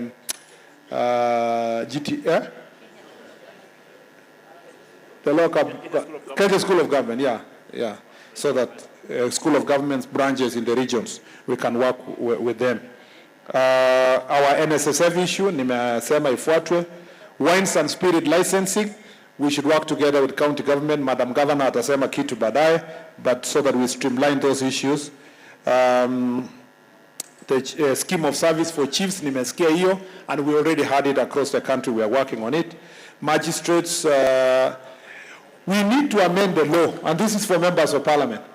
In law, there is something called presumption of, we need to presume this is changa unless mwenye alikuwa anakunywa aseme haikuwa, so that we shift the burden to the person who had changa, so that the magistrate will just, and I also like the proposal walisema, let the person take the plea first, then they can be given bail, alafu sasa twende government chemist ndio turudi. Kama hatapinga apewe fine aende, kama atapinga twende government chemist, then case iendelee. I think that those are some of the good proposals I've heard from here. Mambo ya land conflict SAPA, I'm very much aware, including Oljorai and others, and we are working in an interagency manner to resolve mambo ya land issues and to deal with fraudulent invasion of private property. Hiyo mambo ya road hiyo barabara request, mambo mingi serikali inafanya hizo road request, including hiyo ya Kongazisi imeombwa huko. Si wapi Madam Chief wa hiyo area wa Tangitano. I thought Madam Chief wako hapo, ya hiyo ni chief yangu huko. Na wengine, you know what we are planning to do, so it will be done. You just need to be patient. Tutafutie pesa ndio tumalize hiyo small link. And Chief, thank you for your proposal umesema. Mambo ya mimi pia ni mtu niko na stakeholder ya Nakuru, by the way. Sinione tu kama mimi ni mtu hivi. Niko pia na network hapa. KRA, KEBS and so forth, I agree. We need to continue working in multi-agency, especially on matters of ethanol. And I agree with the chairman wa watu wa pombe. Ule aliongea hapa, he made very nice points. Lakini anauza pombe, lakini akae mtu mwenye anakunywa. Ni kijana, wewe unazaje kuwa mtoto ya pastor na unauza pombe? Lakini you made very good points, and we'll do a follow-up on those issues. Mambo ya airport hapa, it's ongoing. I am very much aware that Nakuru airport itaisha karibuni. Illegal immigrants, we have a plan for it. Illegal fishing in the lake, tumesema we need to do also some operation in a multi-agency way to deal with this issue. And we need scientific tests and publicity on the toxicity of the fish that is coming from this place, and I agree with you on all those proposals. Training and career progression, mambo ya continuous training, change management, transfers. I agree. Imekuwa makosa kubwa sana kwamba we are transferring police officers, ACCs, kupitia political influence. You know? Na hiyo sijawahi kusikia such an example. This was a unique example. Ati Brewer ndio atakwambia wewe utaenda. Si ni kweli? By the time Brewer anakuambia kuenda, sinamaanisha mwenye ana transfer watu ako na good network na ule Brewer, si ndio? So it is something that came out strongly also in Narok yesterday, that officers are very unhappy with transfers that are politically motivated. The other transfer pia imesemwa, let's do transfers with consideration of family issues, unless of course there's an emergency and so forth. And I agree that has also be properly captured. especially when it involves women. And they have children and they're staying with them and so forth, and especially young families. It is something. I don't know the statistics, 17 wives wameenda. Hata DCC, DCC 17, police officer, that is, I would, Madam Beverly and SNA, your research, your DCC, we can interrogate further. And if it is true, we can use it for policy making. We don't want people to lose their wives because they are working for government. We need to see how we can support them to be with their wives and see how the government can do so. Mambo ya government chemistry, hata tulikuwa tunasema na governor hapa, Nakuru is so important as an headquarters that it should have a government chemistry office here. Sinamna hiyo? So I'm going to work out. I already also directed that Eldoret ipewe government chemistry. It's already being worked out. And this Nakuru being a city also must have the government chemistry here so that it makes work more easier for you. Mambo ya equipment ya police, use of drones. I appreciate the presentation on technology, and that's what we are working on, including we are working on also digital OB so that Kenyans can report crime even when they are home. They don't have to come to the police station. Mambo ya, there is also a contentious issue. Most police officers wanasema, we are going to look for a lawyer from outside to hire them as professionals, and we have police officers who can be promoted to the level, and the same for different professions. We have had you, and I saw it in the news yesterday also in your engagement, and it's something we need to deal with. Hiyo mambo ingine ya IG, DIG and so forth, it is noted. Fuel. Mambo ya fuel, hata nyinyi mna complain kwa Nakuru. Nakuru iko na shida gani? Nakuru ni accessible. Just imagine a police station in Kibish, in Turkana, inapewa 450 liters. Na Kibish ni about 800. It's about 400. 450 kilometer from Kitale. Ikikuja 1 na ende 1. Mafuta yenye nabaki kwa gari imeisha. Inaenda kurotate tu kidogo, inangojea next month kukuja tena Kitale na kurudi. So, of course, I have appreciated what you said, because when we change ile ya Kibish, itasaidia also Nakuru. So we have already made a presentation so that we move the mafuta at least to 650. And then to make it accessible in more centers, at least for Turkana, wapate hata kwa Lodwa, itakuwa reduce the distance so that it can help our people. So we are working on that. Labs, nimesikia hizo ya DCI related presentations, KRA, alcohol, mashamba yenye naibwa, we will follow up ile maendeleo walisema, Kalewa stage with Bangi. Sasa nani ni OCS in charge of Kalewa stage? Kalewa yuko wapi? So sasa nataka waziri akuja fukuze Bangi. Kwani gari ndio inafukuza Bangi? Yani Kaptembo ni mahali ya kutembea na mguu kila mahali. Bana, gari is not the problem. The problem ni kumaliza Bangi. In another 2 weeks sitaki kusikia Bangi kwa hiyo area yako. Just the way we don't want to hear in the whole county. Gari itakuja baadaye lakini nyorosha kasi. Thank you very much.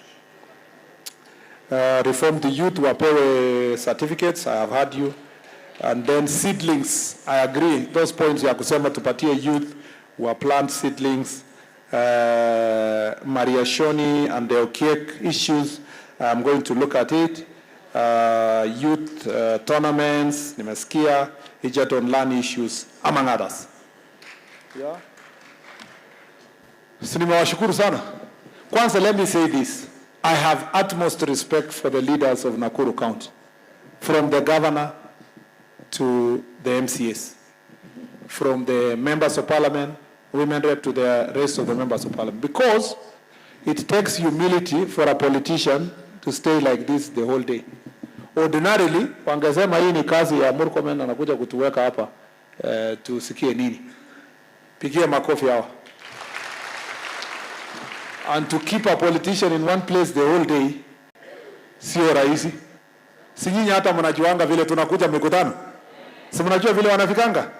Wanafika mazishi ya ujui nani amekufa, anakuambia nipatie microphone. Alafu anasema huyu mama amelala, Mungu amjalie, kumbe ni mzee ambaye ni 90 years. But ukiona hawa wamekaa hivi, this is a total act of humility on their part.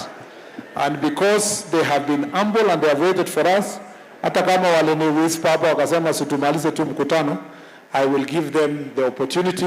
Waseme at least a few. Kwanza, we work with them to make sure that we build police stations. And we have agreed. The ones which have been built, we gazette where we need to gazette. Ile wamejenga, nitatafuta furniture. Iwanzie hapo. And then going forward, after supplementary, we agree. One portion itafanywa, maybe we do 50-50 ama 60-40, kwa budget ndio tujenge the new police station tumalize haraka between CDF and ourselves. So these are our integral partners kwa mambo ya usalama, and we cannot wish them away. Mimi nimewaomba tu wao wanisaidie kupigana na gangs na wang'ang'ane na mambo ya kuhakikisha wakiomba kura mambo ya incitement isikuwe part of the campaign. Wakae vile watu wamekuwa wakikaa pamoja. Yeah?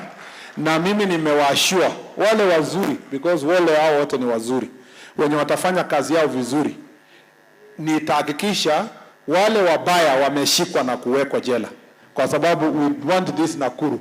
I promise you, and I promise you, there will be no problem in Nakuru. There will be absolutely no problem in Nakuru. I will keep my personal eye on every corner of Nakuru, including deployment of our officers, including na mtu yeyote atajaribu, I will take very stand action against. Wajana ile wanasema tumepelekwa kotini kwa terrorism nini, tutakupeleka hata kotini for genocide if you contemplate to do those kind of things, because we want Nakuru to be the Nakuru that we have enjoyed over all this period of time.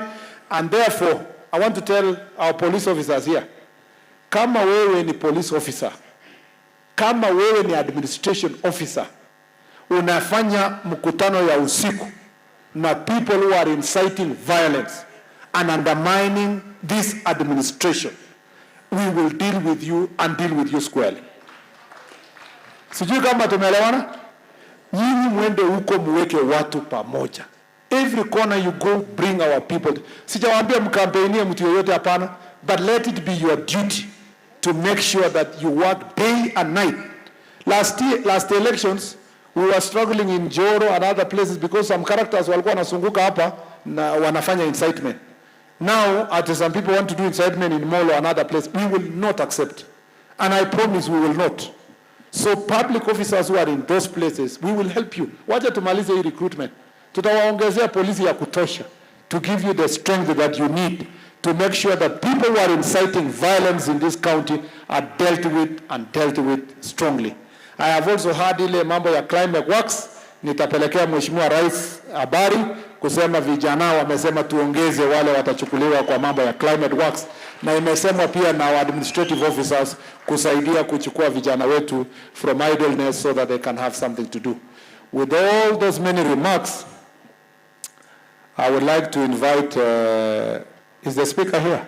No. It was the speaker. Majority leader. Majority leader. Majority leader kuja. Introduce all the MCAs na useme kitu moja, alafu ite Mheshimiwa Arama to also invite the other MPs. Mtavumilia na kisa na nini, tuendelee tu namna hiyo, usijali. Pigeni makofi. Asante sana. Shukrani sana waziri wetu, governor, and all protocol observed. Because of time, ningependa niseme ya kwamba tumekuja hapa kama MCAs 61 kuja kushikana pamoja na wewe. Wengine tumewatuma huko Homa Bay kwa sababu ya mambo ya devolution. President atakuwa huko kesho. Tunashukuru sana kama MCAs ambao tumekuja, na tunasema ya kwamba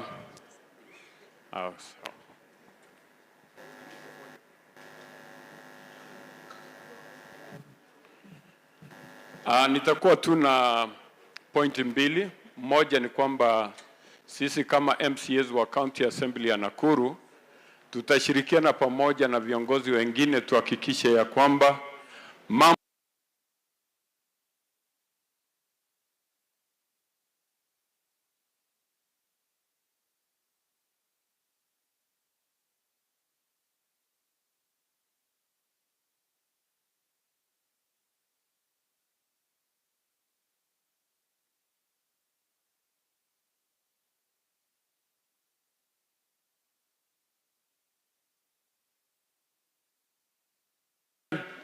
kueneza mambo ya amani katika kaunti hii yetu ya Nakuru.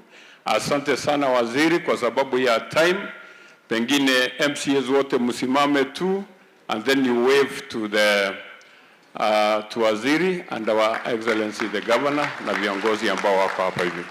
Asanteni sana, Mungu awabariki, na mkaribisha Mheshimiwa Rama ili aendelee. Asante sana majority, thank you so much. Bwana waziri na wenzangu wale wamefika hapa na wageni wote na wasalimu wa mjambo. Najua mmechoka sana, lakini mmechoka kwa sababu najua hii function leo ilikuwa yenu, na mimi nimefurahi sana kwa sababu waziri amechukua jukumu ya kusikiza nyinyi.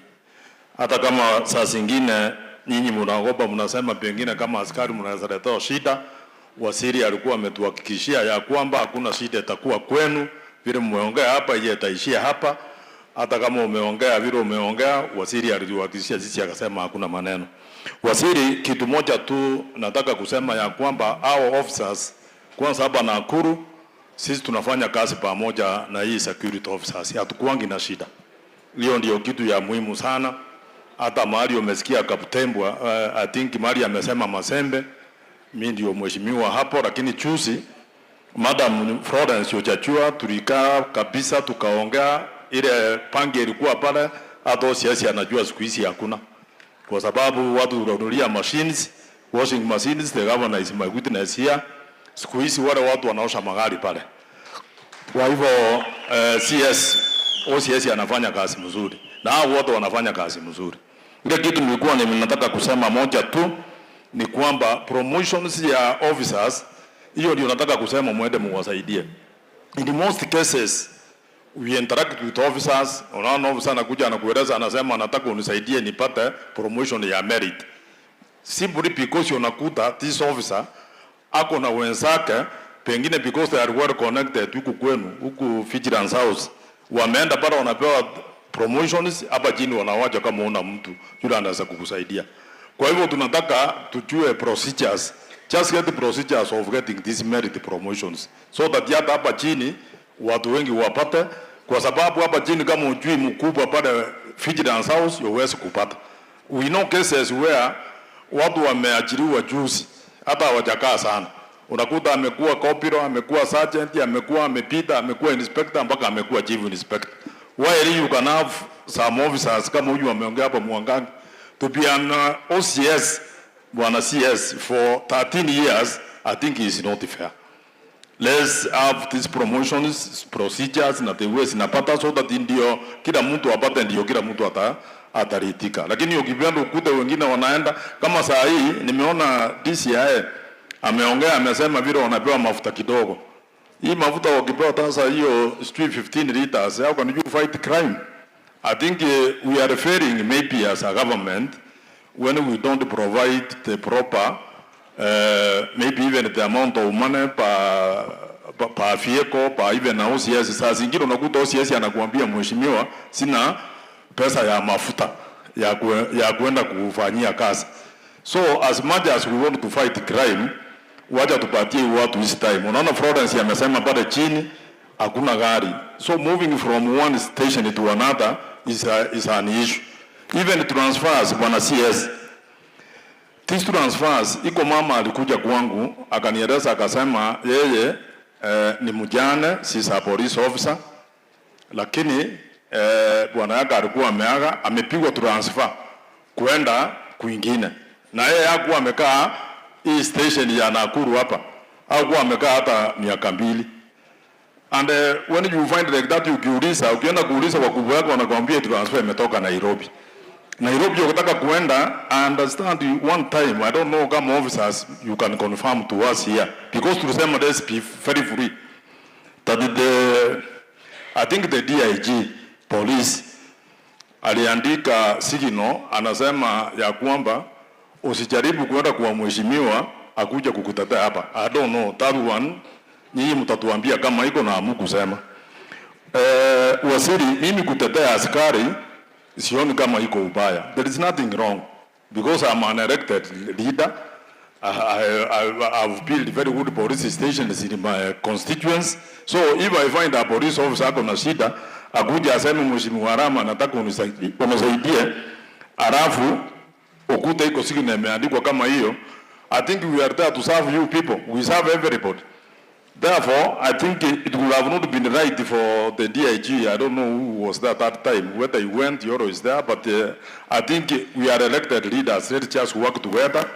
And then what I've realized is that when you find people abusing the president, there is a law we passed in parliament. You can't tell me that unataka kuenda, for example, useme Rama muweke kwa COVID. Ukienda, where do you find the officers? Sasa hiyo mko wapi? Na hiyo mtu unakuta anatoka kwenu. So, hii maneno ya sheria, mnasema saa zingine ati hapana hiyo, we passed parliament to repitisha sheria. When you do something like that, you don't even need Yarama to come and complain. Just arrest that person, peleka yeye kotini.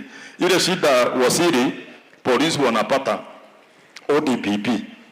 I don't know whether they are here, and it's good that we could have invited them here. Unakuta askari amefanya kazi mzuri, anataka kuenda kupata consent inakuwa ni shida. Wanasema waje hiyo suspect. Kwa sababu hiyo consent kupata is another issue in this county. I was talking with Madam Governor the other day, nikamwambia nataka na tuende kuona the ODPP himself, so that the police officers wakiarrest wakitaka kupeleka kotini wanapata consent. Let them want to prove in court that this person had committed an offense. Kwa hivyo mimi nataka tushirikiane pamoja na hii maneno ya transfers, CS ya watu kuwa transferred wa kina mama. Wacha mtu akae station kama ni 3 years, wacha ajua anakaa 3 years. Imagine unakaa 1 year, you are transferred. Na transfers zingine pengine tuwajie watu kama region, so that we can talk around here. Unakuta transfers zinatoka Nairobi, watu wanasumbuka sana. Ama namna gani officers? Mko sawa na transfers? Amuna, so mkiambia waziri mueleze yeye ndio mwisho. And you know the seat of interior minister is slightly higher than these other ministers. That's why unaona kila mtu tunakurudia, tunakuambia hii, tunasema hii. Nikirudi kwa county government, ile officer ameongea kuhusu recurrency. I'm sure you know, even the deputy county commissioners wanajua ya kwamba at every sub county OCS the local of commanding police station is a member. She's a member ya legal licensing board. So why could you have a problem with the somebody saying that the county government wanaenda wanapeana, mkikataa mnaweka minutes mnapeleka inaenda kwa OCPD kuendelea namna hiyo. Kwa hivyo wacha tuendelee kushirikiana, sisi we cooperate the way tunataka serikali iende. Sisi hapa Nakuru tuko na amani, we work together as members of parliament under the leadership of our governor, and we are doing very well. Siku hizi hatuna maneno mingi. Na magari hiyo mlikuwa mnauliza hapa, hata sisi tulikuwa tumeuliza waziri akasema tutaendelea kuongoja kwa sababu ya budget. Lakini I think this budget tuliweka, this financial year tuliweka budget. Kwa hivyo Mheshimiwa Gikaria ayuka hapa leo kwa sababu alikuwa ameenda kazi Nairobi, na amesema nipeleke nisake hapa niseme atakuja baadaye. Kwa hivyo watu ya Nakuru Town East, you are very well represented by your member of parliament who is my good friend.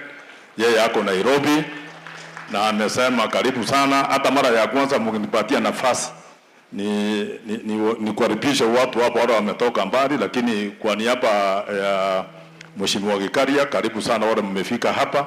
Vile mmesikia mimi ni Mheshimiwa Rama na Nakuru Town West Constituency Member of Parliament. Kwa hivyo waja nipate nafasi niite waheshimiwa, sijui nitaanzia wapi. Waja tuanzie the far end Mutai tuanzie madam. Wacha tuanzie mrembo. Huyu madam mrembo yeye ni mpia party. Mlikuwa mnajua Ngunjiri? Mheshimiwa Ngunjiri. Watu wapi ya party mko hapa party? Mheshimiwa wenu huyu ndiye alitoa Mheshimiwa Ngunjiri. Mzee tulikuwa tunaheshimu sana. Huyu ni mama ya nguvu. Waje waongeleze dakika moja. Asante. Asante sana waziri, gavana wetu, all the security heads here and our MCAs na watu wote wa administration. Good evening. Waziri, I want to thank you for this session. This is the session that many were waiting for, and I can assure you these officers were waiting for this session. We have met severally. Tumekuja kwa ofisi, tumekutana, zile vitu ambazo wameongea hapa wamekuwa wakitutuma, na mimi ninafurahi kwa sababu leo umezisikia first hand. So I want to appreciate you for the good work and what you have done to these officers. You have actually motivated them and you have connected with them directly. Ninajua ile kitu watakuuliza ni siku ile wataweza kukutana the same way na our president. I think they'll be more than motivated than that. So we want to appreciate you kwa ile kazi mzuri umefanya. We want to appreciate, I actually want to appreciate the Bahati team. Nimeona Bahati, tumejaribu, nimesikia we have a few trainers who will be going to Nairobi, and we want to say asanteni sana and may God bless you. As I conclude, I heard Waziri, you asked about the location, the sub locations ambazo sisi tuko nazo. Sisi tumeweza, we have presented so many times, lakini none of the Bahati has been gazetted. So ningekuomba tafadhali, as you consider, hata wewe mwenyewe nimesikia ukiuliza mara mbili, so please help us with that so that we can be able to sort out some of these issues that have been pending. Thank you very much. Asante sana madam. Waja tupate Mutai. Mutai, karibu.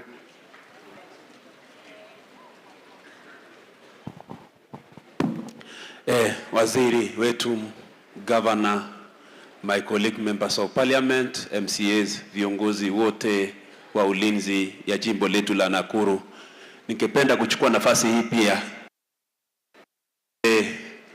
pongeza waziri wetu kwa kuwa na ile idea ya kuwa na jukwaa la usalama.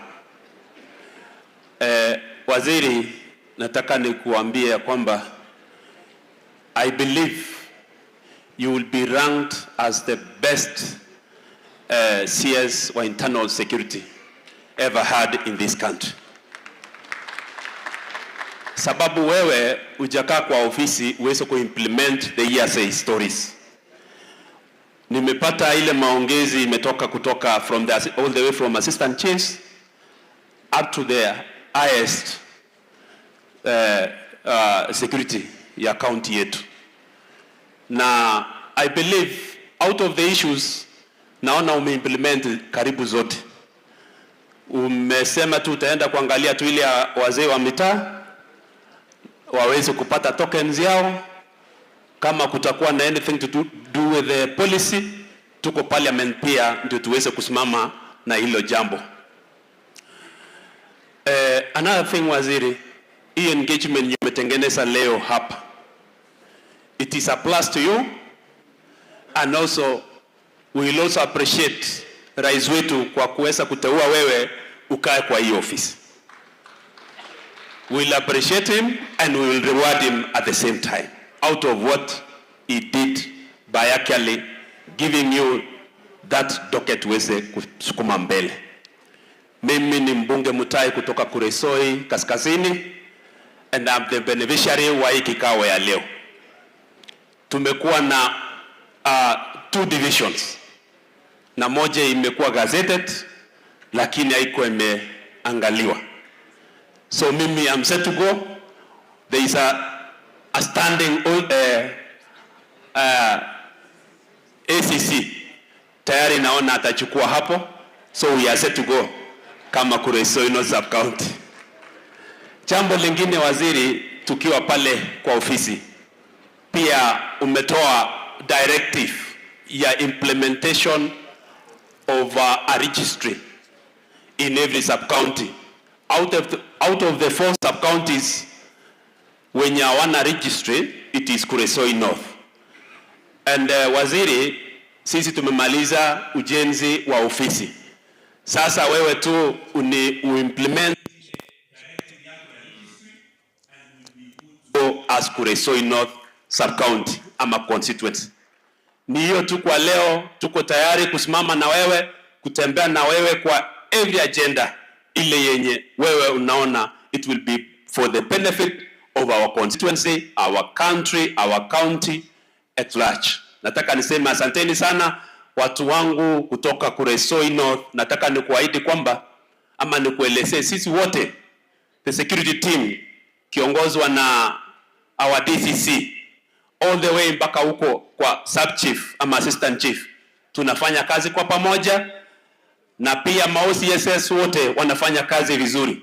Kama kuna anything to do with the promotion in terms of merit, Kuresoi North tuko na team tosha mahali ambapo wangefaa wote waweze kuwa promoted. Asante sana. Going forward, waziri, najua utakuja Kuresoi North sababu tayari tumemaliza kujenga one of the police stations ile yenye itakuwa nasaidia kwa hii barabara ya Northern Corridor. So unakaribishwa sana Kuresoi North. Ukikuja utakuja na viti mimi nimejenga. Asante sana. Asante sana Bwana Mutai. Wacha tupate the teacher. The teacher dakika moja, ndio naona watu wamechoka sana. Karibu sana the teacher.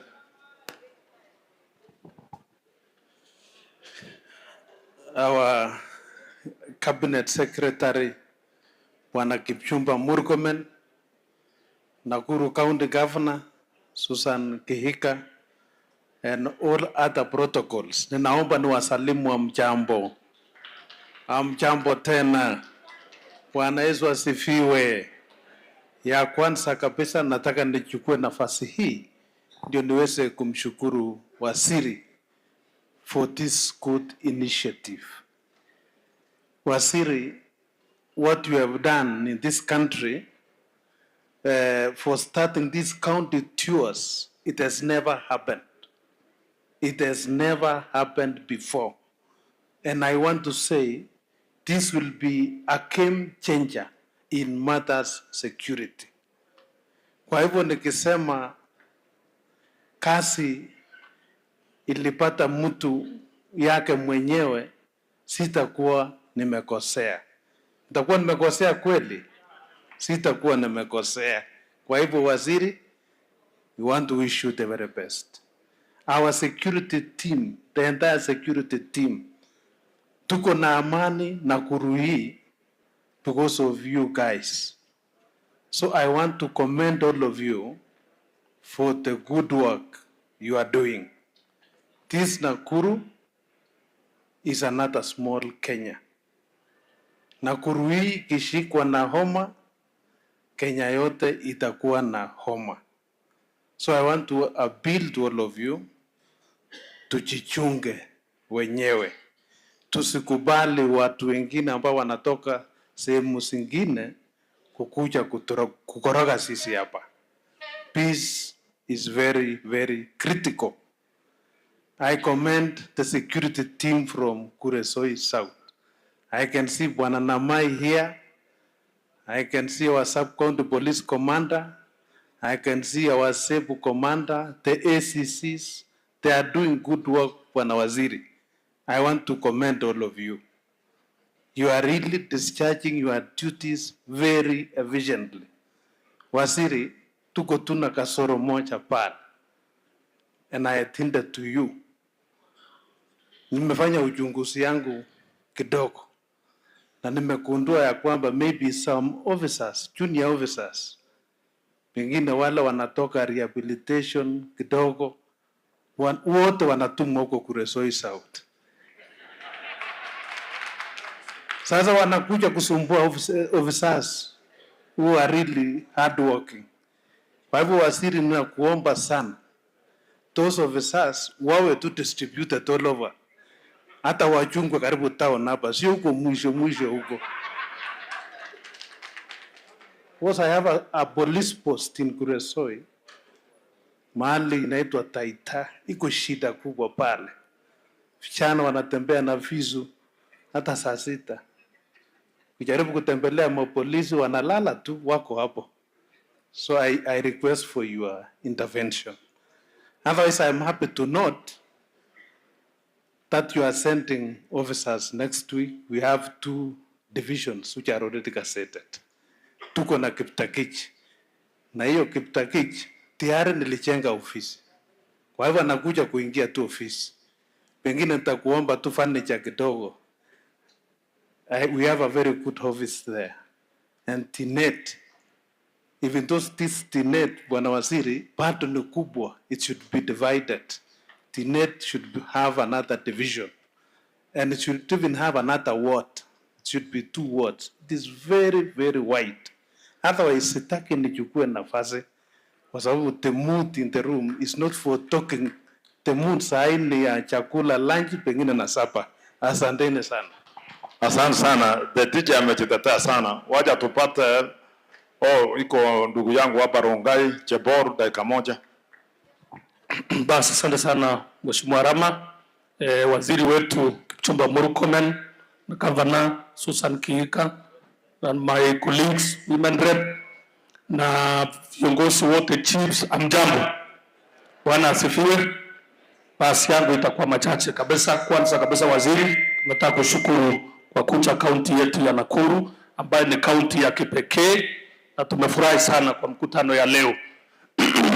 Bwana waziri, nimeita ma chiefs kwangu na assistant chief, tukakaa chini.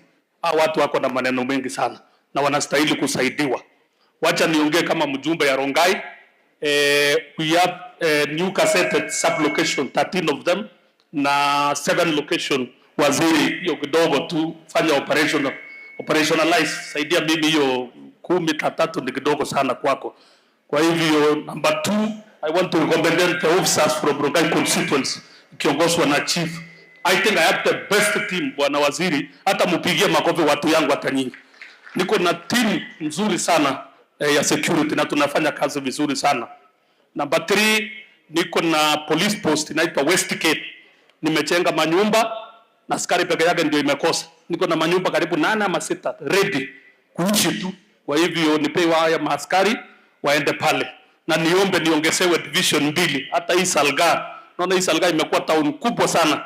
Na unajua sasa hivi ile dual carriage inakuja, itakuwa wataweka parking nini, hapo ingewekwa division nzuri sana hapo, na pengine ingine moja. Sitaki kusema mengi leo kwa sababu watu wamechoka. Nataka kucomment officers, Bwana Waziri. Huyu Masengeli, pongezi. Huyu ni officer mzuri sana. Ukienda ofisi yake huwezi maliza dakika 3 umeona yeye. Na anafanya maneno hapo kwa hapo. Kuna promotion ya askari yangu ingine ilikuwa imekwama mahali. Nikaenda kwake nikaambia mbona imekwama, iko na barua ilitoka. Saa hiyo hapo akasema avalishwe saa hii. Kwa hivyo sio ni officer ya chap. Na huyo mama ingine Beverly sijua anaitwa nani, huyu mkubwa huyu. Unajua hawa ndio wana promote watu, hata kama kuna promotion yao wengine wa juu. Murkomen, songesha hawa kidogo. Si Mungu awabariki sana. Si ameongea mzuri, hata mimi Masengeri nitakuja. Masengeri hata mimi nitakuja nione hiyo ufanye mara moja. Kwa hivyo nitamtembelea. Wacha tuite county mama county ya kuja aongee dakika moja.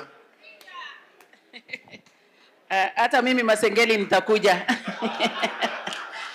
Waziri wetu wa Interior na Madam Governor wetu na maofficers wote wetu wa administration, Bwana Yesu asifiwe. Najua tumechoka lakini karibu tumalize.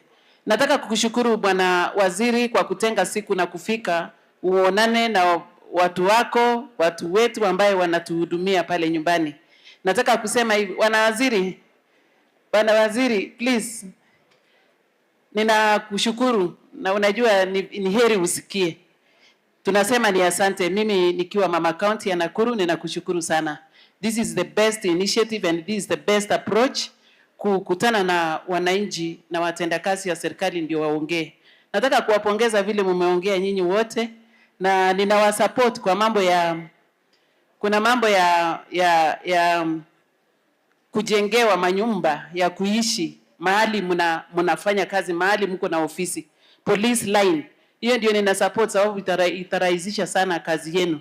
Nina support mambo ya mafuta muongezewe, nikiulizwa nitasema 1000. Nina support mambo ya training, na waziri asante, sababu umeanza kusema wenye wanaenda training na watakuwa wakienda kila siku.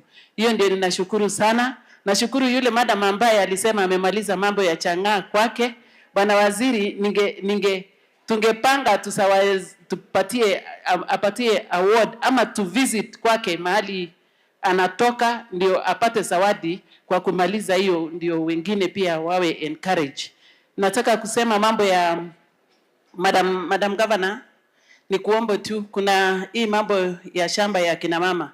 Kama ni kweli hiyo shamba ya kina mama imechukuliwa na mtu, najua kina mama ya maendeleo walikuwa na properties, especially tangu zamani, si ati ni juzi, walikuwa na property Nakuru, wako na property Eldoret, wako na properties mingi.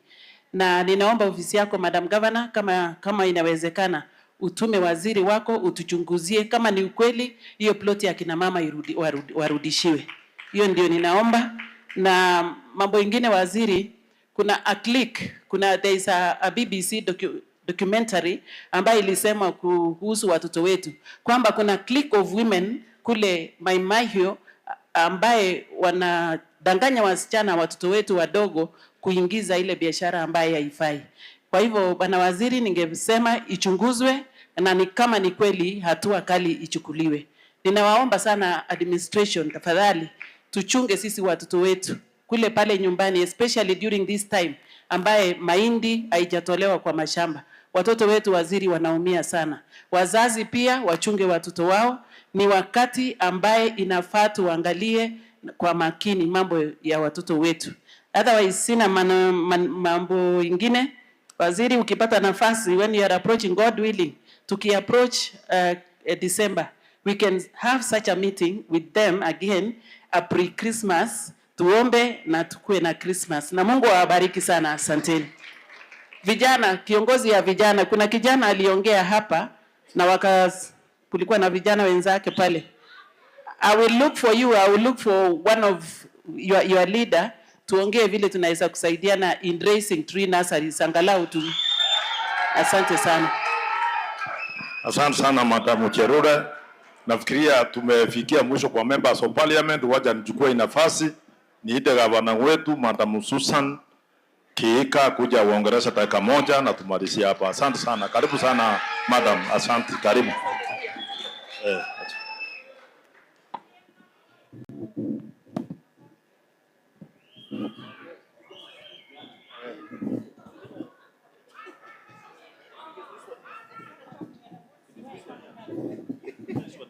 Oh, nishike tu. Ama hii. Okay, sawa. Oh, ni ya waziri. Oh. I didn't know it was on. Okay. Our waziri wa interior, Mheshimiwa Murkomen, our DIG, our regional and county security teams, our all the senior ones also who have come from Nairobi there, all the administration, police, our MCAs, our members of parliament. A good evening. Mumechoka sana. I think we are the tail end. We are the very tail end. Mko sawa? Haya. So for me, nitakuwa very, very quick. Maneno mingi tumesikia. And for me, sitting there and listening, it also gives us a perspective on where maybe sometimes we blame you too much. Munaelewa? Sometimes tunasema hizi pombe zinapikwa pale, kila mtu anajua, mbona chief hakuna kitu unafanya, but we also heard sometimes you arrest these people, they are taken in, tomorrow wamerudi na wanaendelea. So I want to promise you that I will work closer, even closer with you than we have been doing perhaps. So that kama yule alisema kama we need to go and take some action there, tunakuja pamoja kama county as well. And I've also heard on the issue of licensing. Ni ukweli, we usually have the DCC kwa those committees, but also I also agree with you there is a problem because ukiangalia there are some places Actually, the bigger problem, I think, sometimes, there are some places operating without necessarily being licensed. Sawa. So mtu anapika na anauza huko na hatujui anapika nini hizo vitu. So those we just need to be more vigilant as well, so that to make sure tunamaliza those dens, because I have been to so many funerals za pombe that I also want to be more supportive in whatever we need to do kumaliza hizo vitu, because watoto wetu wanaisha. In fact, I've had some meetings and I hear the drugs are also very, very, very available all over the place. Watoto wetu have access to drugs everywhere, including in even our institutions of school and all that. The safe places that really should be safe places, pia kuna shida. So we need to kuendelea kusaidiana, maybe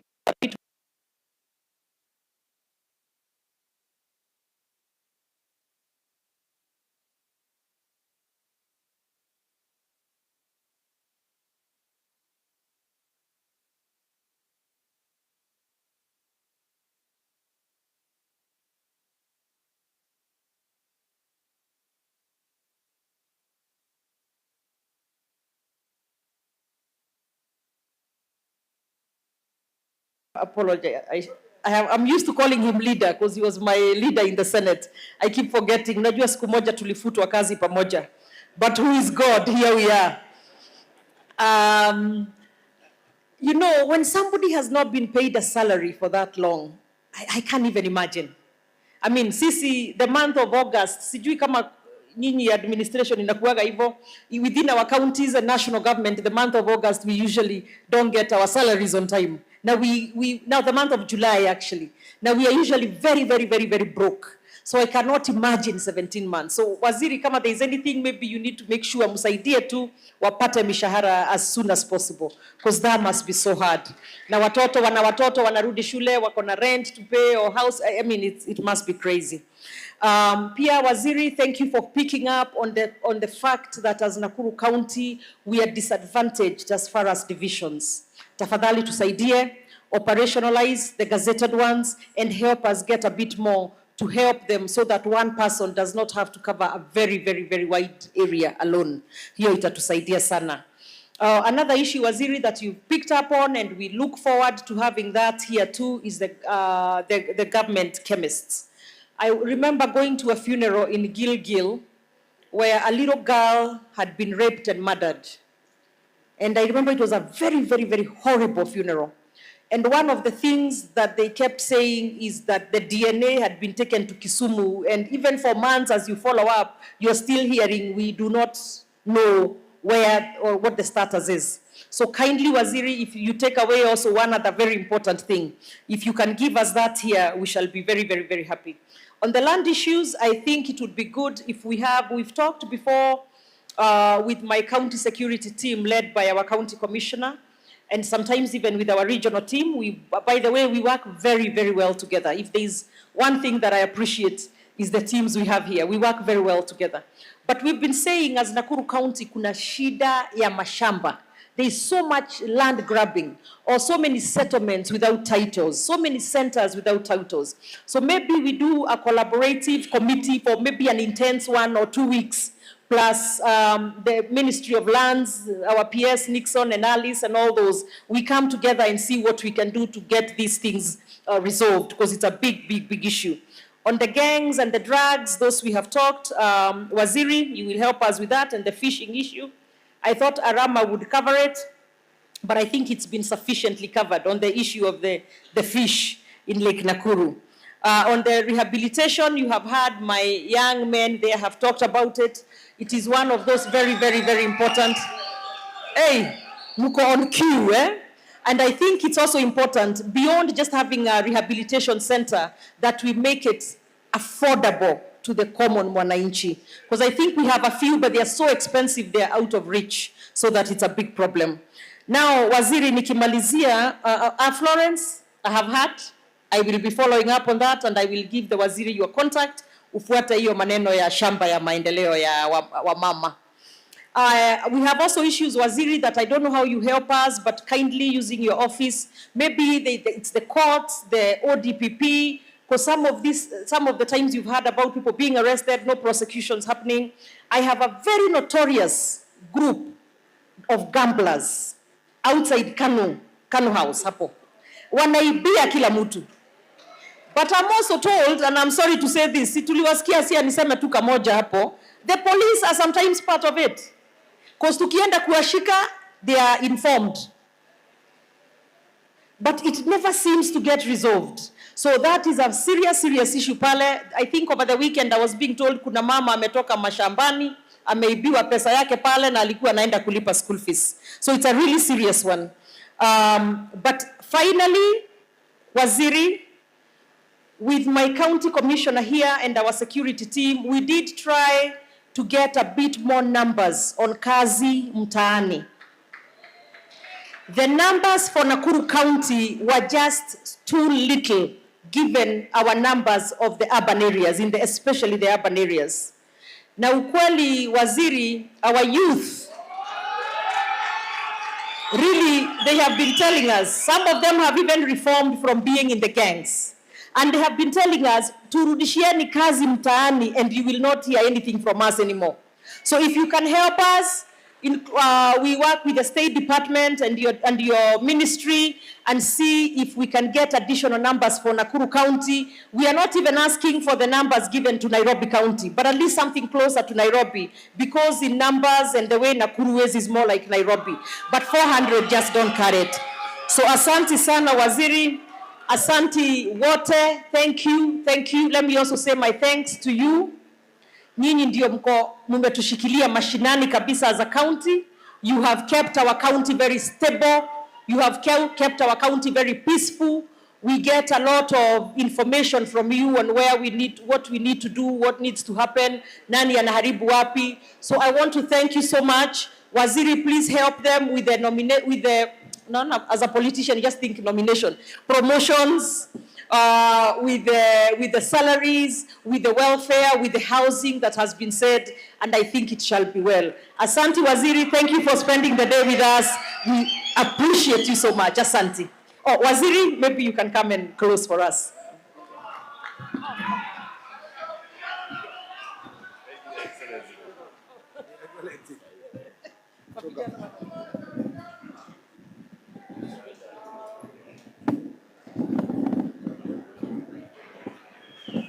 Thank you very much. Please tupigie makofi hawa viongozi. Yeah? Mimi nawashukuru sana. And the fact that mmesema mambo yenu si ati hawasemi, huo wanasema. Lakini unajua ni tofauti ikitoka nyinyi na mtu akiwa ground. Hata nilipoona Nakuru tu kwa hii administrative units na wahurumia ya ukweli. And I think including sasa tukipata magari, there is a lot of affirmative action to be done also in Nakuru. So Mheshimiwa Governor, nashukuru sana kwa kazi yenye umefanya na kwa ile partnership tuko nayo. Ukisikia wale vijana waliongea hapa, walisema wanataka tournaments zingine nini. Tukishikana na wewe pia, we can support each other. Tutengeneze ka Usalama Cup namna hii kidogo. Yeah? Yenye tutakuwa na chiefs, assistant chiefs wakipanga pamoja na vijana kwa sub counties pale, alafu tuone how we can work together to make sure that we keep unity kwa hii county. Kwa hivyo mimi sitaki kusema kuzidi hapo. Leo yote imesemwa. Japokuwa tu niko na timu kubwa hapa nimekuja nao na hawataongea leo, lakini kwa niaba yao nataka nikaribishe DIG Masengeli aseme maneno mawili. Thank you so much, CS.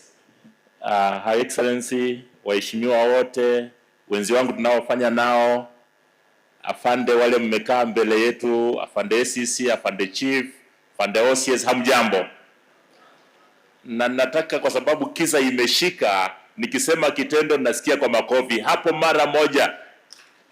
Because of that, afande, we want to thank you in a very special way kwa sababu it has been a way and a long way, because you've ensured that you get the real time and real information from the shoe wear. Afande, I know we are racing against time, and whenever we race against time, speed is of essence. In this regard, nataka tukumbushane tu, police work is a calling. It's a calling whereby you have to make a choice. In fact, a cold choice between two alternatives and the fixed resolve not to quit. Her Excellency has talked about gambling. Wana region, ebu communicate na sub-county security. Hiyo kitu ikome. Hiyo kitu ikiwa basi wajue hatuta transfer na malizana nao hapo. Because hatakubali hatakubali wananchi waumizwe kwa sababu ya hiyo. Officers, normal is just an illusion.